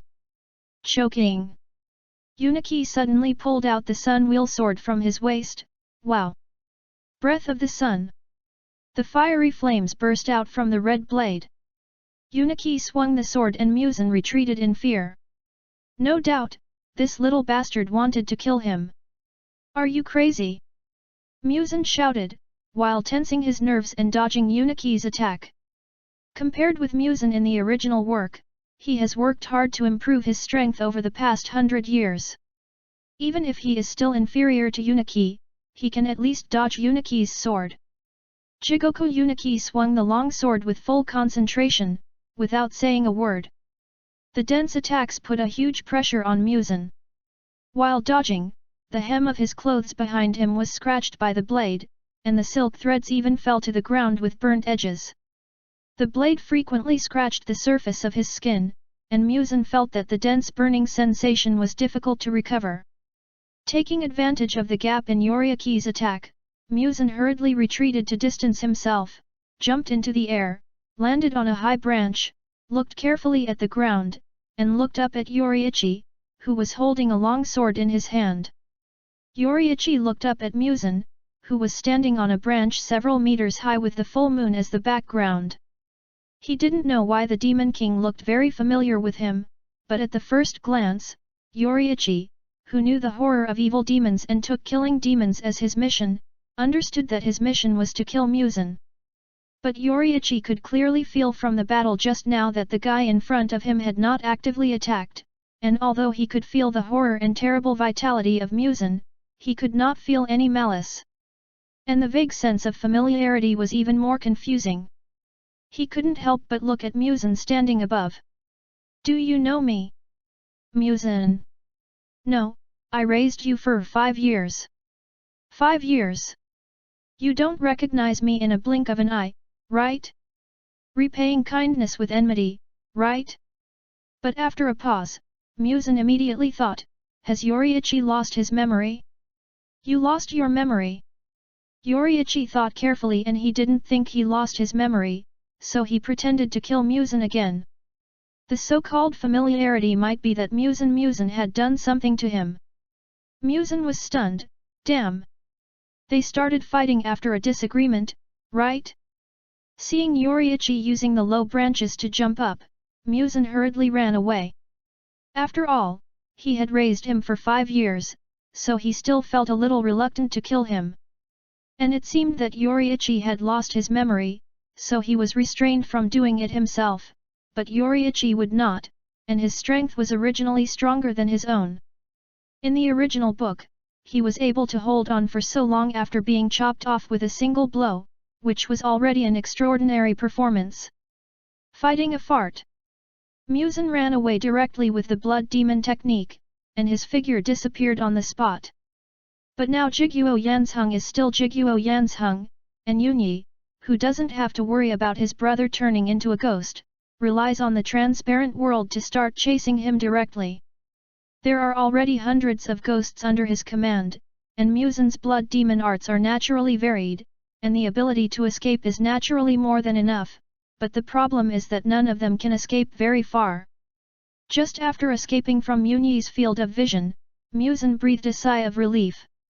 He was already several towns away from Mori, and MUZAN wondered how he could catch up. But the next moment, he suddenly felt a burst of heat coming towards him, and MUZAN's pupils shrank, and a red knife with the scorching heat of the sun's breath was reflected in his eyes. MUZAN! Frightened, MUZAN instinctively stepped back, dodged sideways, and a few strands of black hair slowly burned. MUZAN widened his eyes, and slowly looked at Yunyi, who was full of fighting spirit, with lingering fear. Fuck! This is a human! Even though he already knew that Yunyi's strength was at the ceiling, they all agreed that he was still a human being, right? But, what the hell? Is this a human being? Who is the ghost? He escaped by using the blood demon technique to flash, but Yunyi caught up with him instantly with his feet? MUZAN didn't dare to think about what would happen if he escaped. Will Yoriichi even be able to catch up to Infinite City? Is Yoriichi so strong or is it a modification of the legendary plot power? In the original book, I didn't see that it was so difficult for MUZAN to escape. Yoriichi didn't care what MUZAN was thinking. He caught up with him and stabbed him again and again. MUZAN retreated hastily and frantically, his 7 hearts pounding because of nervousness and fear. At this time, Yoriichi Tsugakoko was full of oppression, with the marks on his forehead, a murderous expression, and a long sword stained with a few traces of his blood.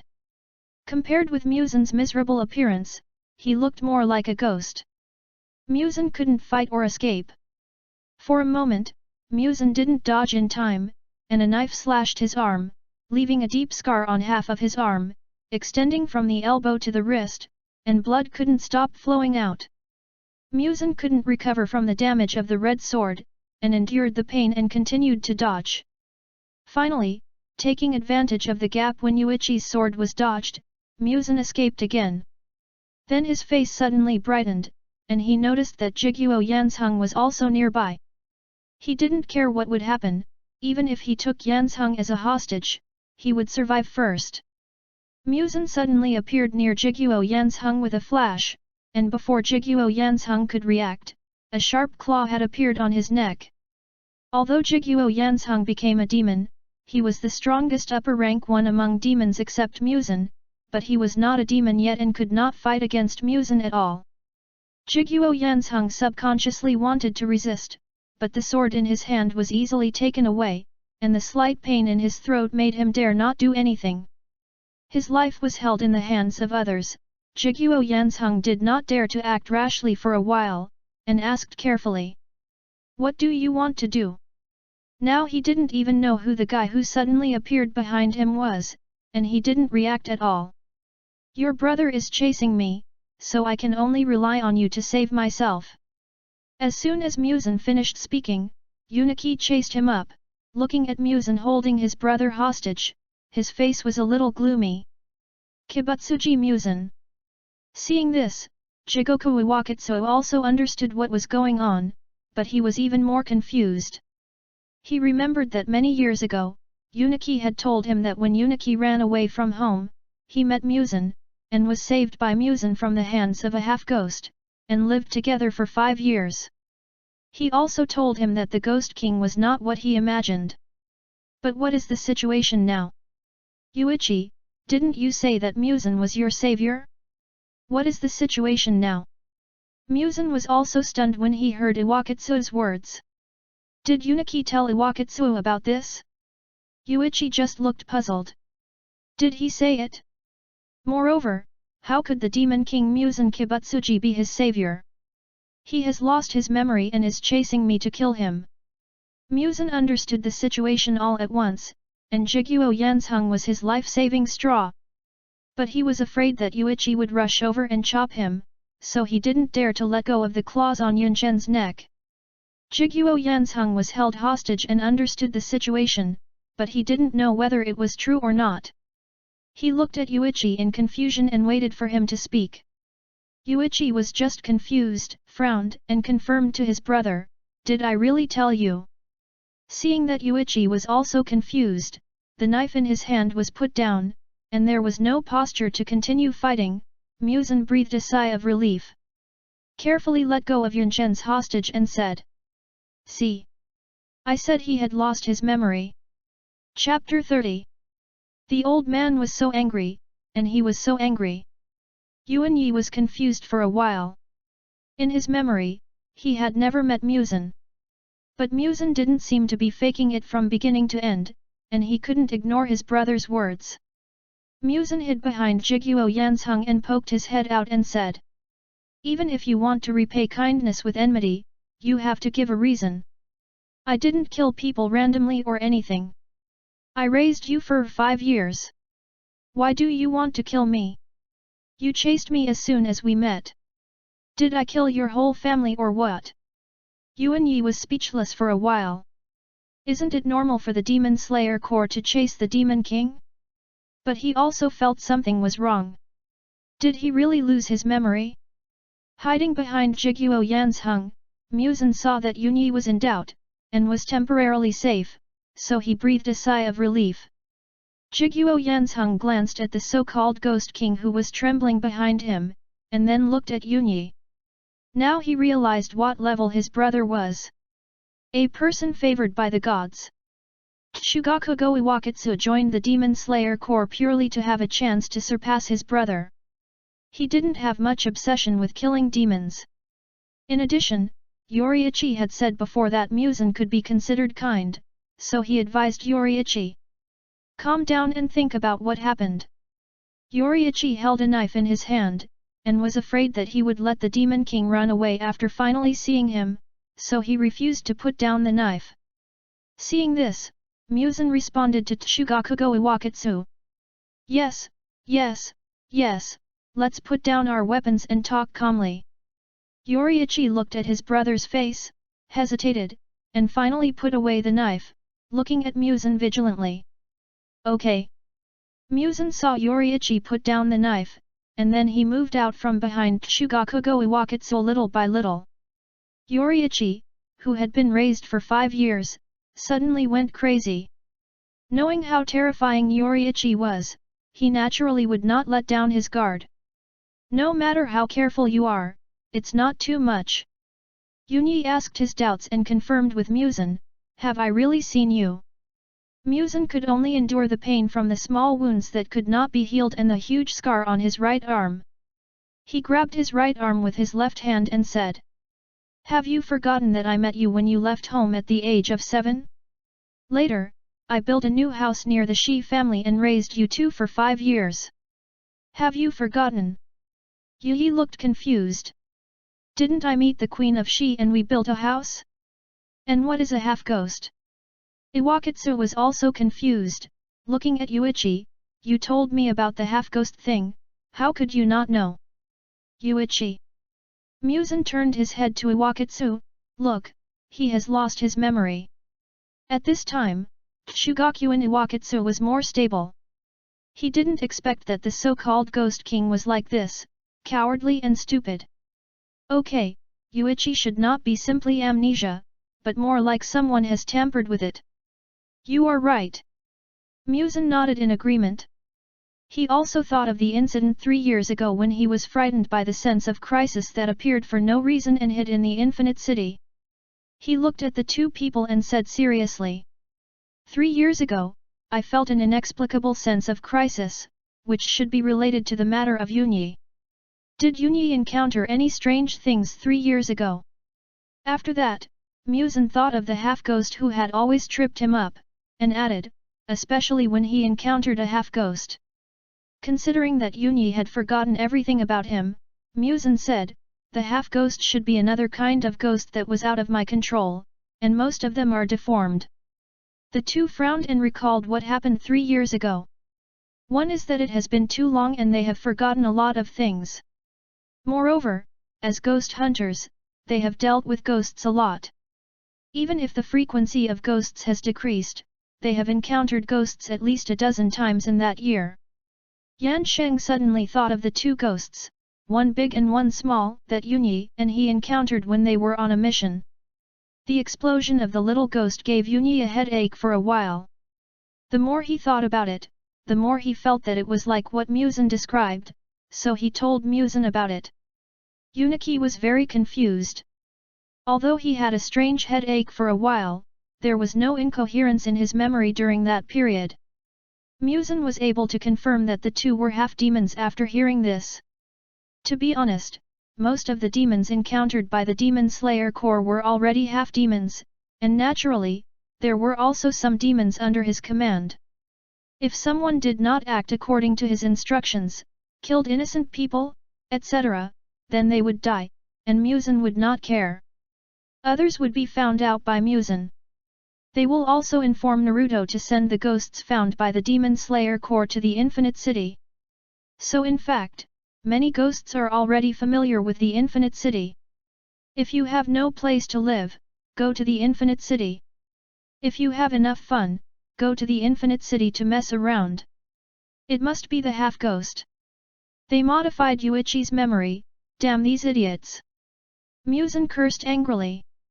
Iwakatsuo ignored the useless words and asked, but the half-ghost is dead, how to restore Yuichi's memory now? I don't know. MUZAN answered instantly. Yuichi and Iwakatsu. So you are quite proud? But you can ask others.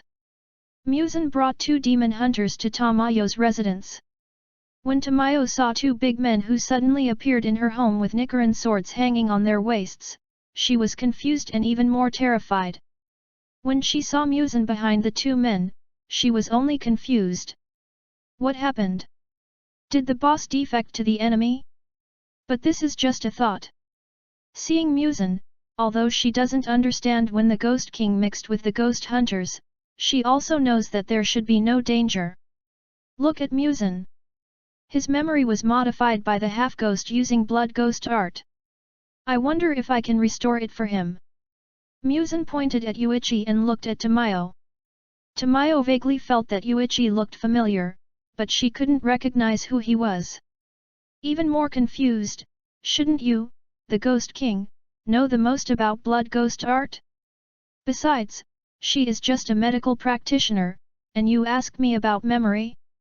MUZAN listened to Tamayo's inner complaints and looked at her expressionlessly. Tamayo. Okay, forget that he can hear what she thinks.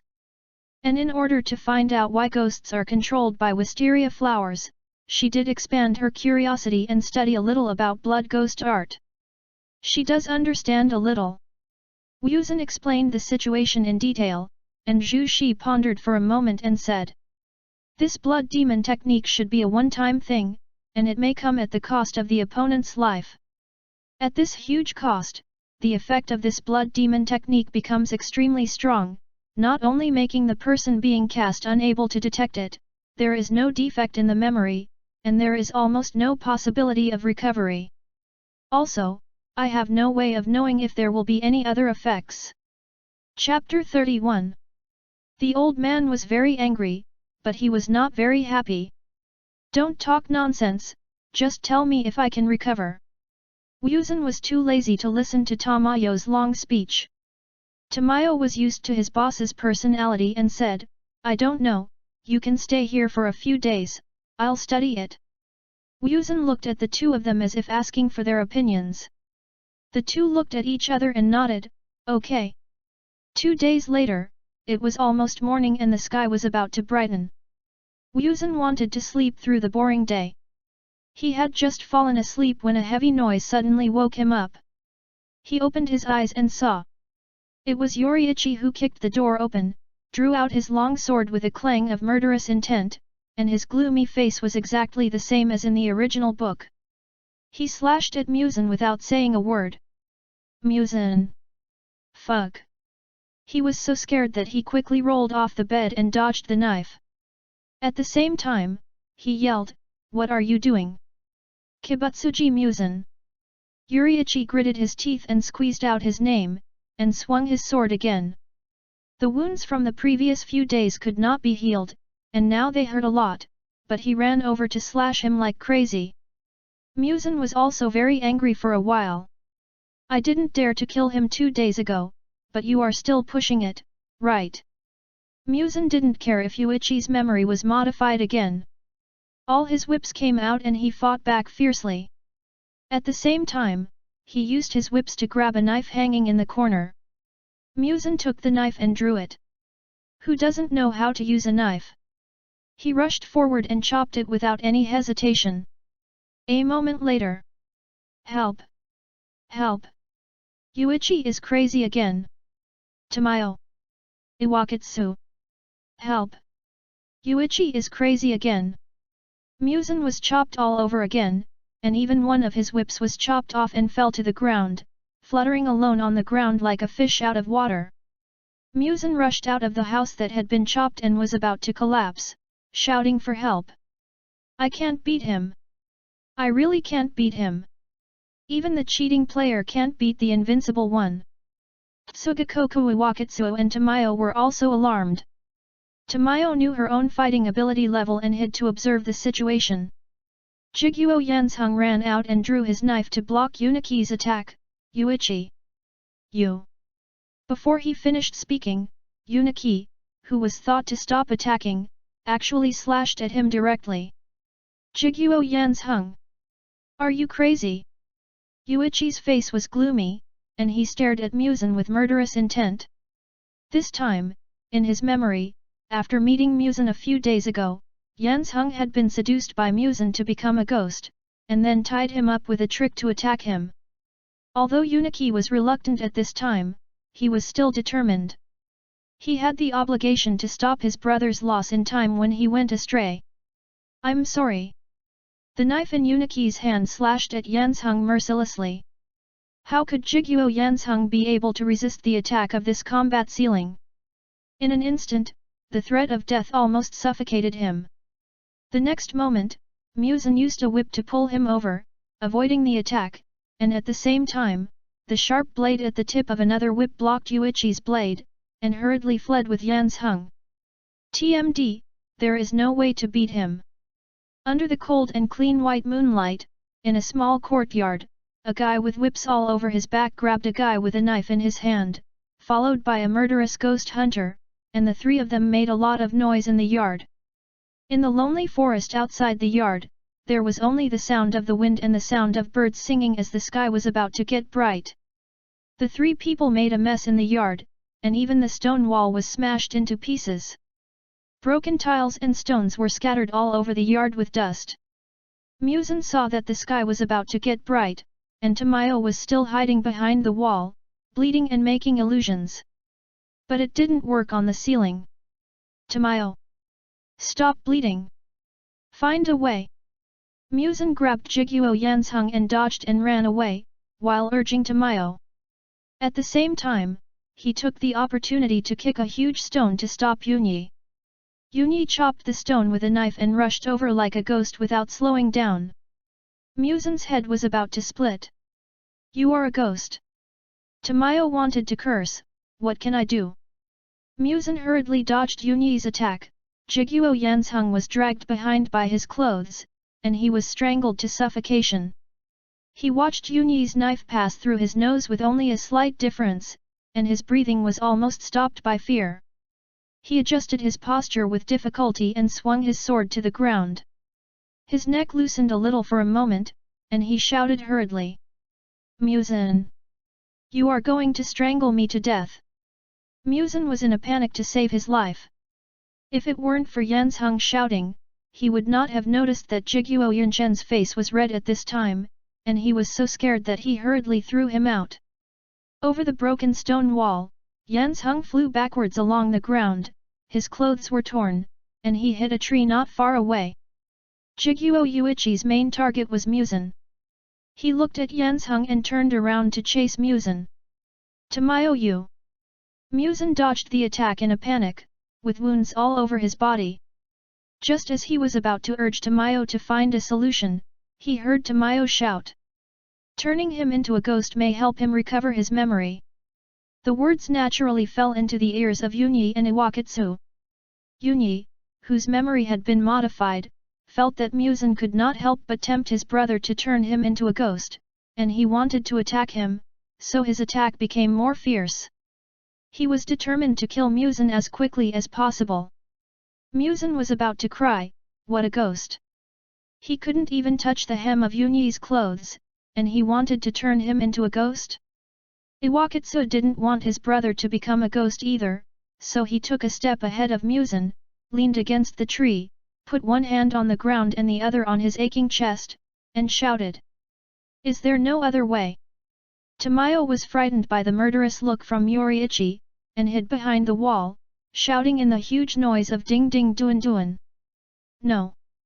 There is only this one way. Don't hesitate.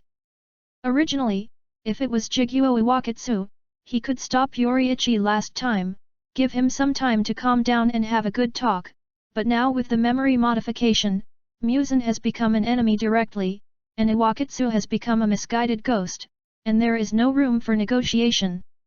If it drags on any longer, they will all die at dawn. And the bigger problem is that even if Jiguo Iwakatsu is not killed by the sun until dawn, and Yoriichi realizes that something is wrong, there is no place to hide here, and with Yoriichi fighting with them, MUZAN's hope of survival is almost zero. Tisk. Tsugokuni Iwakatsu was also very unhappy, and so was MUZAN. Their lives were put in danger by the half-ghost's conspiracy. MUZAN glanced at Iwakatsu inquiringly. Tsugokuni Iwakatsu gritted his teeth and shouted. Become a ghost. MUZAN was also determined to hear this. He gritted his teeth and turned around to meet Yuichi with his whip. Yuichi was not deaf, so he naturally knew what MUZAN was planning. He immediately swung his knife straight at MUZAN's head. MUZAN must be killed. MUZAN's several whips and bone whips tried their best to resist Yuichi's blade, and he endured the pain of the whips being cut off. Yuichi reacted quickly, and when he saw that the knife was not completed, he was about to retreat and avoid MUZAN. But the next moment, a figure suddenly appeared behind Yuichi, and the claws were about to pierce his back, but how could Yuichi be hurt by an ordinary ghost? He took a step back, turned his body suddenly, and slashed with a knife. Yanagisawa Jixing was so scared that he quickly stepped back, Ming knew. In an instant, Yanagisawa Jixing disappeared directly from the back of Yuichiro.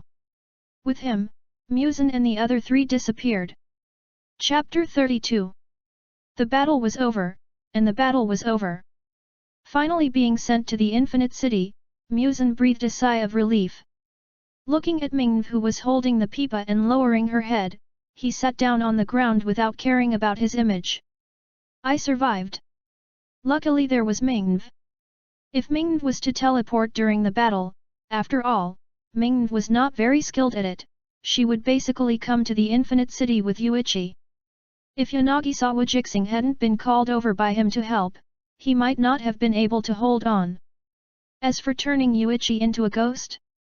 It was so funny, he thought, it was impossible. A sneak attack was also impossible. Once he appeared, MUZAN was sure that Yuichi would notice it at the first time, and it would be difficult to get away at that time. MUZAN looked at Tamayo, who was standing aside, and asked, "Is there really no other way?" He could hear Tamayo's thoughts, and actually had the answer, but he just hoped that Tamayo would come up with another way. Iwakatsu, who was teleported here, lay weakly on the ground. After hearing MUZAN's words, he also propped himself up and looked at Tamayo. Tamayo shook his head. "There is no other way. Now the blood demon art that Yoriichi has suffered is obviously that all the memories related to you will be modified, and in the end it will make him hostile to you, and no one except the caster can remove the blood demon art. If you want to change it, you can only turn him into a demon. Otherwise, even if it is solved this time, his memory will still be modified in the future, there is no way at all. And after becoming a demon, he is controlled by you, because the effect of the blood demon art can only be achieved with your blood, and it cannot be effective because of your existence. And only this method can completely solve it and eliminate the trouble forever, otherwise there may be something else." The two of them looked bitter when they heard this. MUZAN wailed, "The problem is that I can't turn him into a ghost." "No." Tamayo said seriously, "You can." MUZAN, looking at Tamayo expectantly, hoping that she can come up with some constructive suggestions. "You said that God will not let down those who work hard. As long as you keep trying a few more times, you will succeed sooner or later." MUZAN, you are really a little genius. Seeing MUZAN's expression, Tamayo said helplessly. "There is no other way, you can only try more. If you fail, run back to the Infinite City, otherwise you two can only hide in the Infinite City until Yoriichi dies." Tamayo, who already knew that Yoriichi was the child that MUZAN raised about 10 years ago, continued. "And you don't want the little guy you have raised for 5 years to become your natural enemy, right?" MUZAN's mouth twitched a few times. "It won't be a natural enemy." MUZAN looked at Tsugakushi Iwakatsu. "What are you going to do?" Tsugakushi Iwakatsu, hide. They are brothers in distress. 3 days later, Tsugakushi Yoriichi returned to the Demon Slayer Corps and told the facts. Just like the original plot, he was expelled from the Demon Slayer Corps. At some point, Komatsu Tenji's family had moved into the small thatched cottage, and the people who were originally arranged to live in the house built by MUZAN became their neighbors, and enthusiastically helped them rebuild the thatched cottage, making it more livable.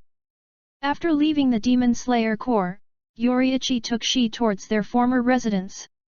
When they saw people living in the two houses from afar, they were about to leave, but were seen by Tenji, who was returning home from chopping trees. Tenji saw the two people and waved his hand high with firewood on his back. "Hey, it's getting dark, come stay for a night." Yoriichi looked at Shi beside him. So this is your residence? Tenji scratched his head uncomfortably. "It's okay," Shi smiled gently, "my husband and I are going to build another house, please stay here for a few days." Yoriichi sat next to Shi, holding Shi's hand and smiling gently. MUZAN learned from the people living in the other house that Yoriichi had already moved in there. Considering that the blue higanbana might appear because of the arrival of the Komatsu family, he temporarily put aside the plan of assassination. If there is no blue higanbana after 2 years, just act directly. After learning from MUZAN that Yuichi lived in that place, Iwakatsu left the Infinite City. If he couldn't beat him, couldn't he just hide? At this point, he finally understood that Yuichi, who was given the task of killing MUZAN by the gods, was not a human. All the ghosts, including the Ghost King, had already agreed with this. That was a combat power beyond this world. Just treat him as a cheating player. It would be foolish to try to compete with him. Stupid. But Iwakatsu never gave up his dream of becoming the strongest samurai, not including Yoriichi. But just after leaving the Infinite City and preparing to go home, Iwakatsu saw the Demon Slayer Corps. The demon hunters who were misled by Yoriichi's news had already regarded him as a demon. Shugaku Iwakatsu. A demon hunter was full of anger and roared and chopped over, you are not worthy of learning breathing techniques. Shugaku Iwakatsu. Murana. Swish. Shugaku Iwakatsu appeared in the Infinite City again. It was impossible to fight. And MUZAN had already told Murana that if anything happened to Shugaku Iwakatsu, bring him back to the Infinite City in time. And Shugaku Iwakatsu's actions also made the Demon Slayer Corps more certain that he had become a demon. Standing in the Infinite City, Shugaku Iwakatsu suddenly remembered that dream, which seemed more and more familiar. Tanji listened to Shugaku Iwakatsu telling his story, and heard that his brother had become a demon, and silently showed a sad expression. With a sad smile on his face, Yunyi sat under the eaves, looking into the distance, and suddenly saw Tanji's child running over with a smile. For a moment, something seemed to be touched in his heart. He took off his sunwheel flower earrings and carefully put them on the child's left and right ears. The sun shone on his face, and the sad smile seemed a little warm at this moment. The next year, Yunyi taught Tanji's family the breath of the sun in the form of the fire god dance. The Kamadu family, who made a living by burning wood, was closely related to fire. When Tanji learned to dance the fire god dance from Yunyi, a blue flower of the other shore quietly bloomed. She sat under the eaves, watching the two dancing in unison in the sun, and suddenly noticed a familiar but slightly strange flower blooming in a corner. He couldn't help but look at Yunyi. The people who were arranged to live here nearby also noticed she's abnormality, followed her gaze, and their pupils shrank, and their faces were overjoyed. He quietly walked over and dug out the flower with his roots. Although the flower was already closed when it reached MUZAN, but I already got the flower, so why worry that it won't bloom? How can Filong lose when he rides on the face? In the original book, a pig's offspring cultivated a blue higanbana to death, so MUZAN was extra careful with the blue higanbana he got. He sent it to Maruoka Masahiro and Maruoka Kinko, and let someone who could see the sun cultivate it well. That day, MUZAN laughed all day, like a big fool. Chapter 33. The old man was so angry that he was lying on the ground. He. MUZAN sat on the wooden board and smiled foolishly at the thing in his hand. After laughing for a while, MUZAN coughed twice and straightened his face. Be reserved, be reserved. He. Just after he finished speaking, MUZAN couldn't help but smile foolishly again. Blue Bianhua. The power of the plot is just like this, look. He still got it in his hands. After careful artificial cultivation, MUZAN got the blooming Blue Bianhua. In order to prevent the half-ghost or the power of the plot that he didn't know whether it existed or not, MUZAN was cruel and decided to take it directly. Now there is only one flower, and he can't bear to let others eat it. Tamayo sat on the other side, a certain distance from him, looking at him expressionlessly. Mingnu was still in her old position, holding her peepa with her head down, ready to act in time if anything unexpected happened. Jigoku Iwakatsu also joined in the fun and looked at MUZAN, but he stood by the railing, a little far away from MUZAN to prevent any accidents. MUZAN looked at Tamayo and regained his serious expression. I ate it. If anything happens, you must save me. MUZAN took the blue-red spider lily, which he was afraid of losing and dared not wash, with a serious and even solemn face, and carefully put it to his mouth. His movements suddenly paused, and he put down his hand and turned to look at the people in front of him. If I become a human, you won't kill me, right? Tamayo, Mingnu, Iwakatsu. You are so cautious. Seeing their reactions, MUZAN raised his hand and put the blue higanbana into his mouth. His movements paused again and he looked at them. I really won't turn into a human or die if I eat it, right? Okay, I'll eat it. Seeing that they were speechless, with a look like don't you know it, MUZAN stopped wasting time. After all, the blue higanbana wouldn't bloom for long. And he knew it himself. It was highly likely that he wouldn't turn into a human or die. After all, for hundreds of years, MUZAN himself and his former boss had studied relevant materials. With the foresight of the original work and Nezuko's situation, it was basically certain that it would be fine. Taking a deep breath, MUZAN made up his mind and swallowed the blue higanbana in one gulp. He chewed it twice and savored it. Hey! MUZAN's face suddenly crumpled into a ball, numb and astringent, and there was an indescribable smell, like all kinds of rust, insecticide, gasoline, rot. All kinds of indescribable smells rushed in at once. The whole mouth was occupied by that taste, and the throat was pierced by the rushing taste, and the whole person was in pain.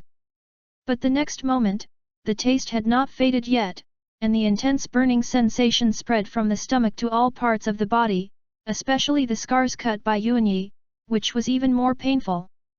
MUZAN's face suddenly became more painful and hideous. He kept curling up, and the plum-red pupils and black-red long nails that had been restrained could not help but emerge.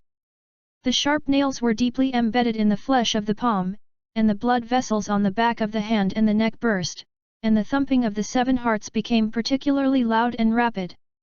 The bone whips and pipe whips on the back, waist, and legs also emerged, dancing like crazy, and the surrounding wooden pillars and floors were torn like paper, trying to relieve the severe pain.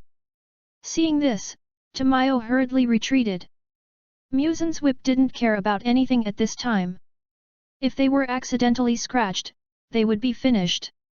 Moreover, his heartbeat made the 3 of them feel uncomfortable. Their hearts were extremely uncomfortable. The floor was dented by his scratches, and MUZAN's teeth squeaked. The consciousness in his mind was a little fuzzy, and he felt as if he was immersed in a scorching volcano, and every cell was surrounded by boiling heat. Time became extremely long. It seemed like a day, a month, a year, or even decades, and MUZAN fell to the floor in a daze. Consciousness gradually returned, and MUZAN opened his eyes with difficulty, looking at the top of his head that was the same as before he fainted. Feeling his body, the pain had all faded, and the scars that Yuanyi had cut on him had also disappeared. The whip and bone whip were still hanging on the wooden board. It didn't get weaker. MUZAN was relieved. The whip and bone whip that had poked holes in his clothes when he came out were put back into his body. MUZAN got up from the ground and saw Ming-Nu kneeling in the old place holding the pipa. Tamayo and Iwakatsu had already left. Because of fear. If you move him, something will happen. No one moved him, so they just threw him on the ground and left him alone. How long have I been unconscious? My lord, 1 day. Only 1 day. MUZAN was a little surprised. How come it was only 1 day? He felt that he would not be surprised if he was told it was a year. Maybe it was too painful, so it felt like a long time. After all, he still remembered getting an injection when he was a child, and a few seconds felt like a long time. MUZAN straightened his clothes full of holes, feeling a little expectant and excited. Ming-Nu. Ming-Nu heard this and gently plucked the strings of the pipa. Zhang. MUZAN appeared in the house where he lived, changed his clothes, and took a deep breath. He must be fine. MUZAN opened the window a little, saw the sunlight coming in from outside, and carefully reached out to feel it. It doesn't hurt. MUZAN was a little bolder, opened all the windows, and stretched one hand under the sundae. Safe and sound. He is really not afraid of the sun anymore. MUZAN suddenly lost his mind and jumped out of the window. The sun shone on his body, which had not seen the sun for more than 500 years. The long-lost warmth penetrated into his skin from the sunlight. It's been more than 100 years. It's been more than 100 years. He finally saw the sun again. I'm alive again. MUZAN opened his arms, raised his head and looked directly at the sun, shouting. Anyway, even if his eyes hurt from the sun, he could recover. Look directly at the sun? Sprinkle some water. He. MUZAN couldn't help but grin. Invincible, I'm really invincible now, no one can kill me. To be honest, after crossing over, fear of the sun has always been a heart attack for MUZAN. After all, in the original book, MUZAN was killed by the sun, so he has never felt safe. Even if no one can defeat him, it is difficult to feel at ease with this weakness. But now, after taking the blue higanbana, not only is he not afraid of the sun, he is not afraid of the red sword either. The red sword relies on high temperature, and together with the sun, the blue higanbana eliminates this weakness. Although he still can't beat Yunyi can't hurt him either. Various wild thoughts also emerged. But those thoughts are put aside for now. He, MUZAN, wants to bask in the sun now. Lying comfortably in the rocking chair, the sun shines down, MUZAN is so comfortable. Not long after, Tamayo, who learned that MUZAN had woken up, rushed over. "Sir, give me some blood, I need to study it." Chapter 34. The wound was so severe that the blood flowed down his arm into the small bottle that Tamayo took out. After filling it up, Tamayo left with the bottle contentedly. MUZAN ran to the town to buy food in the sun. He, MUZAN, no longer needs to eat people. After taking the blue Bianhua, MUZAN's disease was positively treated. He was no longer restricted to eating people, but could digest other foods. But as a ghost, he still eats people to increase his strength. It doesn't matter, as long as he can eat ordinary food. The long-lost son. The town where MUZAN lives is not very prosperous, and the population is not large, but there are many small shops open in the morning. Under the rising sun, people started a busy day. There were already quite a few people on the street. MUZAN smelled the aroma of food floating on the street, and finally lost the nausea, and ran to eat breakfast excitedly. On this day, MUZAN tried sushi, sashimi, ramen, and the like. Thanks to his strong digestive ability, he didn't feel full after eating all morning. But the sense of satisfaction was full. After eating a lot of main meals, MUZAN started to buy some snacks. To be honest, some desserts were still very delicious, and MUZAN bought while eating. It was not until the sun was high that MUZAN returned with a full load. Thanks to the blood ghost art of the mirror space, all the things MUZAN bought were thrown into the mirror space, and there was no time passing in it, comparable to a refrigerator, absolutely useful. When he returned to the courtyard, he noticed that Jiguo Yanzheng was waiting for him. When MUZAN saw Jiguo Yanzheng, he recovered from his excitement and remembered that the matter of Yuichi had not been resolved. "How about I turn you into a ghost? Just starve Yuichi to death." MUZAN approached and said with a chuckle. Shugakugo Iwakatsuo looked at him silently, as if to say, "Don't waste time." MUZAN suddenly felt bored. Okay, just a joke, but are you so anxious to turn Yuichi into a ghost?" Yuichi was now equivalent to a chess piece in the hands of others. How can a person live with wrong memories? Besides, even if he becomes a ghost now, he is not afraid of the sun and can have an infinite lifespan. If he was not worried that he would have to live by eating people in the future, Shugakugo Iwakatsu would have been tempted. "Do you still want to eat people now?" MUZAN didn't know what Iwakatsu meant by this question, but he still answered. "Not really, ordinary food can be eaten, although you can eat people, but there is no need."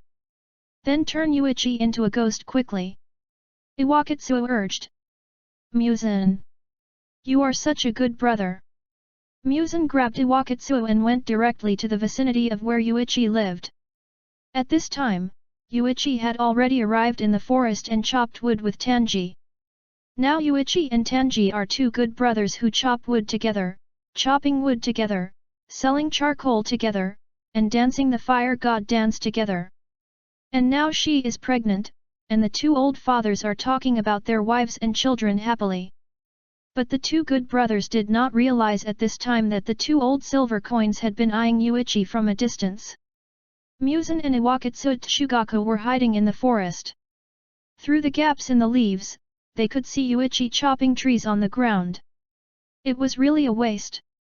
The ceiling was actually chopping trees? Yuichi vaguely felt a sense of voyeurism and couldn't help looking around.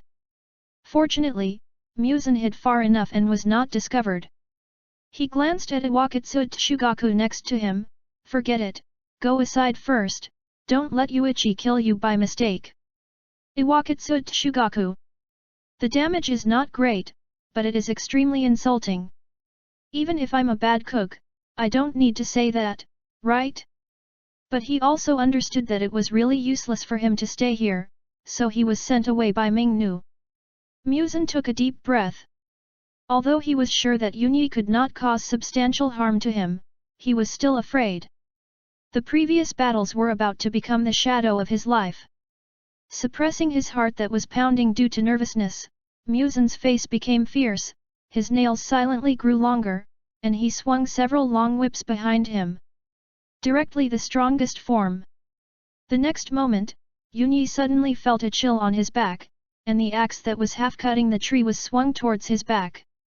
The pipe whip behind MUZAN swung violently to block Yunyi's axe, and at the same time, the speed did not slow down, and several pipe whips stabbed at Yunyi at the same time. Yunyi did not have a knife at this time. Although the axe was strong, it was still not comparable to the knife. But to be honest, MUZAN still couldn't beat Yunyi. He just took an axe and swung it hard.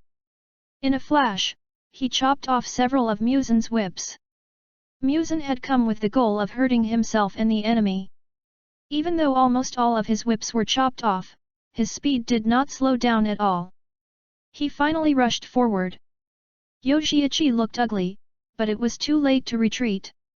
MUZAN poked his finger into Yoshika's head, and the pain came instantly. Yoshiichi chopped off half of MUZAN's head with an axe. But MUZAN, who had already succeeded, didn't care about these and pulled back his fingers. MUZAN's blood was injected into his body. The previous attack was the last one. At this time, he had completely lost his fighting power, his consciousness was drowsy, and his whole body was weak. He only felt unbearable pain all over his body. Feeling a familiar dizziness, Yoshiichi cried out in pain and finally couldn't hold on. With a bang, the axe in his hand fell to the ground, and then the whole person fell down. Seeing this, MUZAN finally breathed a sigh of relief. Only half of his head was left, which looked particularly horrible and miserable. His severed whip fell on the ground. He looked extremely miserable. Tiny flesh tentacles extended from the edge of his head, spreading and weaving rapidly, forming flesh tissue, blood vessels, bones, eyes. In just a few seconds, the whole head recovered. MUZAN went over to pick up the whips one by one, and the whips melted into his hands like melted ice. Oh, poor me! MUZAN looked at the blood splattered on the ground, all of which were his own blood. There was finally movement from Uniki's side, and his body moved slightly. MUZAN was startled by this and first slightly pulled away. Then, after feeling that he had control over Uniki, he breathed a sigh of relief. It worked. Uniki finally regained consciousness, and struggled to get up from the ground. He looked at MUZAN and saw that MUZAN's clothes were chopped into several holes at this time, with a complicated look on his face. His memory was restored, but he also remembered the modified memory and the memory of the battle, so he was in a complicated mood now. Thinking of running back with she mentioned MUZAN once, and being scolded by him, he was even more at a loss. Yunyi looked at MUZAN and finally said, "I'm sorry." MUZAN was relieved, and his sharp nails of demonization were restored. He walked over and raised his hand to touch the head of Yunyi, who was taller than him. "It's okay, I don't blame you," and, MUZAN showed a not-so-serious smile, "I'm your old father, it's normal to forgive my son." Yi. Although I should be moved, how obsessed are you with this? Chapter 35. The two of them were very close, and the two of them were very close. In the simple, slightly small but very warm thatched house, she served tea to MUZAN and Yunyi, and sat next to them with her big belly, leaning against Yunyi. MUZAN, hiccup. Seeing that his son had taken his own cabbage and played a runaway game with the cabbage, MUZAN knew it for a long time, but he couldn't help feeling sad when he saw she's big belly. He simply slapped Yunyi on the head. "Let you do it to she." Although Yunyi didn't feel any pain, he still shrank his neck. She smiled and asked in confusion, what happened? MUZAN was too lazy to say it, and glanced at Yunyi to signal him to tell the story. Yunyi then told she the reason for the incident, and she nodded. So, Yunyi, are you now a ghost like MUZAN-sama? Yes. Yunyi was a little worried, and couldn't help hugging she from the back. MUZAN glared at him, looked at she and said, how about I give you some blood too? No, she shook her head, I don't want to be a ghost. MUZAN asked, because ghosts need to eat people and are afraid of the sun. Yeah. She nodded. Then you can rest assured. MUZAN smiled, I have found the blue spider lily, and now I don't need to eat people and I'm not afraid of the Sunday. After that, MUZAN looked at she expectantly, and the meaning was very clear, come on. Let's all become ghosts together. But she shook her head again unexpectedly, no. Why? MUZAN asked immediately, he didn't understand, isn't this equal to eternal life? Why don't you want to? You look down on ghosts, right? She explained. I just want to spend my whole life with Yuniki peacefully, and live with him. As she spoke, she looked at Yuniki tenderly, with a gentle and satisfied smile on her lips. MUZAN was speechless for a moment, MMP. BIA. MUZAN slapped Yuniki again, glared at him, and stood up. Go live your life. Yuniki rubbed his head, smiled awkwardly, and watched MUZAN disappear with a little embarrassment. 4 years later. The people who were originally arranged to live near Yuniki's family had left, and only Yuniki and Tanji's families were left living on the small flat land in the forest. Almost all the ghosts either took the blue-red spider lily or were given blood by MUZAN, and were no longer afraid of the sun. Yuniki was still living warmly with she, and MUZAN came to see him from time to time, giving him some snacks or something, and after Yuniki recovered, Jiguo Yanzheng was no longer a threat. The Demon Slayer Corps can't threaten him at all. He started to wander around, learn swordsmanship, and help MUZAN kill the half-demon he met. He became a famous wandering samurai. On this day, Jiguo Yanzheng came to the vicinity of the Yuan family.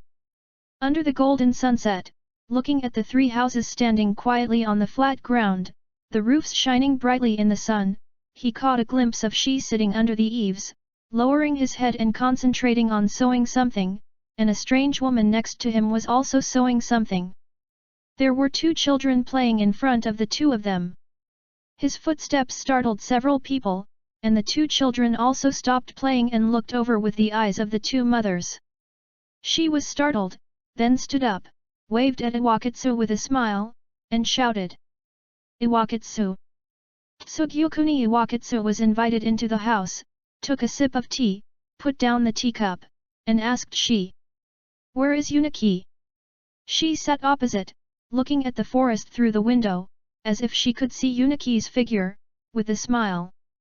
He went to chop wood, and will be back in the evening, it should be soon, you should stay for dinner. Okay, sorry to bother you. At night, while Yuniki was eating, he heard Iwakatsu say. I recently heard that people who open the stripes will die before the age of 25, and you are the first person to open the stripes, so I want to ask you, is there any way to live past 25? She, who had just sat down, couldn't help but look at Yuniki when she heard this, and then looked at Iwakatsu worriedly. Yuniki frowned and shook his head, I don't know, but maybe I can ask MUZAN. Iwakatsu looked at Yuniki, do you have a way to contact him? Iwakatsu has hardly seen MUZAN in the past few years. He has been busy improving his swordsmanship and can't contact Mingnu. MUZAN can sense my thoughts, but he may not notice. Before he finished speaking, a figure suddenly appeared in front of him. Hey? Are you looking for me? 3 people. Jiguo Yanzheng couldn't help but complain, you are the Ghost King, are you always available?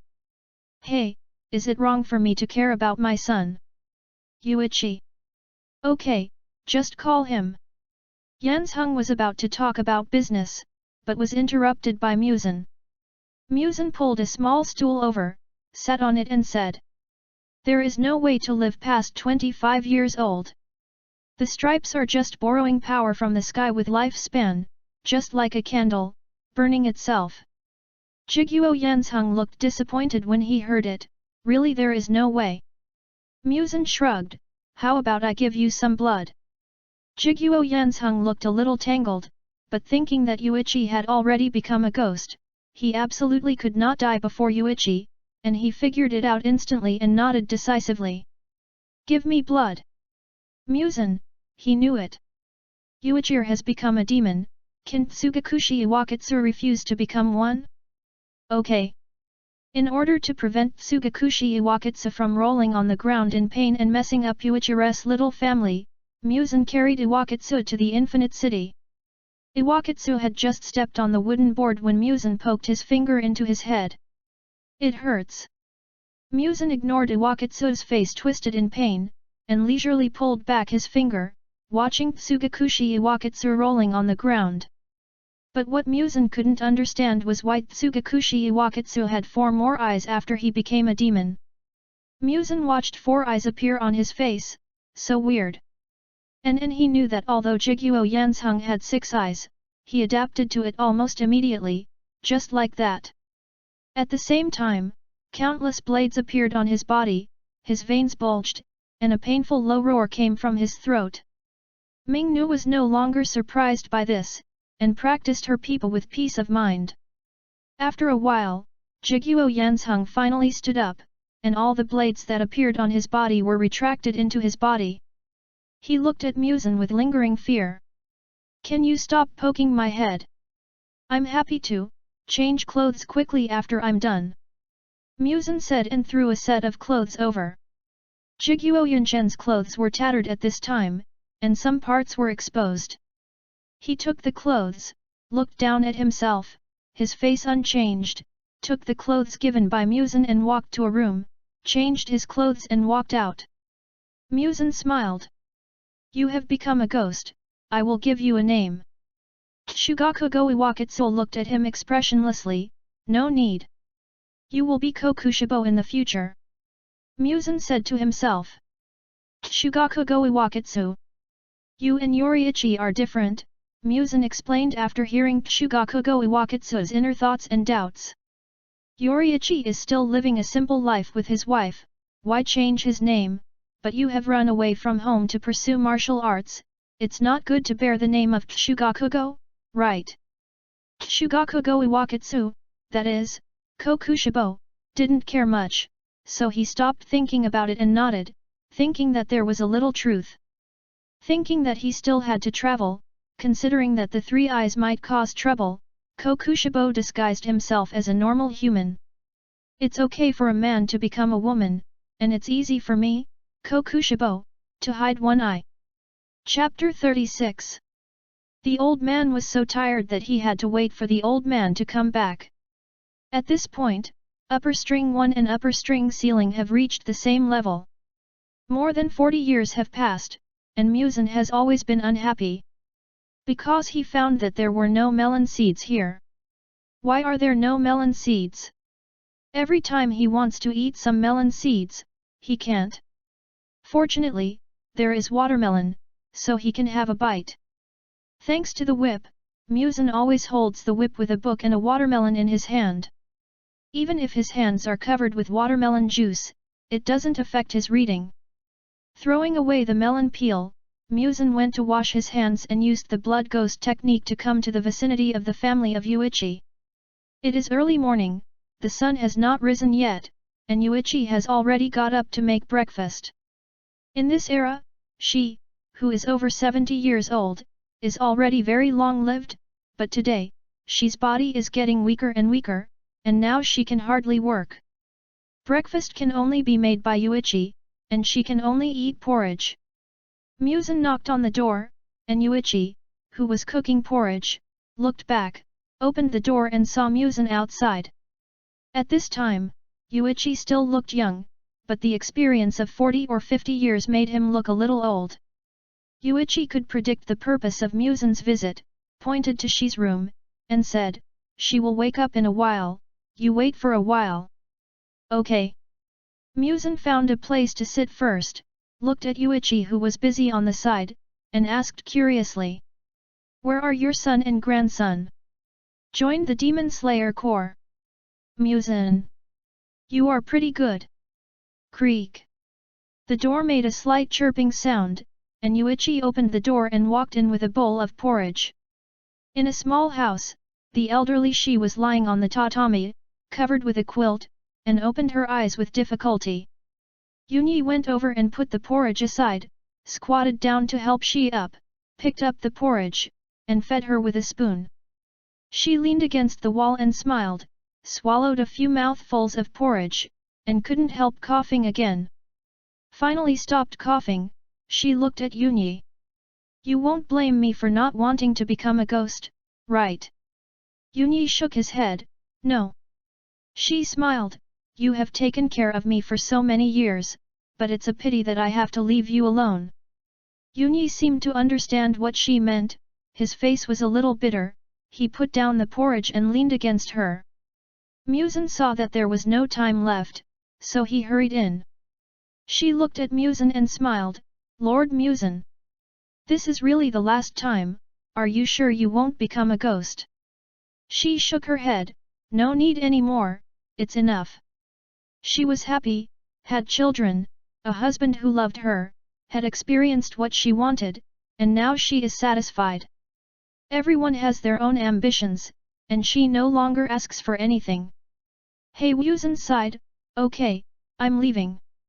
She smiled and leaned on Yunyi, "Yi, open the window, I want to see the sunrise." "Okay." 10 days later, Yunyi came to MUZAN city and looked at Mingnu. "Where is MUZAN?" Mingnu said nothing, gently plucked the strings of the pipa, and with a light sound, Yunyi appeared in MUZAN's yard. When MUZAN looked up and saw Yunyi, he knew that she had left. He took down the book and suddenly saw Yunyi's expressionless face, even with a bit of insight. "You won't let it go and don't want to live anymore, right?" "Yi. It seems not." MUZAN breathed a sigh of relief. "Come on, don't be sad, she made her own choice." MUZAN got down from the rocking chair, took out a small cookie from nowhere and handed it to Yunyi, "Eat something sweet, don't look so sad." Yunyi couldn't help crying while eating the cookie. "I don't know why, I always have a feeling that I have a lot of happiness that I shouldn't have."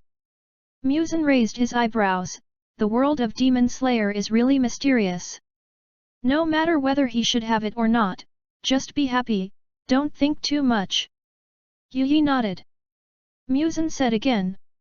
"Oh, by the way, Kokushibo is looking for you." "Yi. He has practiced swordsmanship for decades and wants to fight with you. I'll let Mingnu send you there." Yunyi nodded, and at the same time took the paper handed to him by MUZAN and wiped the cookie crumbs and oil stains on his hands. MUZAN was also teleported there because of curiosity. Decades of wandering also made Kokushibo a little tired, so he opened a martial arts school and began to hone his skills and exercise his body day and night. In addition, if any blind guy appeared, he would also laugh. His strength has increased greatly. After receiving the notice from MUZAN, after Yoriichi arrived, he came directly to an open field. Yoriichi and MUZAN were also sent here by Mingnu. Kuroshibo's face was serious and solemn. He drew out his long sword and was ready. Looking at Yoriichi who had already grasped the sword handed over by MUZAN, he took a deep breath. "Come on, don't show mercy." Swish! Yoriichi drew out his long sword. Yoriichi, who had lost his wife not long ago, really needed to vent. The terrifying aura emanated from his body, and Kokushibo felt the pressure doubled. Tsugakoku Yoriichi used all his strength without mercy. Breathing of the sun. The blade seemed to bring up a blazing flame, raising a scorching heat wave. 13th form. The next moment, Kokushibo's eyes flashed, and he felt pain in his neck. The scene in front of him rotated, and his head was cut off directly. Instantaneous. Kokushibo was beheaded before he could even use his swordsmanship. Okay. Kokushibo loses. MUZAN, who was watching the excitement and acting as a referee, shouted when he saw this. Yuichiro put away his knife and looked at his headless brother. Thank you. He felt that his brother was using this as an excuse to vent his anger, and now he really didn't feel so bad. Kokushibo's face was not good. He was full of confidence but was killed in an instant. He was not a magnanimous person to begin with, and this was like being slapped in the face. Although it was indeed a little interesting, and he had never thought about defeating Yuichiro, but at least hold on for a while. Okay, stop looking so gloomy, go pick up your head. MUZAN reminded Kokushibo. His head is still on the ground. Kokushibo looked even worse. He walked over, bent down, picked up his head, pressed it back, and glared at his boss. As for the knives used by the two, they were ordinary knives, otherwise they couldn't stand the tossing before they broke through the limit and overcame beheading. And the damage of the Nichiren sword is indeed stronger than that of ordinary knives. MUZAN went over and patted Kokushibo's shoulder. Relax, you must have become stronger, at least the strongest besides me and Yoriichi. I'm not that fragile. Kokushibo glanced at MUZAN and looked at where he lived. I prepared lunch. Great. Kokushibo will provide meals today. Because MUZAN was too lazy to cook, except for going out to buy food, he ate from all the ghosts' homes. Yuichi. Of course, he was also ate from others. Although Kokushibo's cooking skills were not very good, he enjoyed life and would ask others to cook for him. Although humans are still the most attractive to ghosts. But they would not refuse other food. Although ordinary food is digested quickly, the threshold for obtaining it is much simpler than the previous food. As long as they are not overly pursuing strength or encountering people who waste air, they will generally eat well. Chapter 37. After eating, MUZAN came to Yanagisawa Kiyoki. As for Yoriichi, he had come to his senses and wandered around the world with a Nichiren sword and an ordinary sword. He could also help MUZAN kill any half-ghosts he met. He had 2 swords hanging around his waist, like a double sword master. MUZAN was very dissatisfied with Tamayo's research progress. It's been so many years. He still hasn't figured out how to overcome wisteria. So he wanted to bring Yanagisawa Kiyoki over to help Tamayo figure it out. Yanagisawa Kiyoki was taking a leisurely nap when he was awakened by MUZAN's movement. He turned over and got up from the tatami in a daze, and saw a ghost king that big standing in front of him. He woke up all of a sudden. He hadn't seen him for decades, and he suddenly appeared in front of him. Let's go. Seeing that he was awake, MUZAN picked him up from the quilt and took him directly to Tamayo's house.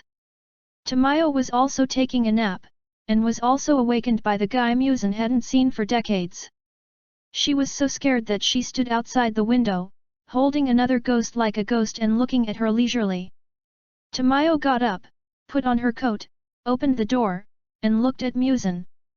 Boss, what are you doing here again? MUZAN put Yanagisawa Noriyuki down. You are too slow in research, I found you an assistant. Yanagisawa Noriyuki finally landed, straightened his clothes, stretched out his hand and forced a smile on his face. Hi. Tamayo. Okay, it's her problem. She hasn't figured out why wisteria flowers can harm and drive away ghosts for decades. MUZAN looked like he was entrusted with an important task, and patted the 2 of them on the shoulders solemnly. Come on. I'm counting on you. Don't be lazy. After that, he disappeared from the spot. The effect of wisteria flowers on ghosts is at most weakening and poisoning, and it can't cause fatal damage. In addition, he is no longer afraid of the sun, so it can't really cause any big waves. And Tamayo once told him that if he was really afraid, he should eat wisteria flowers in advance, and he would naturally overcome it after eating for a few years. If he was optimistic, he might even not be afraid after eating a few times. But the process would be very painful. MUZAN didn't want to suffer for nothing and let Tamayo lose her hair. The best assistant has come to him, how can it be wasted? After instructing the two, MUZAN also started to work on another matter. A ghost under his command had already discovered a person who looked like Komeiji. In the Edo area, there was a child who depended on his father for life, but his father was seriously ill and bedridden. The child relied on stealing for a living. He had been caught by the magistrate and suffered many punishments, but because he was still young, he was not killed. If the ghosts under MUZAN had not heard the rumor when passing by, they would not have discovered him. Looking at the description, it is almost the same as the experience of Akaza during his human period as described in the original book. When MUZAN rushed over, because the child stole things everywhere and was branded as a sinner, he was already famous far and wide. MUZAN didn't spend much effort to find out a lot of information. The child was indeed called Komeiji. That guy lives here, why are you looking for him? Komeiji's neighbor pointed to his home and looked at MUZAN in confusion. MUZAN smiled and said, I'm a doctor. I heard that there is a child here whose father is seriously ill. Okay, you are so kind. The man muttered, shook his head and left. Another passerby passed by and saw that MUZAN, a stranger, seemed to be looking for Komeiji. One of them came over with a worried look on his face, obviously not hearing what MUZAN said just now. Hello? Are you looking for Komeiji's child? MUZAN looked at the old woman who came over strangely. Well, what's wrong? The old woman sighed, subconsciously thinking that MUZAN had something stolen and ran over to ask for it, and advised. The child's father is seriously ill and has been trying to make money to buy medicine for his father. He is also a poor man. Don't blame him too much. MUZAN heard what she meant. Don't worry, I'm a doctor, I just want to come and see if I can treat his father. The old woman breathed a sigh of relief and then hurriedly took MUZAN to Komeiji's house. Pushing the door open, there was no one in the yard. Through the half-open wooden door, you can see a man leaning against the wall coughing violently. The old woman hurried over to pour him a glass of water and introduced him. He is a doctor, and he came here specifically to see you. The man finally stopped coughing and looked at MUZAN weakly. MUZAN nodded, as if to say hello. He greeted her and went over to check. He had also learned a lot of medical skills from Tamayo and Yanagisawa Kiyoki. In addition, he had the memories of the two, so he could still treat a disease.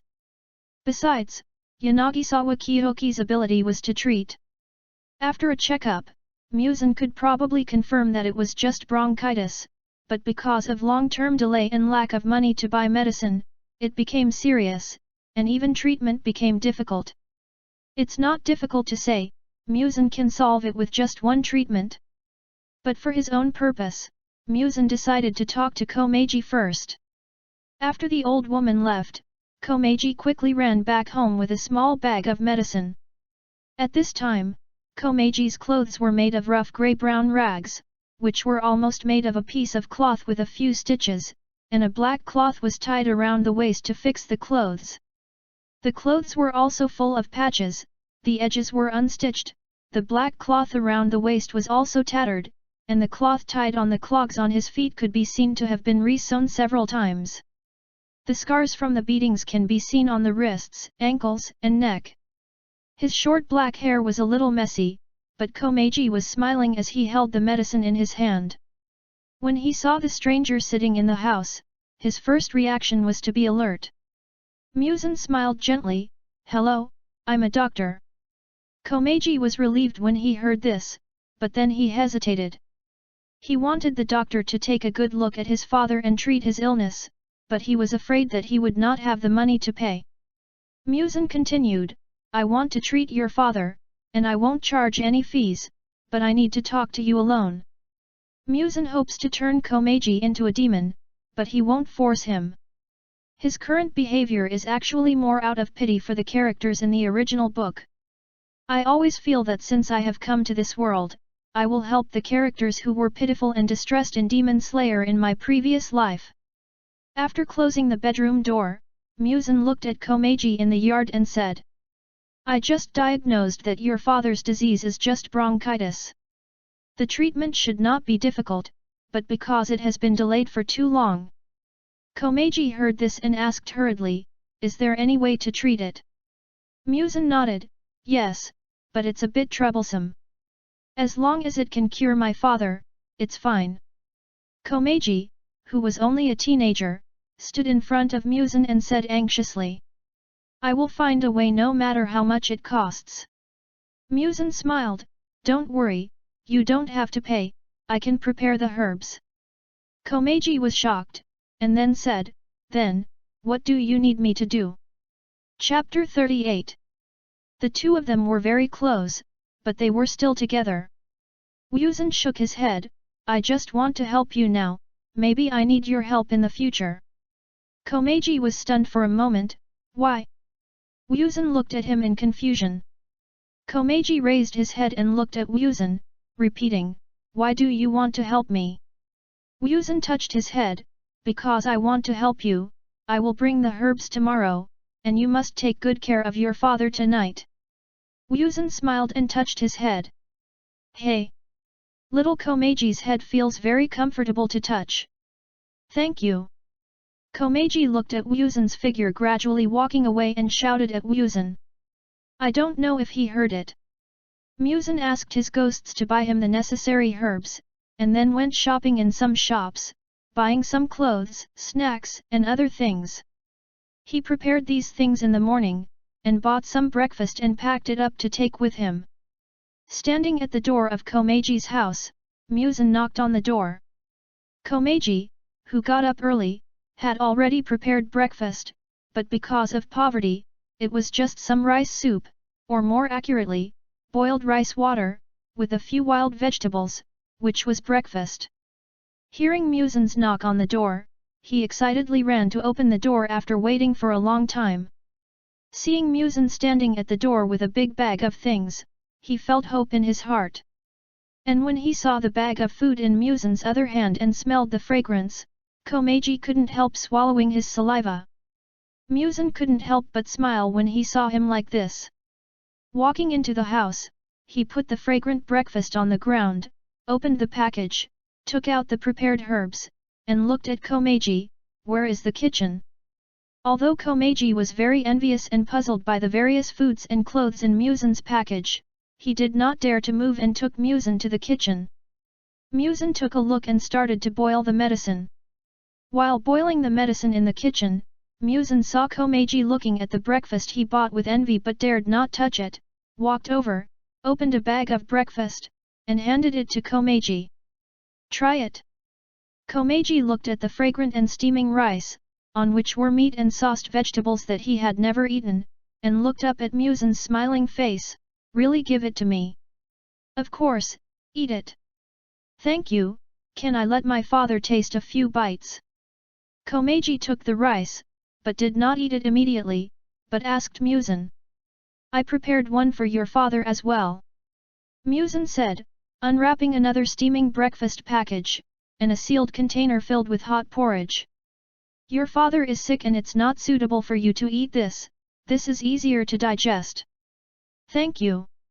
After breakfast, the medicine was boiled, and MUZAN watched Komeiji bring the medicine to his father, watched his father drink it, and then went to wash the dishes and kitchen utensils. Komeiji's father looked at his son's busy appearance, and then looked at the kind-hearted person sitting on the tatami, and forced himself to stand up and kneel to MUZAN. Thank you.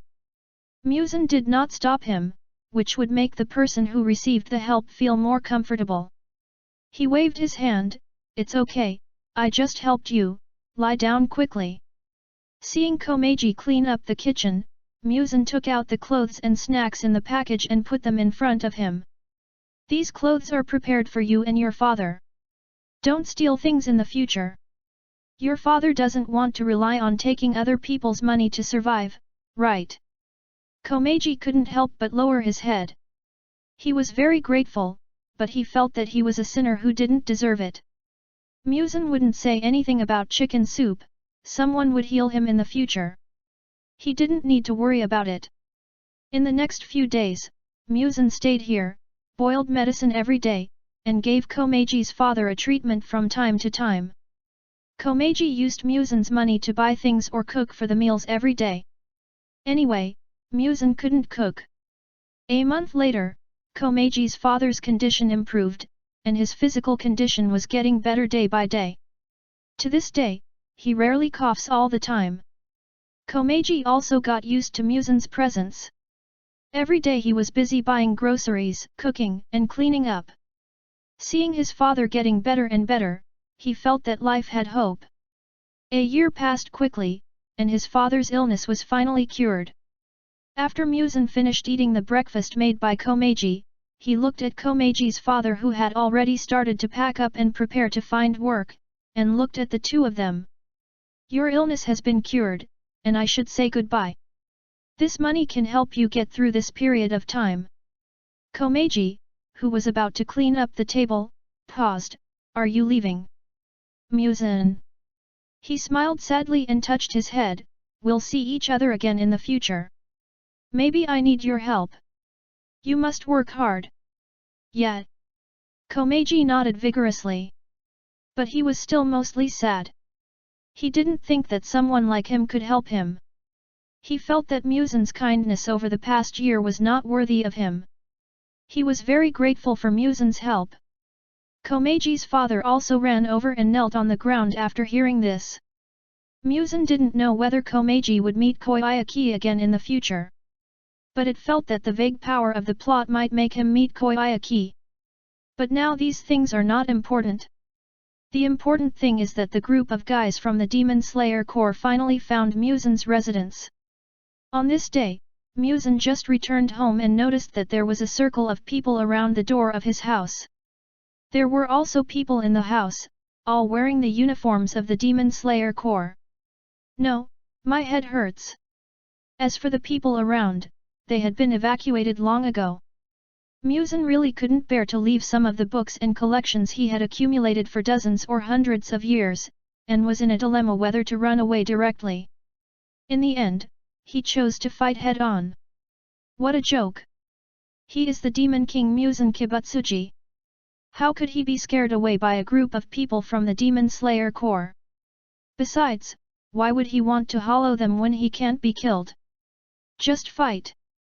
Yoriichi is a demon, who else can be his opponent? The members of the Demon Slayer Corps were also frightened when they suddenly saw MUZAN appear, and hurriedly drew the Nichiren sword from their waists and rushed over without saying a word. MUZAN whipped all of them out. Ordinary members of the Demon Slayer Corps didn't even have the chance to get close, and they would be injured by the aftermath of the battle if they got close, and the pillar-level demon hunters could only hold him back and couldn't cause any harm at all. What a joke! The ceiling couldn't cause any substantial damage to him. How could these noobs want to hurt him? MUZAN was at ease, and didn't do anything ruthless to these guys. The 4 pillar-level demon hunters felt that MUZAN was teasing them like a cat playing with a mouse, and they couldn't hurt this guy at all with their full-strength attacks. At this time, MUZAN's combat power has surpassed the combat power in the original work, and in the original work, I don't know how many layers of debuffs were added to MUZAN's defeat, but now MUZAN is in his prime. It's not something that ordinary people can deal with. MUZAN didn't understand, who gave Yubayashiki the courage to come and provoke him after finding his address. The lord of this Demon Slayer Corps is not good enough. Chapter 39. At this time, the Yubayashiki Station. The funeral of the previous Demon Slayer Corps lord who died because of the curse had just been held. The young new lord was full of hatred for MUZAN and the determination to kill him. After learning about MUZAN's whereabouts, even if there was no possibility of killing the evil ghost in the future he saw, the young man refused to give up. How could he give up after 100 years of hard work to find the location of that guy? Because of that evil ghost, Yubayashiki suffered from the curse for generations, and his father just died not long ago. How could he calm down?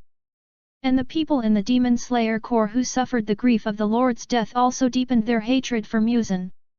So, a group of people rushed over in a frenzy. But Lord Yubayashiki, who was always paying attention to the battlefield situation, finally realized his stupidity after learning the battle situation through the messenger crow. Acting on impulse will make the members of the Demon Slayer Corps bear a heavy price for him. MUZAN was surprised to find that there was a son breathing in this generation of pillars. Is it the grandson of Yoriichi? Really good. However, although his grandson inherited the powerful genes of the successor country, he is far from Yoriichi's level. MUZAN said, sprinkle some water. Feeling tired of playing, MUZAN kicked a pillar away with one foot. Although he used some strength, it was enough to cause him serious injuries. Then he grabbed a pillar and threw it high, and it fell to the ground, without fighting power. Seeing this, the only two remaining pillars roared and chopped over, but MUZAN easily blocked the blade with his pipe whip, and pulled one away and threw him to the ground. Only Yoriichi's grandson was left. MUZAN considered that if Yoriichi became a demon, it might affect the little guy, so he didn't tell him about it. Instead, he tied him up with a pipe whip and patted his head regardless of his struggle. Tell Yubayashiki not to bother me. He can't afford the price of being too willful. After saying that, he threw him away. Then he walked back to the house leisurely and began to pack his things. What a joke! The enemy knows the home address. Why are you still here? Just move your things and leave early. Anyway, if you want a house, let Yanagisawa Kiyoki find one for him. The members of the Demon Slayer Corps could only watch the Demon King pack up his things and leave leisurely with reluctance. So angry. It's a pity for MUZAN. After all, he has lived here for dozens or hundreds of years, so he still has some feelings. It's necessary to let Maruoka Masahiro and Maruoka Kinko do something about it and deal with the Demon Slayer Corps. It is not allowed to carry swords privately, or to strike at civilian armed organizations. The shogunate is all his people. MUZAN can't deal with the Demon Slayer Corps. But as long as he doesn't kill Yubayashiki, the Demon Slayer Corps will not disappear. Not to mention that MUZAN will not kill his birth family in the memory of the trash boss, he will not kill a family that is so miserable. So he really can't do anything about the Demon Slayer Corps for a while. And the Demon Slayer Corps can help MUZAN kill some half-demons, so it's not completely useless. It can also provide employment opportunities, FOG, for Yuichire's grandson. Yubayashiki Station. The three pillars seriously injured by MUZAN and one slightly injured pillar, as well as several ordinary demon hunters who were affected, were sent here and lay in a row of beds. The young head of the Yubayashiki family visited the people who were injured because of his impulse, and also learned of MUZAN's warning, and fell into guilt. The only thing to be thankful for was that fortunately no one died in this operation. Although it was a good thing, he also noticed something was wrong and looked through the family records. After checking for a day, Yubayashiki was surprised to find that since more than 100 years ago, every time he went to encircle the Demon King, there were almost no deaths, and at most there were serious injuries. Why? In the future he predicted, there was no chance to kill MUZAN. Perhaps the task entrusted to him was to do his best to pass on this task and create opportunities to kill the Demon King in the future. 3 years later. A warm afternoon. MUZAN passed by Edo and went to visit Komeiji. Strangely, after knocking on the door for a long time, no one came to open the door until an old man next to him shouted at him. Are you looking for Komeiji? MUZAN turned around and nodded, isn't he at home? The child was taken away by the people of the Soryu dojo. Where is his father? MUZAN asked. The old man replied, his father went fishing and will be back in the evening. If you want to find Komeiji, you can. Let's go to the Soryu dojo. Thank you. MUZAN thanked him and went to find the nearby Soryu dojo. It seems that Komeiji has met Master Qingzang and Liangxiu.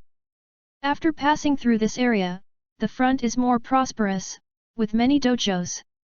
The Soryu dojo occupies a large area and is in a very conspicuous location. MUZAN found it without much effort. At this time, the Soryu dojo seemed a little deserted, with withered yellow leaves falling outside the door.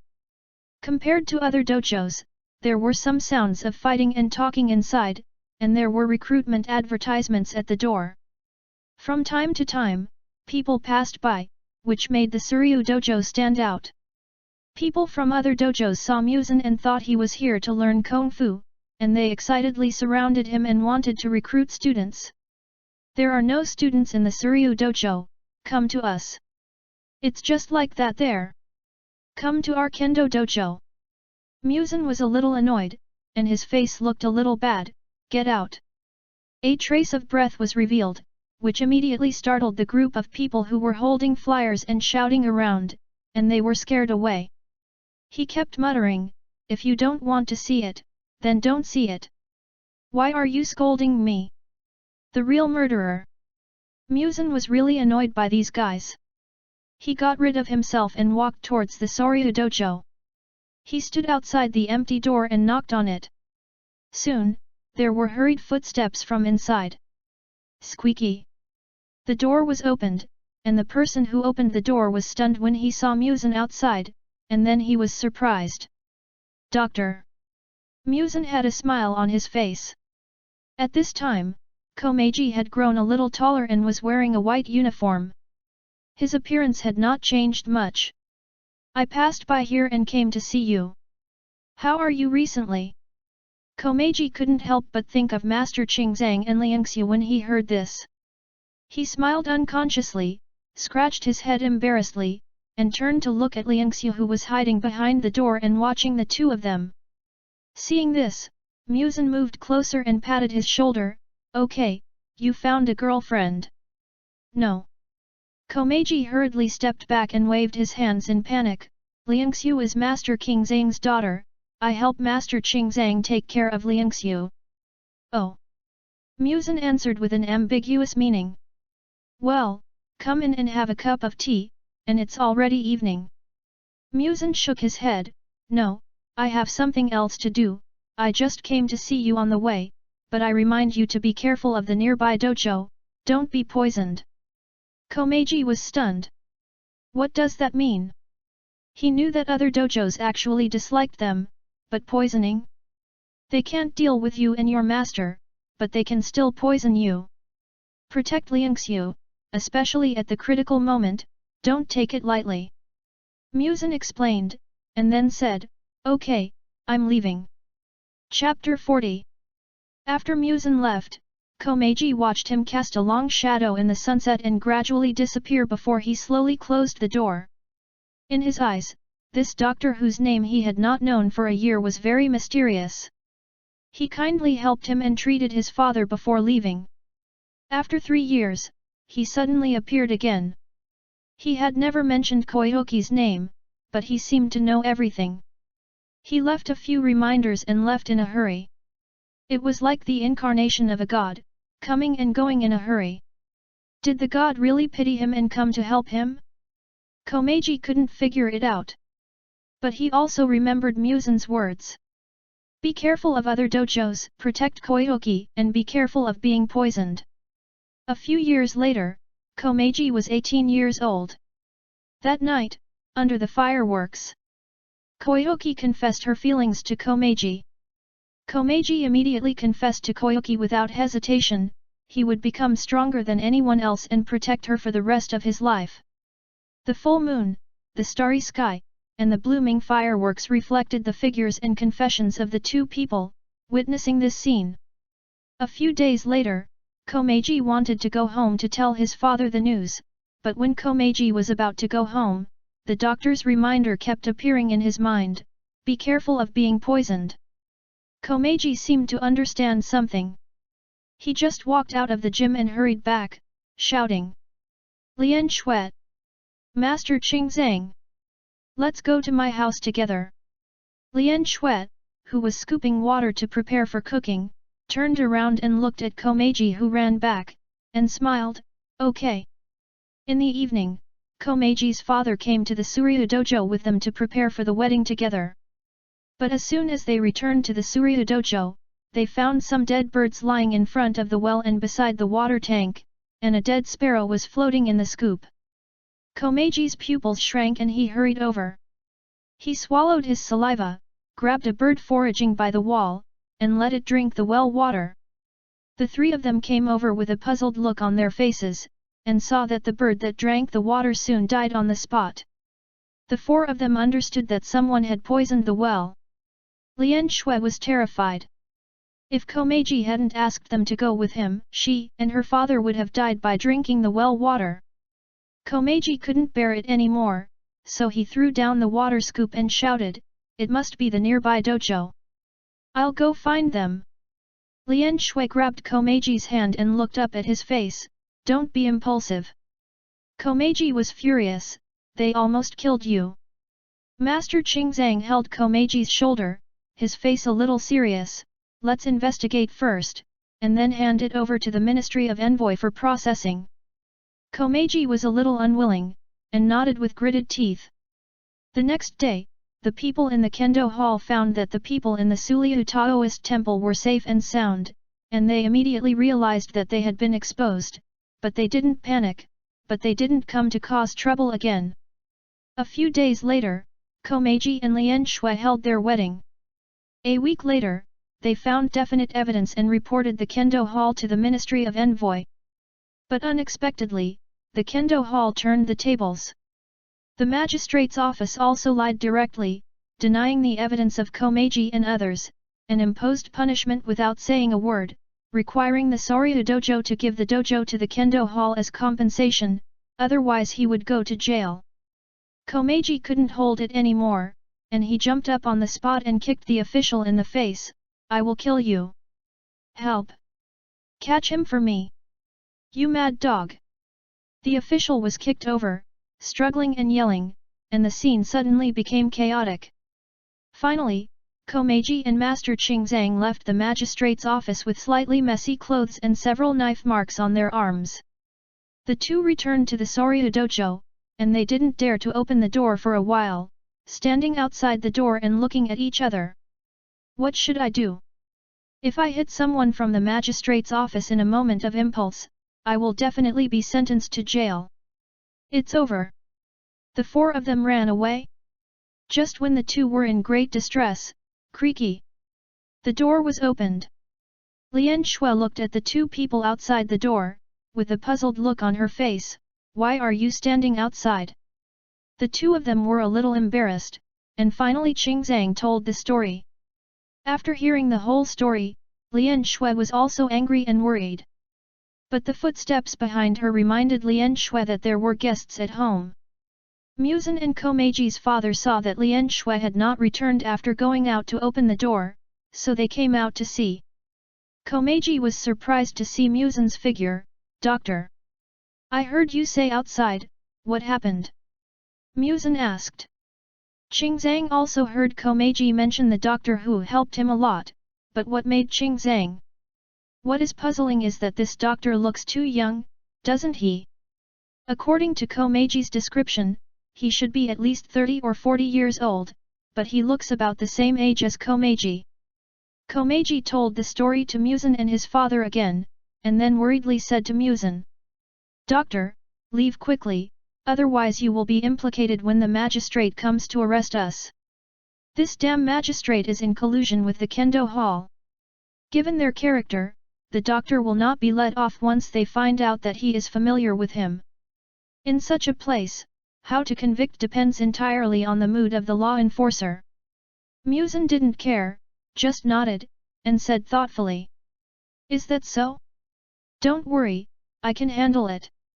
Komeji's impression of MUZAN made him subconsciously think that MUZAN could really handle this matter, although it would be ridiculous to think about it. Having lived for hundreds of years, MUZAN no longer had any interest in pretending to be powerful or showing off in front of others.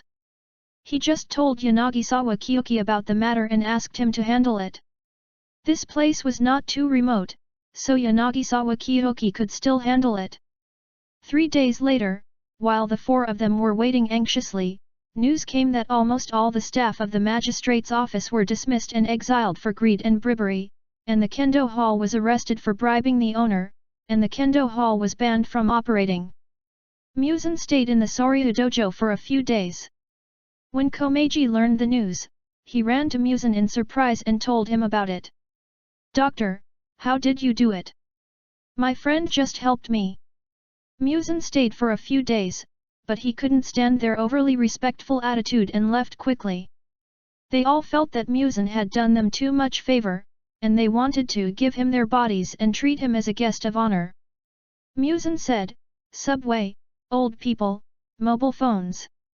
As time went by, Komeiji inherited the Soryu Dojo, which accepted several students and gradually became prosperous. Komeiji's father and Keizo also died one after another after years of hardship. Seeing their children happy, they passed away peacefully. More than a decade later, the frail Rongxiu also came to the end of her life. Komeiji stayed by Rongxiu's bed with one of his children, watching her slowly close her eyes and breathe slowly. His child also inherited the dojo, and Komeiji was in good health at the age of 40 because of his good physical fitness. After a fulfilling life, the only thing he couldn't let go of was that he couldn't repay the kindness of the doctor who had helped him, and he didn't know where the doctor was at this time. Is he still alive? Komeiji suddenly wanted to find a doctor while he could still walk. Chapter 41. The old man was killed in a car accident. Decades later, the Demon Slayer Corps, which had once been strong because of Yoriichi, fell into silence again. When the last demon hunter with the stripe died, the strength of the Demon Slayer Corps fell to the bottom again. What's even more ridiculous is that even though MUZAN Kibutsuji has lived in the sun for decades, the Demon Slayer Corps still thinks that demons can only appear at night. In addition, for some unknown reason, the government has introduced several measures to suppress civilian armed organizations, and the living space of the Demon Slayer Corps has been infinitely compressed. But relying on the predictive ability of the Yubayashiki family, the economic operation of the Yubayashiki family is still not affected, and the economic support of the Demon Slayer Corps has not changed. The Demon Slayer Corps had not realized that the demons they were fighting against were no longer MUZAN and his demons, but half-demons who were of low IQ but similar to demons to a great extent. On a hot summer day, a cool breeze blew by. The scorching sun was hanging high in the middle, and the high temperature forced few pedestrians on the street. The 6 demon hunters were not wearing the uniforms of the Demon Slayer Corps. They had the sun wheel sword hanging around their waists, hidden in the white haori. A passerby came hurriedly with a parasol and pale skin. The demon hunter called the passerby. "Hello, can I ask where the hidden god forest is?" The passerby stopped, looked at them, and pointed to the mountain in the distance. "That's it." After that, the passerby hurried away. "Thank you." The demon hunter thanked the passerby from behind, and then rushed in the direction the passerby pointed. The passerby suddenly stopped, looked at their figures, shook his head, and continued on his way. The passerby was MUZAN. Although he was no longer afraid of the sun was so strong in the dog days of summer that he felt dizzy without an umbrella. As for the purpose of the Demon Slayer Corps, MUZAN naturally knew it. The hidden god forest was a small forest where a half-demon appeared. He had just dealt with it. The members of the Demon Slayer Corps were destined to make a wasted trip. Speaking of which, the demon hunters he saw during this period were really weaker than each other. He heard that Komeiji was looking for him, so he wanted to come out for some fresh air. He had been staying at home for decades, so it would be good to see if there were any changes. He also wanted to find Komeiji. He didn't know where the kid was now. He should be in his 40s. I hope he is still alive when he finds Komeiji. Thinking of Komeiji's extremely strong physique, MUZAN felt that there should be no problem. It was getting dark, and MUZAN came to the Soryu dojo. Things have changed. After knocking on the door, MUZAN stood outside and waited for a few seconds before a child ran over to open the door. "What do you want? Is Komeiji here?" The child was stunned for a moment, and hurriedly shouted to the dojo, "Father! Someone is looking for Grandpa." MUZAN was invited into the house, and a cup of tea was placed there. The tea leaves slowly fell to the bottom of the cup, and only a few leaves were still floating on the water. Are you the doctor's child? The man sitting opposite MUZAN asked eagerly. Ah. Although MUZAN didn't expect to be treated as his son for a while, he just accepted it. Yes, where is Mr. Komeiji? My father left home a year ago to look for your father. He told me that if anyone comes to look for him, they can look for him in the direction of the sunset. Thank you very much. MUZAN stood up and was about to leave. The man subconsciously wanted to keep him, but seeing that MUZAN had no intention of staying any longer, he didn't say much. MUZAN picked up the paper umbrella that he had just placed at the door, opened it and raised it, his back figure getting farther and farther away. A few days later, MUZAN went all the way west. When he arrived at a prosperous town, he went to a hotel and booked a room. Unexpectedly, he met the Demon Slayer Corps again on the roadside. But MUZAN knew that there were no ghosts nearby, and no half-ghosts were found. He couldn't be exposed, right? At this time, the three ghost hunters ordered a bowl of ramen at a ramen restaurant on the roadside and were waiting to eat. Out of curiosity, MUZAN also went over to order a bowl of ramen and approached the ghost hunters. Hello. The ghost hunters were a girl and two boys. When they heard that MUZAN seemed to be talking to them, one of the taller boys looked over and said, Hello. MUZAN asked curiously, Are you from the Demon Slayer Corps? The ghost hunter nodded, with a vigilant look on his face. What's wrong? As long as he wants to report, he will be knocked out. The government has invested a lot of money to suppress civilian armed organizations' report. Those who carry knives without permission can receive 300 taels of rice, rice-based economy. It is equivalent to a samurai's income for half a year. So during this period, the members of the Demon Slayer Corps were also afraid of being reported. Seeing their vigilant look, MUZAN understood what was going on and said hurriedly. I won't report it. I just want to ask, is there a ghost nearby? The ghost hunter breathed a sigh of relief and said, We have received reports that people have been dying strangely nearby. We suspect there may be ghosts, but it may also be man-made. Is that so? While talking, the ramen was ready. The ghost hunters took the ramen handed over by the boss, and MUZAN's was also ready. Not to mention, it tasted pretty good. After saying goodbye to the ghost hunters, MUZAN continued to look for Komeiji and wandered around. As the night unfolded, in the bustling downtown area, MUZAN suddenly felt something pressing against his back. He knew there was someone around him, but he didn't care because there were people on the street. But now he realized that someone was holding a knife against his back. The man grabbed MUZAN's wrist and threatened in a low voice, Don't shout, go. MUZAN also cooperated and followed the man who grabbed him. The surrounding environment became more and more desolate. The two walked out of the city and came to a dilapidated and abandoned house. Hearing the footsteps of the two people, several more people came out of the dilapidated house. Through the cracks in the door and the broken windows, MUZAN saw the bodies thrown in the dilapidated house. Hand over the money. MUZAN was a foreigner from another place, and he spent money lavishly all day. In addition, he had no weapons on him and did not look like he was able to resist. It was normal for him to attract attention. He was going to destroy the bodies after being robbed. Although there was no need to eat people, but the ones who were offered to him. After a while. Help! Help! Don't kill me! Ghost! The last robber who was frightened and trembling on the ground, crying and running away in panic was swallowed up in one bite. MUZAN's arm returned to its original state. He glanced at the three ghost hunters who were hiding behind the wall and trembling, and pretended not to see them and left. MUZAN was in a good mood after tasting the familiar taste for the first time in a long time, but he needed to remind Maruoka Masahiro and Maruoka Kinko to improve the social atmosphere and develop the economy. It was not good to be robbed on the way. MUZAN had a hunch that he would find Komeiji soon. Chapter 42. As he expected, walking in the downtown, MUZAN was stopped by a surprised voice. Doctor! MUZAN turned his head to the side and saw a slightly older figure staring at him in surprise.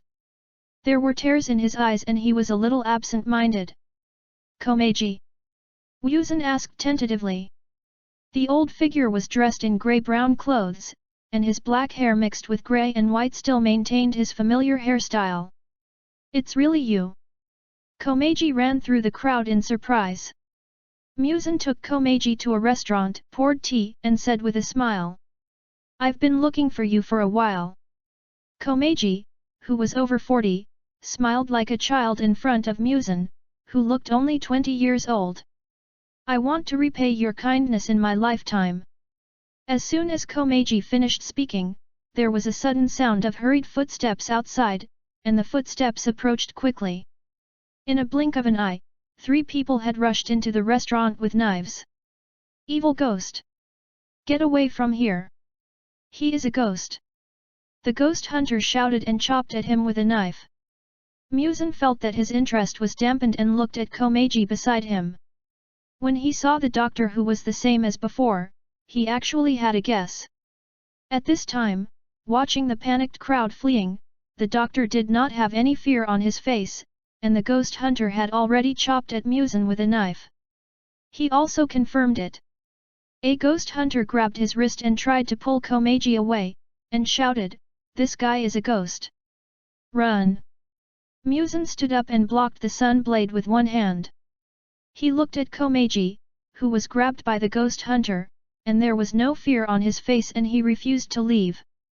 He felt much better and smiled. Do you want to become a ghost? Komeiji nodded firmly.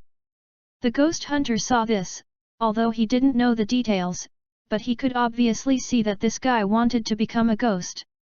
He raised his knife without hesitation and chopped at the 2 of them. Evil ghosts are killed. MUZAN grabbed the sun blade and exerted force. Crack! The hard sun blade broke directly. Then he kicked one of the children. Don't make trouble. Looking back, MUZAN's nails became longer, and in Komeiji's slightly nervous expression, he stabbed a nail into him. Pain. Before Komeiji became a ghost, he never thought that it would be so painful to become a ghost. And why must he poke his head? The 3 ghost hunters watched the birth of a ghost, but they were kicked in the abdomen and couldn't get up at all. They stared at MUZAN fiercely. Seeing this scene, how could they not know that this guy was the Ghost King MUZAN Kibutsuji? Komeiji, who had regained his youthful appearance, seemed to have regained his youthful mentality. He came to the Infinite Castle with MUZAN and looked around curiously. You will be called Akaza from now on, as a farewell to your former self. Akaza nodded, okay. MUZAN said again, as a ghost, I will not let you work yourself to death, but I have a request. Hearing this, Akaza looked serious, listened carefully to what MUZAN would ask, and would do his best to do it. You must recognize all the characters. Akaza. What did you say? Okay, I'll send you to Kokushibo first, and learn from him. Kokushibo, you really found me a job. I still need to practice my sword. From that day on, Akaza began his hard study time. Kokushibo was unwilling to take care of him, and he just threw the book to him and didn't care much. He would only come to check from time to time and deal with the accumulated problems. Akaza, I want to cry. God knows that to become a demon, you have to learn to read. After spending several years, Akaza finally passed MUZAN's assessment. Extremely painful. He thought that becoming a demon meant working for MUZAN, and he would not hesitate to do anything. After all, even if MUZAN was the Demon King, he left a good impression on him. He thought that MUZAN would not do evil things, and he was determined to repay his gratitude with his infinite life. But he never expected that the first step to repaying gratitude was to learn to read. You can let me fight, or even kill people. I have been training myself all my life, and you asked me to learn. I am really crying. However, in recent years, he has not only learned to read, but also mastered the blood demon art, destruction and killing, strengthened his will to become stronger, and learn some strange rules between demons. For example, MUZAN likes to be called his boss. Of course, you can call him Master MUZAN. MUZAN likes to poke his head. Ghosts are not afraid of the sun, go and bask in the sun. It's okay if you don't eat people, just eat well. There is a kind of ghost that is not controlled by MUZAN, half ghost, kill them when you meet them. This kind of thing. Soon, all ghosts received MUZAN's notice. MUZAN set up some systems, although they are useless. At most, those with special titles will be given the right to create ghosts by MUZAN. Apart from that, it is just a title, but it also aroused the competitive spirit among ghosts. The first one is the 12 demon moons, divided into upper and lower strings. 6 people each. Kokushibo Ei ascended to the first string, Akaza ascended to the second string, and the rest who want to be the first string should apply to the infinite city. After becoming the 12 demon moons, you can be challenged at any time to start a bloody battle for replacement. The loser will be replaced. And Tsugakoko Yoriichi was given the title of the ceiling. Tsugakoko Yoriichi, MUZAN, do you have a serious illness? Star strings were also set up, especially for powerful auxiliary personnel. Tamayo, Naruto, Yanagisawa Kiyoki, Maruoka Kinko, and Maruoka Masahiro were given the title of star strings. In fact, Tsugakoko Yoriichi, Kokushibo, Tamayo, and others did not want to play with MUZAN, but still gave MUZAN a face. MUZAN, then I have to thank you. In short, at this point, the system among ghosts has been perfected. However, considering that Tamayo and Yanagisawa Kiyoki were still busy with the wisteria flower, and the others had their own things, MUZAN did not make a big fuss and called all the list personnel to the Infinite City for a boring meeting. Infinite City. MUZAN pointed at Akaza who passed the cultural assessment and taught Kagamizuki Chiyu who refused to study. Look at him. He learned all the characters after studying for a few years. You are a ghost of hundreds of years old, why can't you let me worry less? Kagamizuki Chiyu looked like he was called out by the teacher and said nothing with his head down. MUZAN also saw that he was just admitting his mistakes and would never change. So he decided not to waste time. He looked at Akaza, I'll leave him to you, teach him to read. He glared at Jingyu Chiyu, don't even think about leaving Infinite City if he doesn't know how to read. Mingnu, if he uses illusion, teach him a lesson. Mingnu nodded. After giving the order, MUZAN left Infinite City. Akaza and Jingyu Chiyu looked at each other in bewilderment. Akaza was confused. He had finally learned all the characters after several years of hard work, and now he had to teach others again? Hee. Bad student Jingyu Chiyu scratched his head and looked at Akaza embarrassedly. Chapter 43. The old man was very angry. MUZAN has always been annoyed by a few people who are unwilling to raise the overall knowledge level of the ghosts, and Kagutsuki Chiyu is the one he has the most trouble with. Now it is thrown to Akaza, who has to work hard to teach. Now, to be honest, he is the only one left.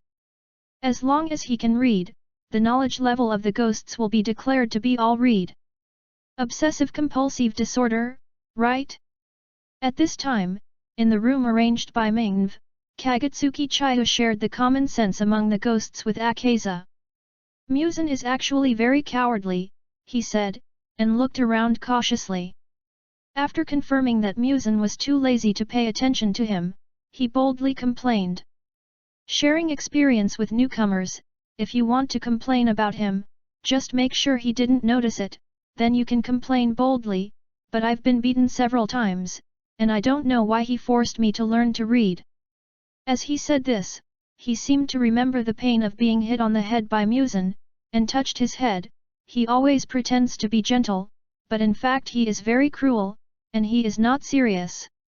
The atmosphere among the ghosts is all distorted by him. Akaza was also somewhat interested, and put down the book that he didn't really want to read to listen to him. Akaza's reaction further aroused his interest in talking. Let me tell you, if you are short of money, you can find Naruto or Asunu Mashizuji. Naruto can communicate with all ghosts and help the boss manage money. But I remind you that if you ask for too much, you will be beaten. It is better to make money by yourself. Talking about his own black history, Jingyu Chiho was also very blunt. Several decades ago, I asked Naruto for too much money, and was beaten by Naruto and MUZAN together. Then I made money by myself. It's really stingy.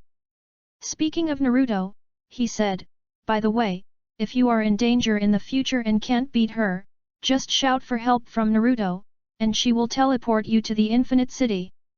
But the boss said that it is better to break the limit, so that you don't have to worry about being beheaded.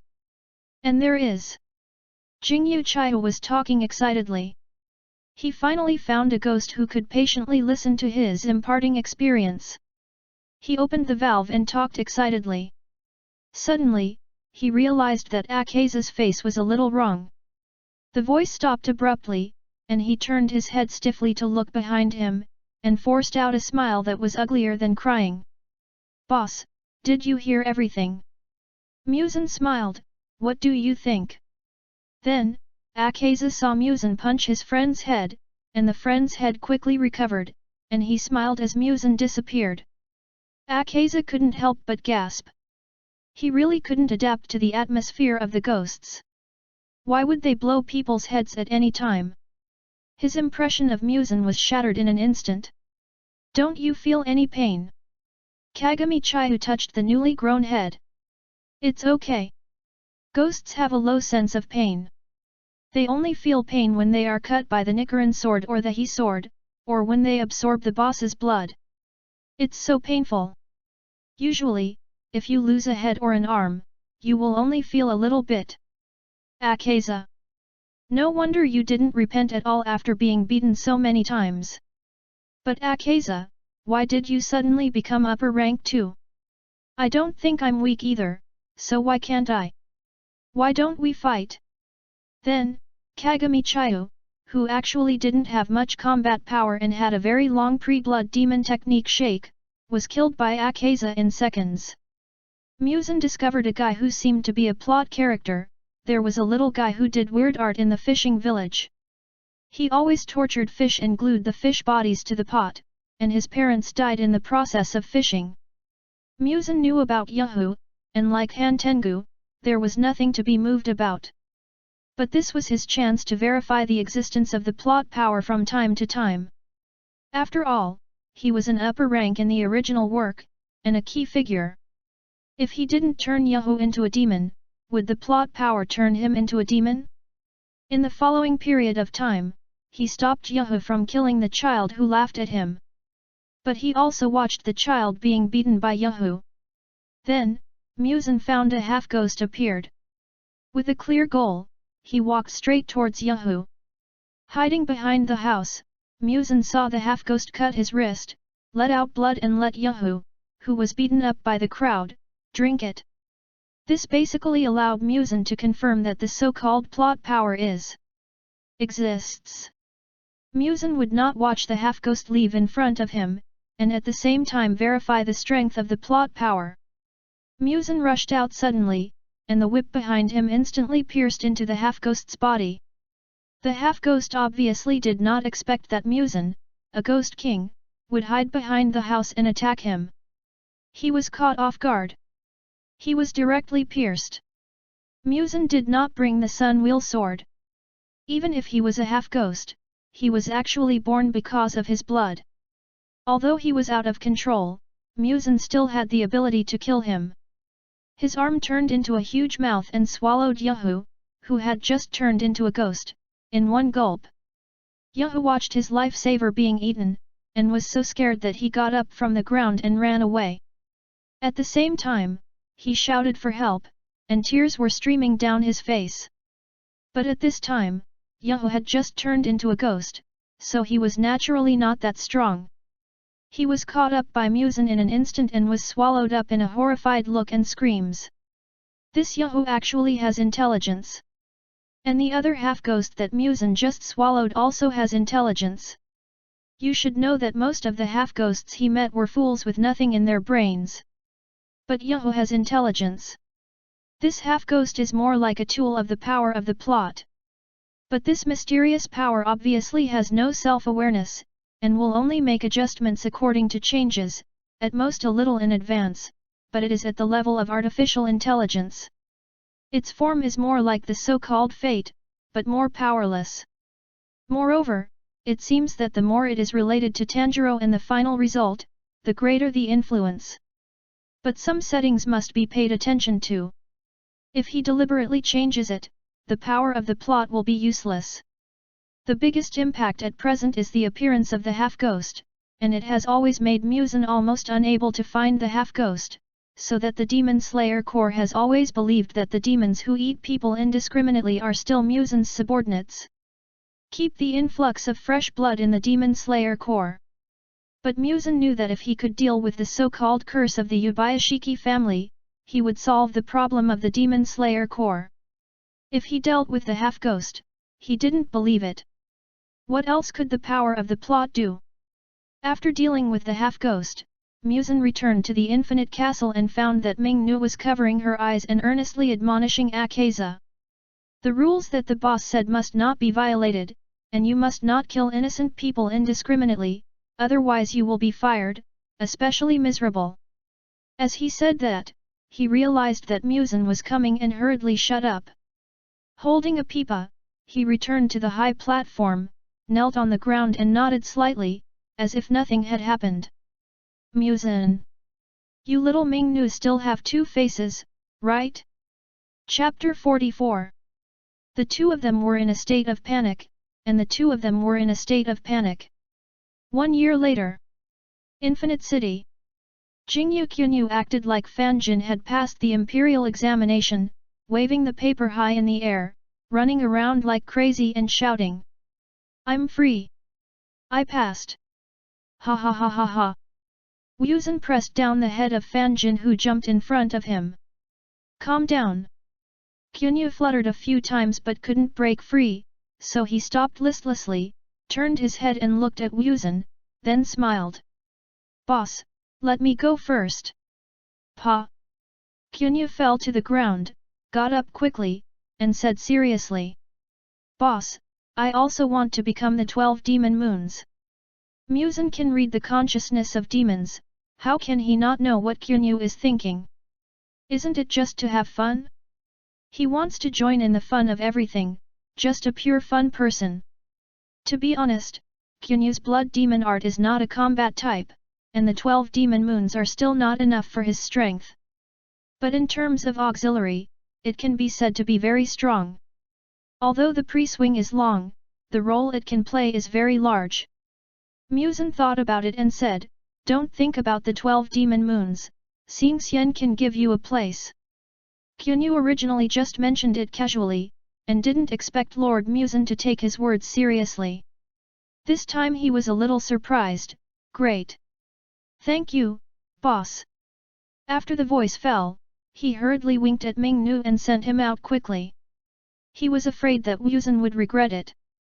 Ming-Nu glanced at her boss, plucked the pipa strings lightly, and with a slight sound, more than 1,000 were sent out. Doctor. Lord MUZAN, why do you require us to learn to read? Although Akaza had gone through the most difficult process of learning to read, they still had to keep learning according to MUZAN's request. Aren't they ghosts? Ferocious, powerful ghosts. MUZAN was naturally too lazy to explain. I'm happy to do so. Akaza. Okay, you are the boss and you have the final say. By the way, since you don't have anything to do for the time being, go to Maruoka Masahiro and help him. He has some problems. Maruoka Masahiro and his friends are already very old. In order to conceal their identities as ghosts, they will disguise themselves as gradually older over time. But being in a high position for a long time will inevitably cause some people to be unhappy, and as things develop, some blind guys will also have some resistance. It was just right for Akaza to go over and cooperate, and it was also good for Maruoka Masahiro and the others to make a transition and change their identities. Akaza had heard about Maruoka Masahiro and Maruoka Kinko and the others in the past year, but he was just a fighter, how could he help them? But he couldn't disobey MUZAN's order, and said with confusion, "Lord MUZAN, what do you need me to do?" MUZAN waved his hand, "I don't know either, just ask Maruoka Masahiro when the time comes." After that, Ming-Nu got MUZAN's meaning, and with a clang, Akaza was forcibly sent out and directly sent to the vicinity of Maruoka Masahiro. Suddenly appeared in an unfamiliar environment, the gentle sunlight sprinkled on the street, a few pedestrians hurried past, and the gorgeous building stood in front of him. Akaza looked up at the huge building in front of him and swallowed silently. The door was pushed open, and a young woman ran out. She looked around for a few times and caught the figure of Akaza. She showed a happy expression and ran over. "Are you Akaza-sama?" "Yes." Akaza answered subconsciously, and then realized that Master MUZAN had already given the order. The woman smiled professionally, "Master Maruoka, please come over. Follow me."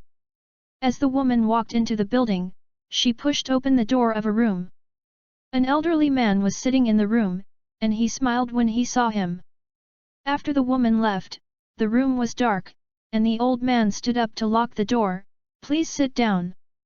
Seeing Akaza sitting down, he said, "You are the Akaza that Master MUZAN mentioned, right?" "Yes." Akaza had already felt the breath of a ghost on the person in front of him. This was a very mysterious thing. Humans might not be able to distinguish it, but they, who were also ghosts, could clearly feel it. Of course, it could also be the work of Master MUZAN. Another 10 years passed quickly, and MUZAN always felt that as he grew older, time passed faster and faster. It felt like 10 years really went by in the blink of an eye. But since he was immortal, it didn't matter.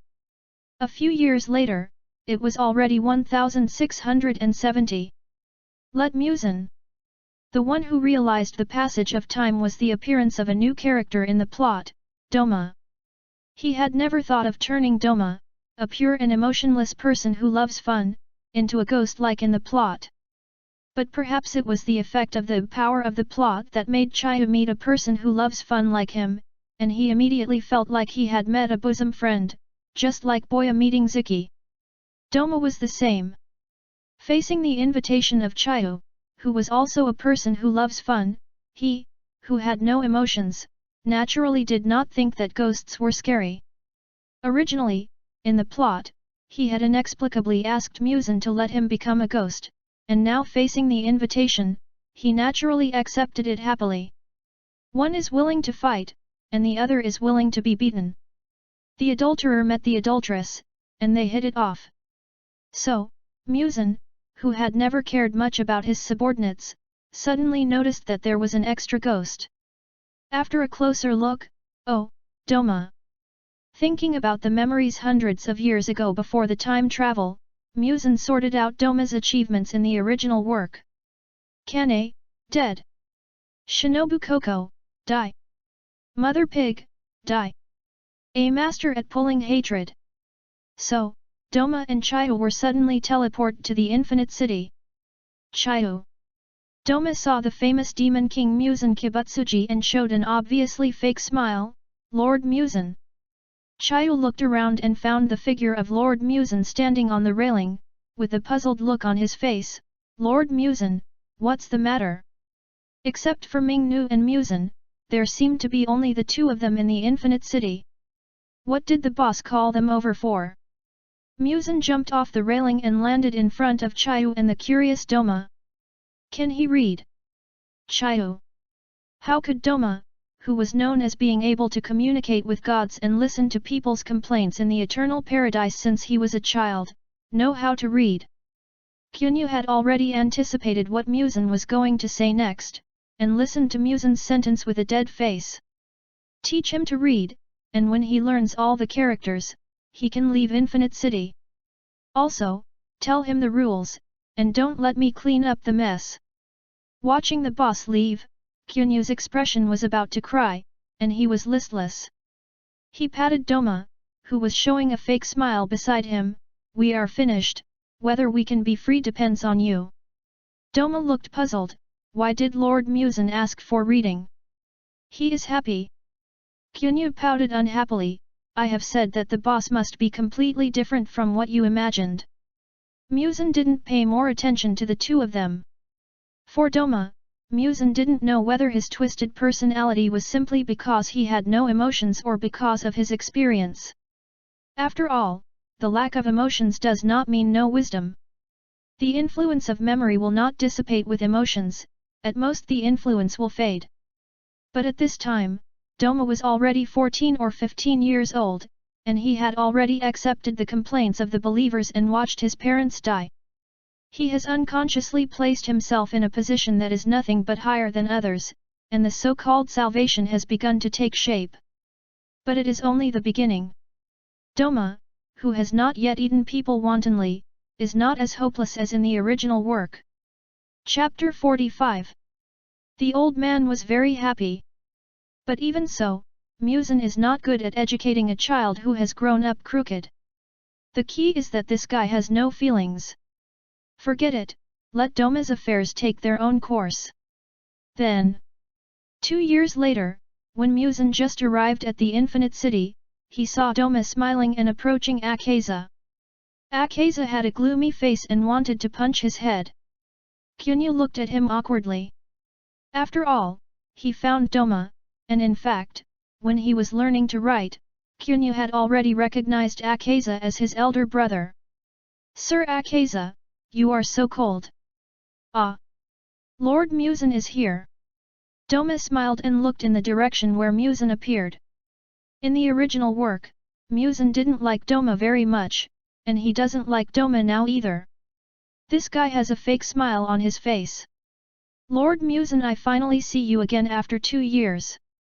Although Doma said so, MUZAN has seen his heart and is very disrespectful to him.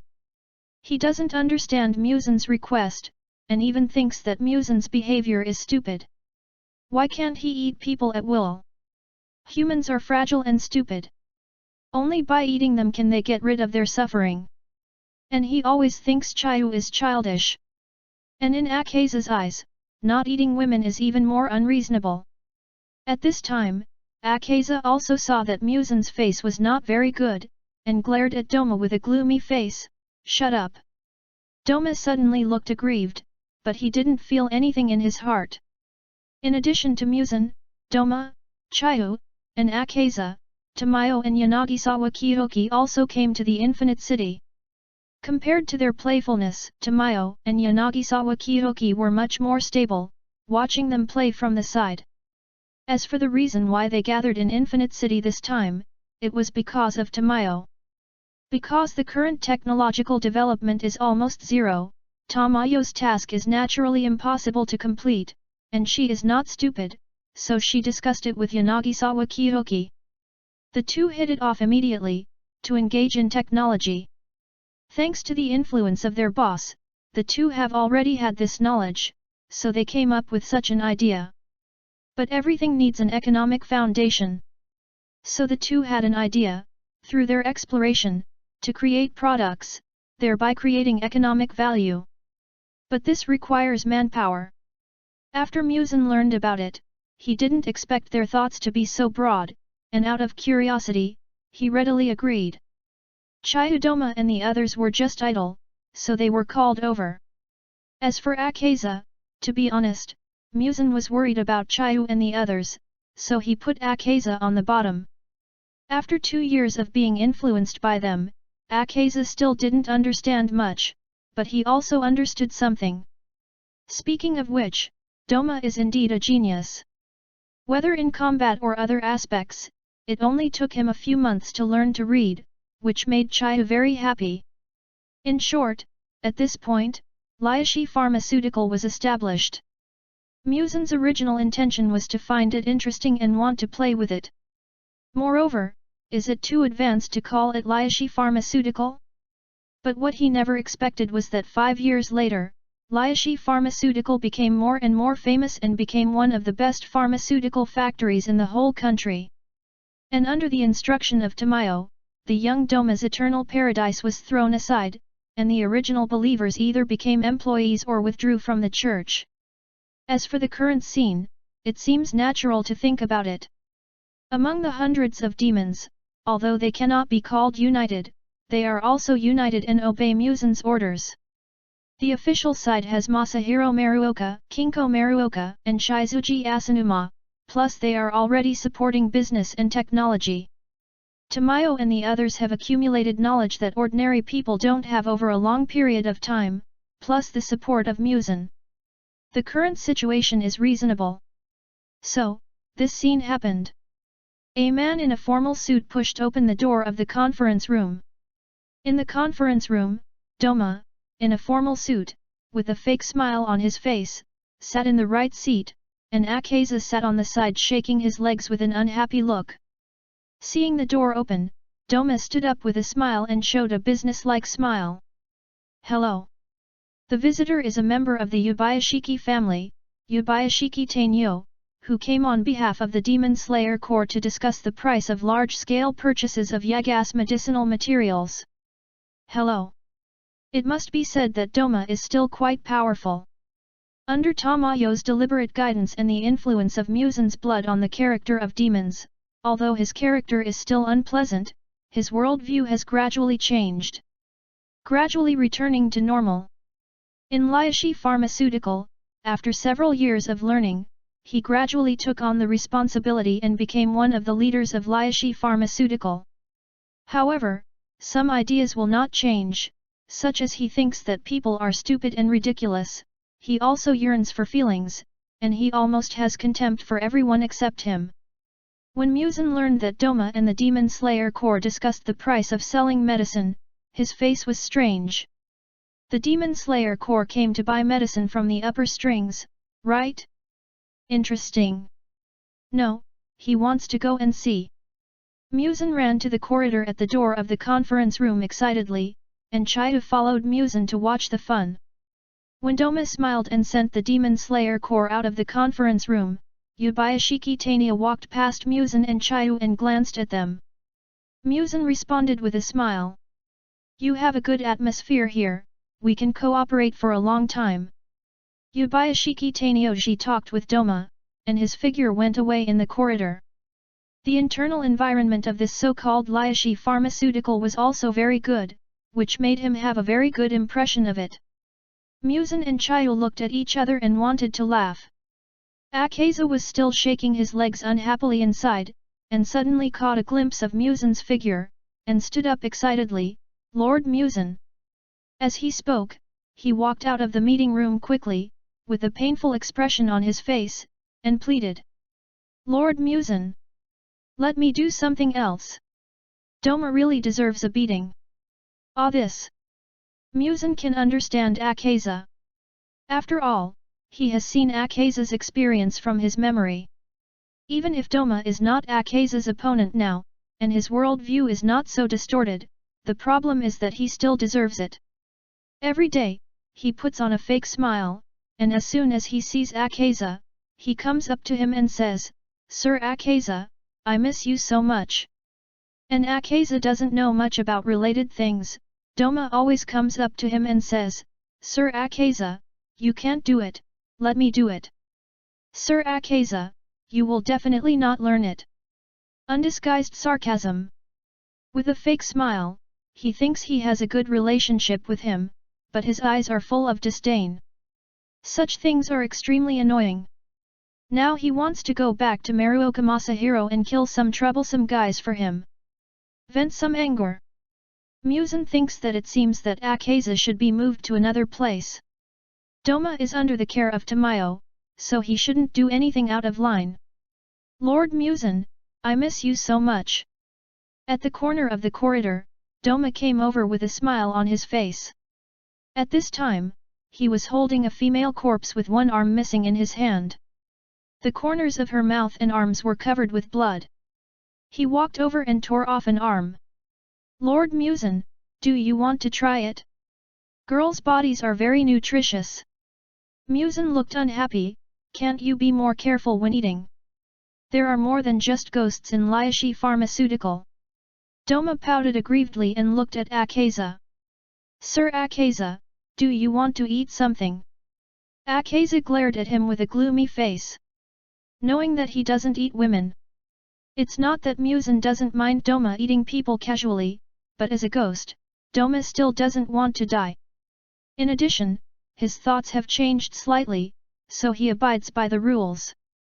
The corpse in his hand is just a scumbag who was killed by chance, but the male accomplice has been eaten in a few bites. After all, the diet has been reduced now, and being picky is still a bit of a luxury. I can only leave the girl I like for later and enjoy it slowly. Doma blatantly ate while walking, which made MUZAN a little unhappy. You can eat whatever you want by yourself. If you eat here like this, it will easily cause trouble for Tamayo and others. Doma didn't completely ignore MUZAN's words. He ate a few bites quickly and wiped his mouth with a handkerchief. Don't worry, Lord MUZAN, now the humans have gone back to rest, and only we ghosts are left. Lord Akaza. As soon as the voice fell, someone's anxious shout was heard. The 4 ghosts on the spot looked at him. Doma smiled. Chapter 46. The visitor was an ordinary human, just a gatekeeper. The gatekeeper was an ordinary human being, being stared at by 4 ghosts. Even though he didn't know that the guys in front of him were all ghosts, he inexplicably felt a sense of fear. But it was only for a moment. He just thought it was the embarrassment caused by being watched by so many people. When he came to his senses, he noticed that Doma-sama was also there, looking at him with an unhappy smile, and hurriedly said, Doma-sama.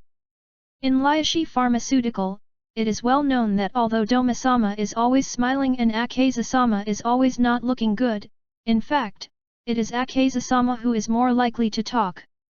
Doma always smiles fakely, which is a bit scary. After greeting Doma, the guard looked at Akaza and said with a worried tone. There is a little kid kneeling at the door begging for medicine, saying he wants to save his mother.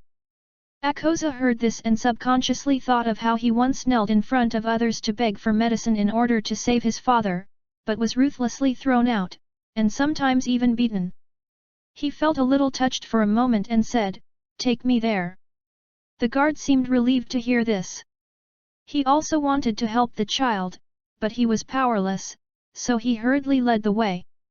MUZAN followed curiously. Doma wanted to follow, but was glared at by Akaza and was forced to stop. Doma, oh. If you don't let me follow, then don't let me. Why are you so fierce? The guard led the 2 men to the side door. A skinny kid in ragged clothes knelt on the ground. His untidy hair hung down, covering his face. But the wet tears on the ground showed that he had just cried. He heard the noise and looked up to see them. He knelt and moved forward hurriedly, kowtowing and crying. Please have mercy on my mother. She is dying. Akaza bent down and held his arm to help him up. Don't worry, come in and talk. MUZAN looked around. Because it was a side door, there were almost no people here. It must be said that this kid was quite sensible.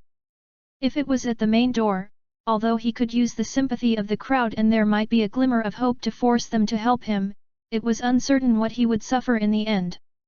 After all, saving one person requires saving countless people, and no one wants to set this precedent.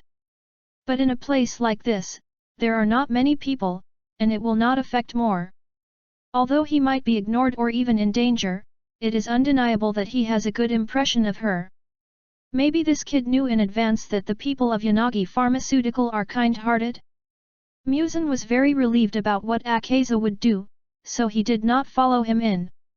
At this time, he was attracted by what Doma saw. After the discussion with the Demon Slayer Corps, Doma naturally ran out to have fun, and as a demon with a preference for women, he would naturally go to some places where women gather. For example, Yu-Gi-Oh! It is worth mentioning that this place is called Rashomon's Other Shore. Aya is one of the buildings that runs the business here in Yu-Gi-Oh! Through Doma's perspective, MUZAN saw the white-haired girl in the Warren's room in the Aya and the black-haired boy who threw away his sickle and ran in excitedly. The boy was wearing blue clothes, and from his exposed chest, he could see that he was skinny, slightly deformed, with black spots on his face and messy hair. The girl was born with an extremely beautiful appearance, with blue pupils against her fair skin, and she was wearing light pink clothes. Because she was in the King Gu, she was dressed very beautifully, like a fairy from the mortal world. MUZAN was sure that she was definitely the most beautiful woman he had seen in his hundreds of years of life. He was also sure that this was Dokameki, or Xiaomei. I have to say that this was even more beautiful than what he saw in the anime. An indescribable feeling, it seemed to perfectly fit all the characteristics of beauty. At this time, Doma was standing on a roof not far away, smiling at the brother and sister. He also liked beautiful women, and they must be delicious. Such a woman should merge with him and live forever together. He should redeem this poor person. But unfortunately, Lord MUZAN didn't seem to like his redemption. Just like looking at meat and eating vegetables, Doma looked at the Warren eating the food he had just caught in his hand, and he was in a good mood. If we talk about the most active in eating people, Doma must be one of them. As a being with no emotions, eating should be one of the few enjoyments. And it is also his way of exercising redemption and finding the meaning of survival. In fact, ghosts are still ghosts. Even if they eat blue-red spider lilies, are not afraid of sunlight, and can eat ordinary food, they are still ghosts that eat people. Compared with food, not to mention the lower nutritional value and inability to improve strength, the attraction is far less. People are absolutely more attractive to ghosts than anything else. MUZAN came to Yu-Gi-Oh! He wanted to see if he could adopt the two children. After all, I was moved for a while when I watched the anime at that time. I discussed with others in the comments and forums how miserable they were and wanted to save them. Some people even wrote stories like if they joined the Demon Slayer Corps. From the perspective of Doma, the two children should be more than 10 years old. In this way, Xiaomei is really miserable. No matter how beautiful she is forced to do sad things in Yu-Gi-Oh! To make a living. The way she died in the original work can also be seen that she was not as easy as imagined. Doma, who was sitting on the roof, saw MUZAN and didn't care about the shocked eyes of others. He jumped down in one step, ran to MUZAN with a smile and approached him. Master MUZAN, did you come to see me specially? MUZAN. No, don't block the way. MUZAN grabbed his shoulder and pushed him aside. Doma immediately looked aggrieved, covered his face with his hands, and there were tears in his eyes that didn't exist. Although he could expect Doma's behavior, MUZAN couldn't help but show an expression subway, old people, mobile phones.jpg. Seeing that MUZAN didn't want to pay attention to him, Doma resumed his smiling expression and followed MUZAN who was about to leave. Master MUZAN, do you also want to save the poor people here? Eat them and merge with us, and give them eternal life. MUZAN ignored Doma who kept nagging behind him. Although Doma may have some cognition under the influence of Tamayo and his blood, his essence will not change. In addition, Doma has almost a complete concept at this time, and change is a very difficult thing. MUZAN doesn't want to spend that effort anyway, but he is not helpless. And Doma is not like a robot with nothing. He is a fun person who likes to have fun and will actively pretend to have emotions. And in the original work, Doma's deformed so-called love for Koko Shinobu at the end shows that he is not without emotions. And when his disguise was torn by Kaneo, he was angry. Yu-Gi-Oh! Is actually a gathering place for flesh trade. In addition, it was dusk. When MUZAN and Doma behind him approached King Gu, a passionate little girl ran over. MUZAN moved his feet and steadily avoided her contact. The little girl hugged Doma who didn't want to avoid it at all. Doma pretended to be shy. In fact, there was no ripple in his heart, and he even had a little appetite. Chapter 47. In fact, before he crossed over, the original MUZAN had done almost everything. So, MUZAN, who inherited the original memory, walked into the King Gu with ease. Seeing the proprietress running over, he took out a handful of money without saying a word. Let the courtesan come over. The proprietress took the money and smiled immediately. She responded flatteringly and hurried to call Xiaomei. She knew that the little girl was a cash cow. She is so attractive at such a young age. Will she make a fortune when she grows up? MUZAN and Doma were taken into the room separately. Doma threw the little girl aside and left the room and ran to find MUZAN again. She can't even eat, so why are you helping her? Seeing Doma running in excitedly, MUZAN was really impatient. You are too idle, can you please stop following me? Doma saw that MUZAN-sama had a gloomy face, so he ran in shamelessly, sat on the tatami without any courtesy, looked at MUZAN who was sitting on the other side, and said with a smile, MUZAN-sama, why do you look so bad? Who? After he finished speaking, MUZAN let out a long breath, and his originally gloomy expression gradually turned into a fake smile like Doma. He stood up and walked a few steps to Doma, and mentioned him without saying anything. Doma! Open the window, and throw it out from the window with all his strength. Doma! Master MUZAN! Ah, it feels good. MUZAN looked at Doma's figure going away in the sky, and disappeared into the horizon with the setting sun. A satisfied smile appeared on his face, and he sat back on the tatami comfortably. You can't be nice to people like Doma and Chiyu, otherwise they will definitely get too much and buzz around you. Soon, Xiaomei was brought in by the proprietress. This master specially asked you to come here, you have to serve him well, don't ruin his mood. Xiaomei stood in front of MUZAN with a blank expression, and even a little dissatisfaction in her eyes. If it weren't for this guy, she could stay with her brother for a while longer. Seeing Xiaomei like this, the proprietress could only smile and say, this child is always like this, don't mind. MUZAN didn't say anything, but stood up and walked to Xiaomei, reaching out to touch her head. It feels good. Xiaomei let MUZAN touch her head with a cold face. MUZAN smiled, squatted down and looked at Xiaomei, I will adopt you. Xiaomei. In the past, customers only came for her beauty, and as she was in Warren, it was not easy to redeem her. She looked at MUZAN's eyes, without the ugly desire of those customers. No need. Xiaomei refused, just wanting to deal with this guy quickly. The proprietress was also a little unhappy, Sir, this child is our Warren. MUZAN glanced at her, then looked at Xiaomei, touching her snow-white hair. Together with your brother, I will adopt you too, and you won't be hungry and bullied in the future, how about it? Although Xiaomei, who was only 10 years old, always looked cold under the guidance of the prostitute Taro, she was just a simple little girl. Having been hungry and cold since childhood, MUZAN's words were very tempting. And she could be with her brother. Xiaomei's expression softened a little, I want to ask my brother. Okay, let's go find your brother. MUZAN stood up, and the proprietress beside him hurriedly said, Sir, it's not good for you to do this. As he said that, he quickly stopped Xiaomei who wanted to take MUZAN to find the prostitute Futaro, and grabbed her wrist roughly. As a ghost king with many ghosts under his command and rich money, MUZAN took out a sum of money that made the proprietress' eyes go straight.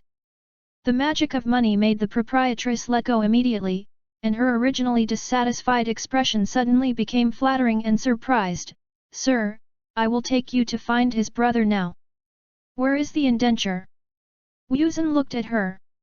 You don't think this large sum of money is a tip, right? This is the money for redemption. Having money doesn't mean he will spend money, and MUZAN doesn't want to give more money to a guy like the proprietress who doesn't care about human lives for money. I'll get it right away. The lady boss ran upstairs to get the contract, and MUZAN looked down at Xiaomei, let's go. Xiaomei nodded and found the prostitute Taro who had already left, holding a sickle and walking viciously on the street. Taro heard the approaching.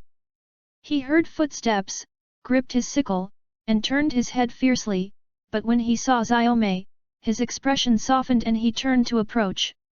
He noticed MUZAN beside Xiaomei, and looked at MUZAN carefully with aggressive eyes. Brother, he wants to adopt both of us. Xiaomei pointed at MUZAN and said to Jifutaro with a happy smile. Jifutaro looked MUZAN up and down with suspicion.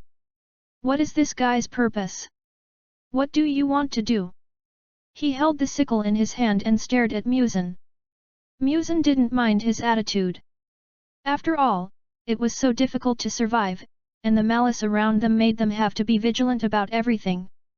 He smiled and looked down at the dirty Jifutaro. I want to adopt you.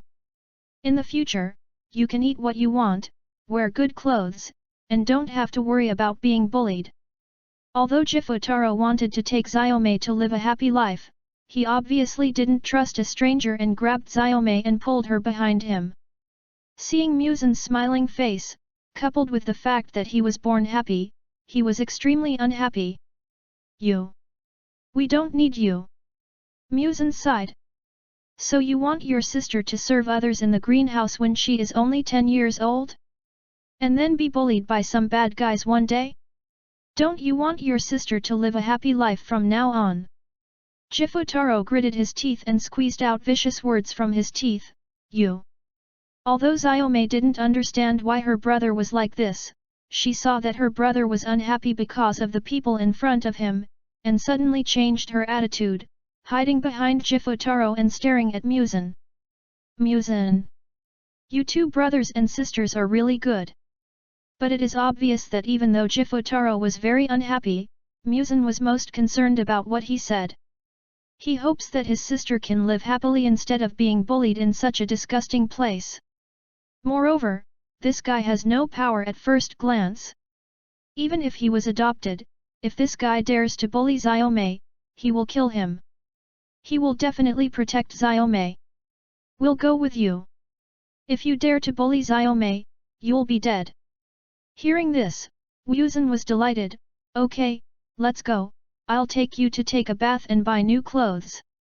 MUZAN immediately skillfully took on the role of a father.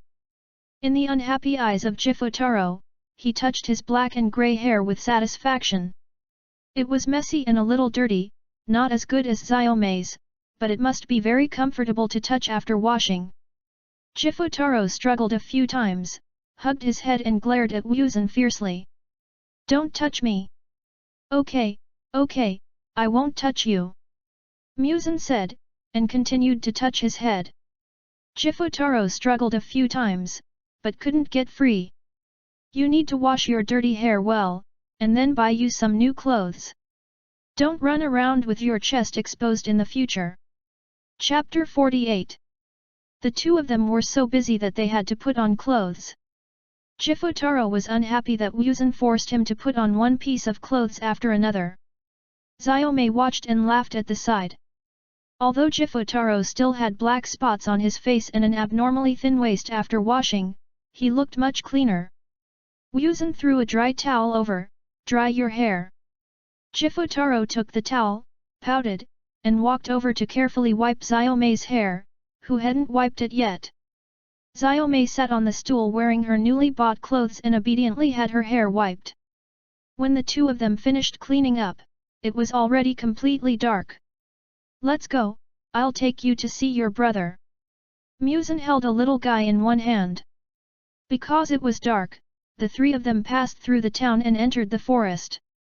The scene in front of them changed a little. The two children crossed the space without noticing. When they came to another town far away from Muguo and walked out of the forest, Jifutaro was still alert to the surroundings and MUZAN at the same time. If this guy did anything wrong, he would kill him. Where are you taking us? Jifutaro still didn't put down the two sickles in his hands. Although he had changed into clean clothes, the worn and dirty sickles were still in his hands. He looked at MUZAN and asked in a bad tone. What made him unhappy was that although the guy in front of him looked weak, he didn't care about his fierce appearance at all, and looked fearless. It was really annoying. We're almost there. MUZAN answered casually. Soon, MUZAN brought the two little ones to the fence of a family. This is a simple house, not very big, but not too small either, enough for 3 or 4 people. There is only a simple wooden fence around the simple wooden house, and it seems that there is no worry about wild animals, thieves, or anything else breaking in. Judging from the clean door and the footprints on the mud, someone lives there, but because it is late at night, the house is now pitch black.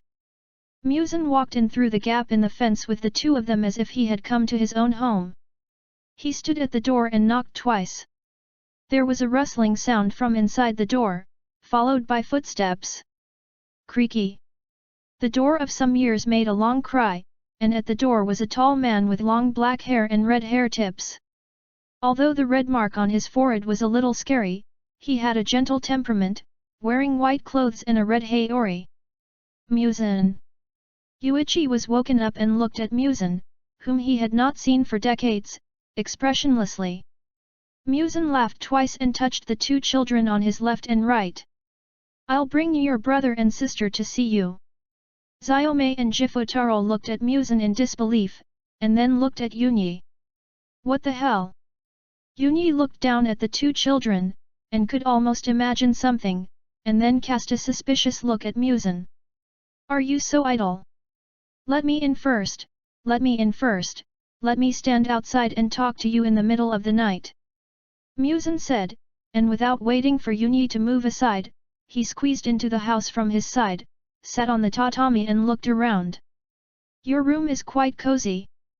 Yunyi closed the door helplessly and looked at the two silent children. You sit down too. Then he looked at MUZAN. Tell me, what are you doing here? Do you have any food here? Prepare some food for them. Yunyi. You are getting too greedy. Turning around, he went to the kitchen to find some desserts, put them on the table in front of the two, and looked at MUZAN. Xiaomei leaned towards Jifutaro, looking at the desserts on the table with some envy. Jifutaro was a little hesitant. MUZAN looked at the two of them, touched Jifutaro's head next to him. It's okay, eat it. Jifutaro hesitated for a moment before picking up the dessert and putting it in his sister's hand. Seeing this, MUZAN turned his eyes back to Yuichi. I just saw that you, an old man over 100 years old, were too lonely, so I asked these two children to accompany you. Jifutaro and Xiaomei.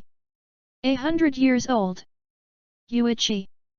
What about you, a old man of 700 or 800 years old? Seeing Yunyi looking at him with dead eyes without saying a word, MUZAN curled his lips.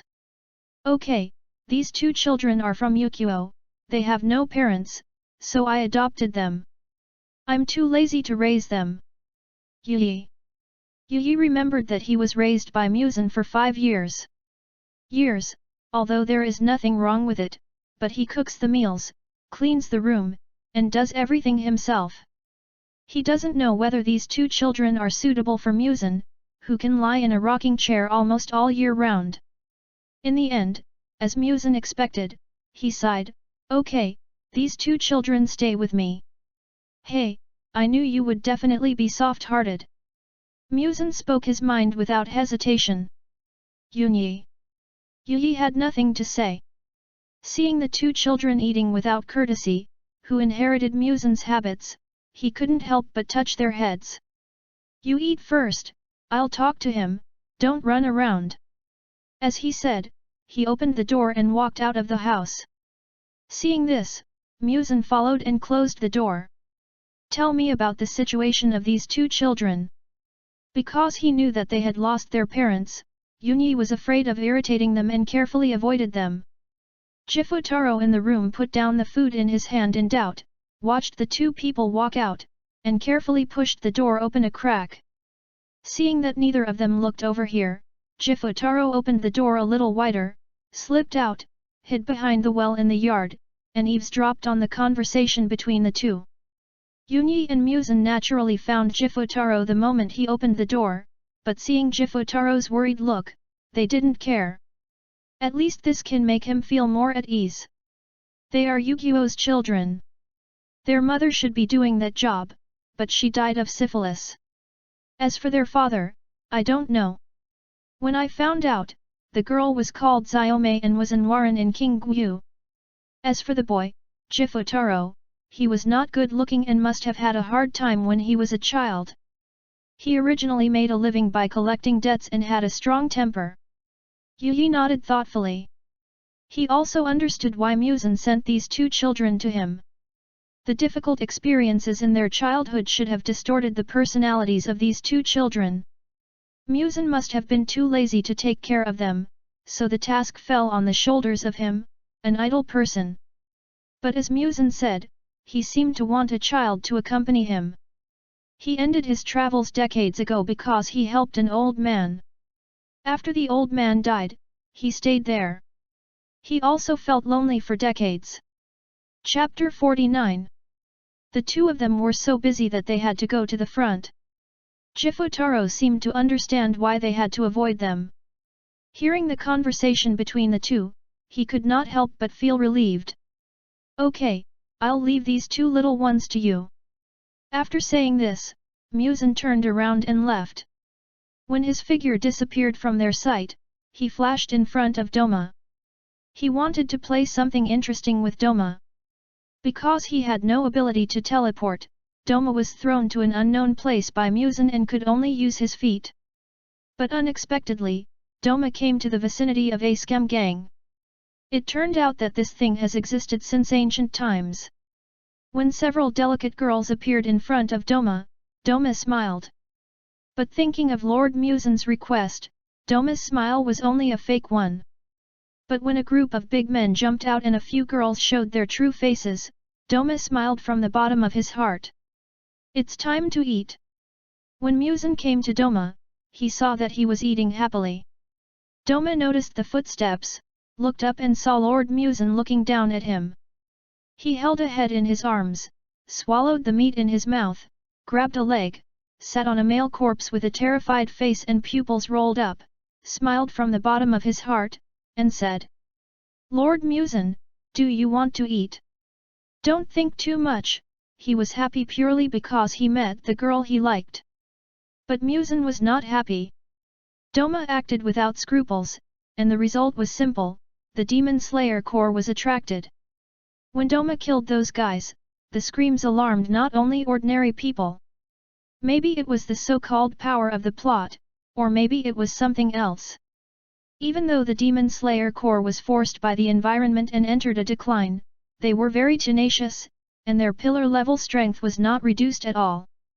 Looking at a group of 4 demon hunters running over with the Sunwheel sword, MUZAN had an idea.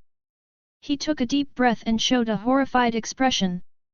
Under Doma's unbelievable eyes, he seemed to be shouting at the top of his lungs, as if he had seen a savior, and shouted, "Help!"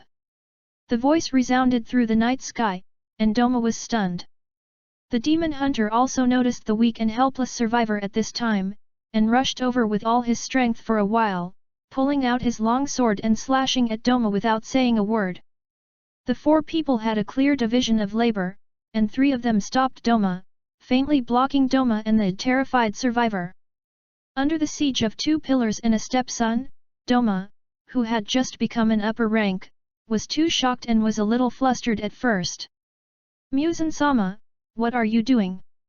But the warning from the Ghost King in his heart made him unable to say more, and he could only concentrate on dealing with these 3 guys. MUZAN looked like he was saved, and he looked at the hellish pile of corpses with lingering fear, and swallowed his saliva. Looking at the ghost hunter who grabbed his wrist and wanted to take him away, his eyes flashed with tears stimulated by multiple emotions, and he said gratefully, "Thank you, can they defeat that evil ghost?" As he said this, he couldn't help but look back at the few people fighting with concern. The ghost hunter looked confident. "Don't worry. They are the pillars. They will definitely defeat the evil ghost." Doma was simply convinced when he saw the dignified Ghost King being rescued by a ghost hunter. All the non-existent emotions were stimulated. He always thought that the Ghost King was just a gentle and principled person, and he was always like this in front of him, but today he finally understood. The showmanship still depends on MUZAN Kibutsuji. What is he, a Doma? Clang! The sun blade swung at him, and Doma waved his hand to raise an ice blade, which clashed with the blade, and the sound of metal clanging rang out. Doma was only fighting for the first time, and he quickly adapted. He changed from being flustered to being at ease, and gradually took out the mind to play. He put on a fake smile on his face again. This made the three people who were against him extremely unhappy. He was facing our two pillars and stepson, and he was still like this. Didn't he underestimate them too much? Doma smiled and waved his fan. Blood demon art, crystallization of the child. A delicate little ice man stood on his fan, with the same annoying smile on his face, holding the little fan in his hand, and gently fell to the ground. Let him play with you. Doma slowly took a step back, looking at his little ice man and stopped them.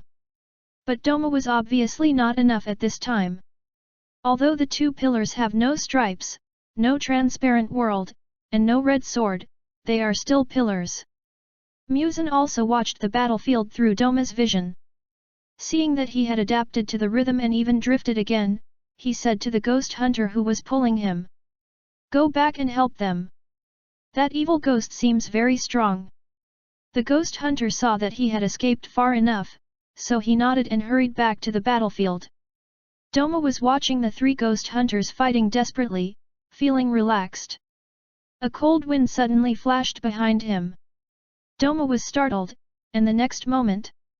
Crack!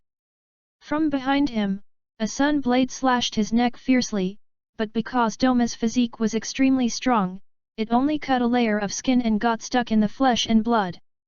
But this also scared him, and his smiling expression was a little unhappy. Wow! The iron fan in his hand closed and hit back suddenly. Bang!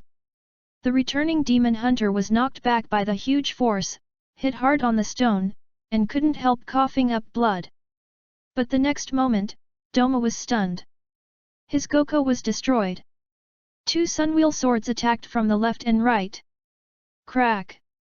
The two sunwheel swords slashed his neck at the same time, but they couldn't cut it at all. A sneak attack is not good. Doma smiled and opened the fan, waved one hand. Blood demon art scattered lotus. Ice flowers were swaying all over the sky, and the two hurriedly retreated. Tisk! Why can't I cut it? One person cursed angrily. Then, a long knife suddenly stabbed into Doma's abdomen from the front. Doma lowered his head and smiled at the sunwheel sword inserted into his abdomen. Really good. Swish! The sunwheel sword was pulled out, and the wound on the abdomen healed instantly. I've had enough fun. Although Doma didn't receive any substantial damage, he was frightened by the unexpected actions of the demon hunters in his first battle. I don't want to play anymore. Blood demon art, lotus flower. Several ice vines appeared out of thin air, and the demon hunters hurriedly swung their sun blades to block the incoming ice vines. But demons are not gentlemen. Doma threatened the stepson who had no fighting power and fell beside the stone, half covering his face with a golden iron fan, and said with a smile. Are you going to give up on him? Tisk! A pillar said unhappily, you cover me. He cut off an ice vine with a knife, and used the time bought by his companions to desperately approach the stepson. But the three of them had already used up all their strength to block the ice vines, and it was inevitable that they would have to bear greater pressure if they wanted to save people. The ice vines had countless ice blades on them, and those that were not dodged scraped his skin ruthlessly, leaving his arms, shoulders, and legs covered with bloody wounds. Chapter 50.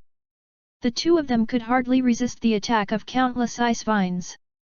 Bang! Ahem! The other stepson finally couldn't hold on and was whipped out by a vine. He hit the ground hard and coughed up blood. Toda!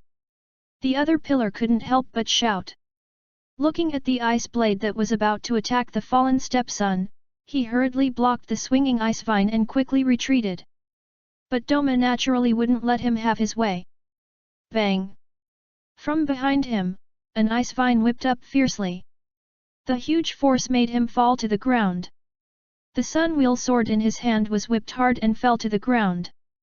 The only pillar who still had the strength to fight could not hold on any longer and was easily knocked to the ground. The four tried hard to stand up and continue fighting, but no miracle happened. Doma kicked a pillar who still had the strength to struggle to get up, and proudly picked up the thigh that had not been eaten by the corpse pile beside him, and said with a smile. "Don't struggle, I'm very gentle, I won't kill you." Seeing the evil ghost in front of him, proudly eating human flesh, a sense of incompetence filled his heart. "I'm going to kill you." The stepson who fell to the ground struggled to reach out desperately, trying to grab the Nichiren sword not far away, and yelled wildly. Doma walked up to him with a smile, kicked him, and kicked the Nichiren sword next to him far away. The four ghost hunters watched the evil ghost have a full meal. They all gnashed their teeth, and the pain of incompetence was almost unforgettable. When the evil ghost left leisurely, the few people had no strength to stand up again. They just thought that as time passed, they would die. But the next moment, there was a rustling sound in the bushes in the distance, and a familiar figure appeared. It was the survivor who was rescued just now. "Are you all right?" That day, the Ghost King received a letter of introduction to join the Demon Slayer Corps. After getting the letter of introduction, MUZAN remembered something. To join the Demon Slayer Corps, you need to pass the Demon Slayer Corps assessment, and the place where the Demon Slayer Corps is assessed is full of wisteria flowers. Moreover, he remembered that in Fujixe Mountain, all the ghosts under his command had lost their perception. They lost their perception when he crossed over. Combined with the memory of the scum boss, those ghosts got rid of his control. In this way, the birth of those half-ghosts was also out of control at that time. So, those ghosts in Fujixe Mountain can actually be classified as half-ghosts. Now what lies before MUZAN is how to overcome the wisteria flowers and go to Fuji Mountain to participate in the assessment. If he endures the discomfort and insists on going, it is not a big problem, but MUZAN really does not want to endure the discomfort brought by the wisteria flowers. But there is really no hope for Tamayo. After all, the technology tree has not been clicked yet, and it is impossible to climb up. MUZAN still came to Liashi Pharmaceutical and found Tamayo. Strangely, for some reason, MUZAN suddenly became very vague about Tamayo's thoughts. When MUZAN came to Tamayo, she was leaning on the chair with a frown, her face was abnormally pale, and the originally hidden sharp teeth and long claws were exposed. Both hands were tightly grasping the handles of the chair, and the handles had been squeezed out of shape. Noticing MUZAN's arrival, she squeezed out with difficulty, "Master MUZAN. What's wrong with you?" MUZAN was not in a hurry for Tamayo to answer, and waited patiently beside her. Finally, after a few hours, Tamayo seemed to recover gradually, but she seemed to be a little uncomfortable. MUZAN looked at the bottles and jars on the table next to Tamayo with a strange look, and joked. "Are you going to get rid of me and start your own business?" Tamayo wiped the sweat on his forehead because of the pain just now, put down the towel, and said. "Lord MUZAN, I have prepared a potion. You only need to take it twice to be immune to wisteria flowers." MUZAN's face was happy, and it sounded a bit similar to the vaccine he had taken. I couldn't help but feel it was quite reliable. But thinking of Tamayo's death just now, he couldn't help but frowned and said. "You were not just messed up by your so-called potion just now. That was before the improvement, but after the improvement, it will also make people feel a little painful, and I need to tell you what the so-called potion is first." Hearing Tamayo's answer without hesitation, MUZAN breathed a sigh of relief. Although he still had a vague perception of Tamayo's thoughts, he could feel that Tamayo was telling the truth. Some pain shouldn't be too unbearable, right? MUZAN was a little excited about wanting to go to the Demon Slayer Corps to play, and hurriedly urged, "Forget about the explanation, just take it out first." Tamayo opened her mouth, but seeing MUZAN's urgent expression, she didn't know what happened or what she thought of. After a moment of hesitation, she picked out the latest potion from the table and handed it to MUZAN. Out of kindness, she reminded him. "Would you like to think about it again?" "No need, you won't die anyway, right? You definitely won't die, at most you'll feel uncomfortable. Because he was also anxious to overcome his last weakness, although MUZAN had some doubts about the thing in his hand, he just looked at the purple-black potion in his hand, swallowed his saliva, and made up his mind. Drank it violently. I'm sure he won't die anyway. In an instant, the pain broke out. The whole body felt like it was bitten by countless insects, and the itchy and numb feeling was accompanied by the feeling of being hit by a heavy hammer. The 5 heads were all like being filled with lead, and they felt a little drowsy. The feeling of weakness attacked all parts of the body, but the 7 hearts beat more and more powerfully. The pain at this time was second only to when he ate the blue-red spider lily. Zhu Shi! MUZAN's voice was torn and low, and he squeezed out beads from his upper and lower teeth like a roar. In order to ease the pain, his cells began to proliferate wildly, and huge flesh and blood like tumors appeared on his body surface, more and more. This scene is very similar to the original work, where Tamayo sacrificed herself to make MUZAN drink poison. MUZAN is simply amazing. Does he have to be hurt every time he overcomes a weakness? It was like eating the blue-red spider lily. But MUZAN clearly felt that his body was getting weaker and weaker, and at the same time he could clearly feel that this was no threat to his life. As time went by, he could even feel that he was evolving. MUZAN only felt that his consciousness was getting more and more drowsy, and he only heard Tamayo's somewhat worried voice, "My lord. Boss." Watching the huge piece of flesh spreading out, Tamayo was forced to move away, looking worriedly at MUZAN who almost occupied the entire room. Finally, after MUZAN felt tortured for an extremely long time, the pain began to fade, like the ebb tide, disappearing quickly. At that moment, MUZAN seemed to have regained control of his body, took a few deep breaths, and he felt that he had survived a catastrophe. The wildly proliferating flesh and blood was taken back into the body, and MUZAN gradually returned to his original appearance. Thinking of Tamayo's several reminders before drinking this thing, he couldn't help rubbing his temples. I was impulsive. Tamayo, what on earth is this thing? It's a bit painful.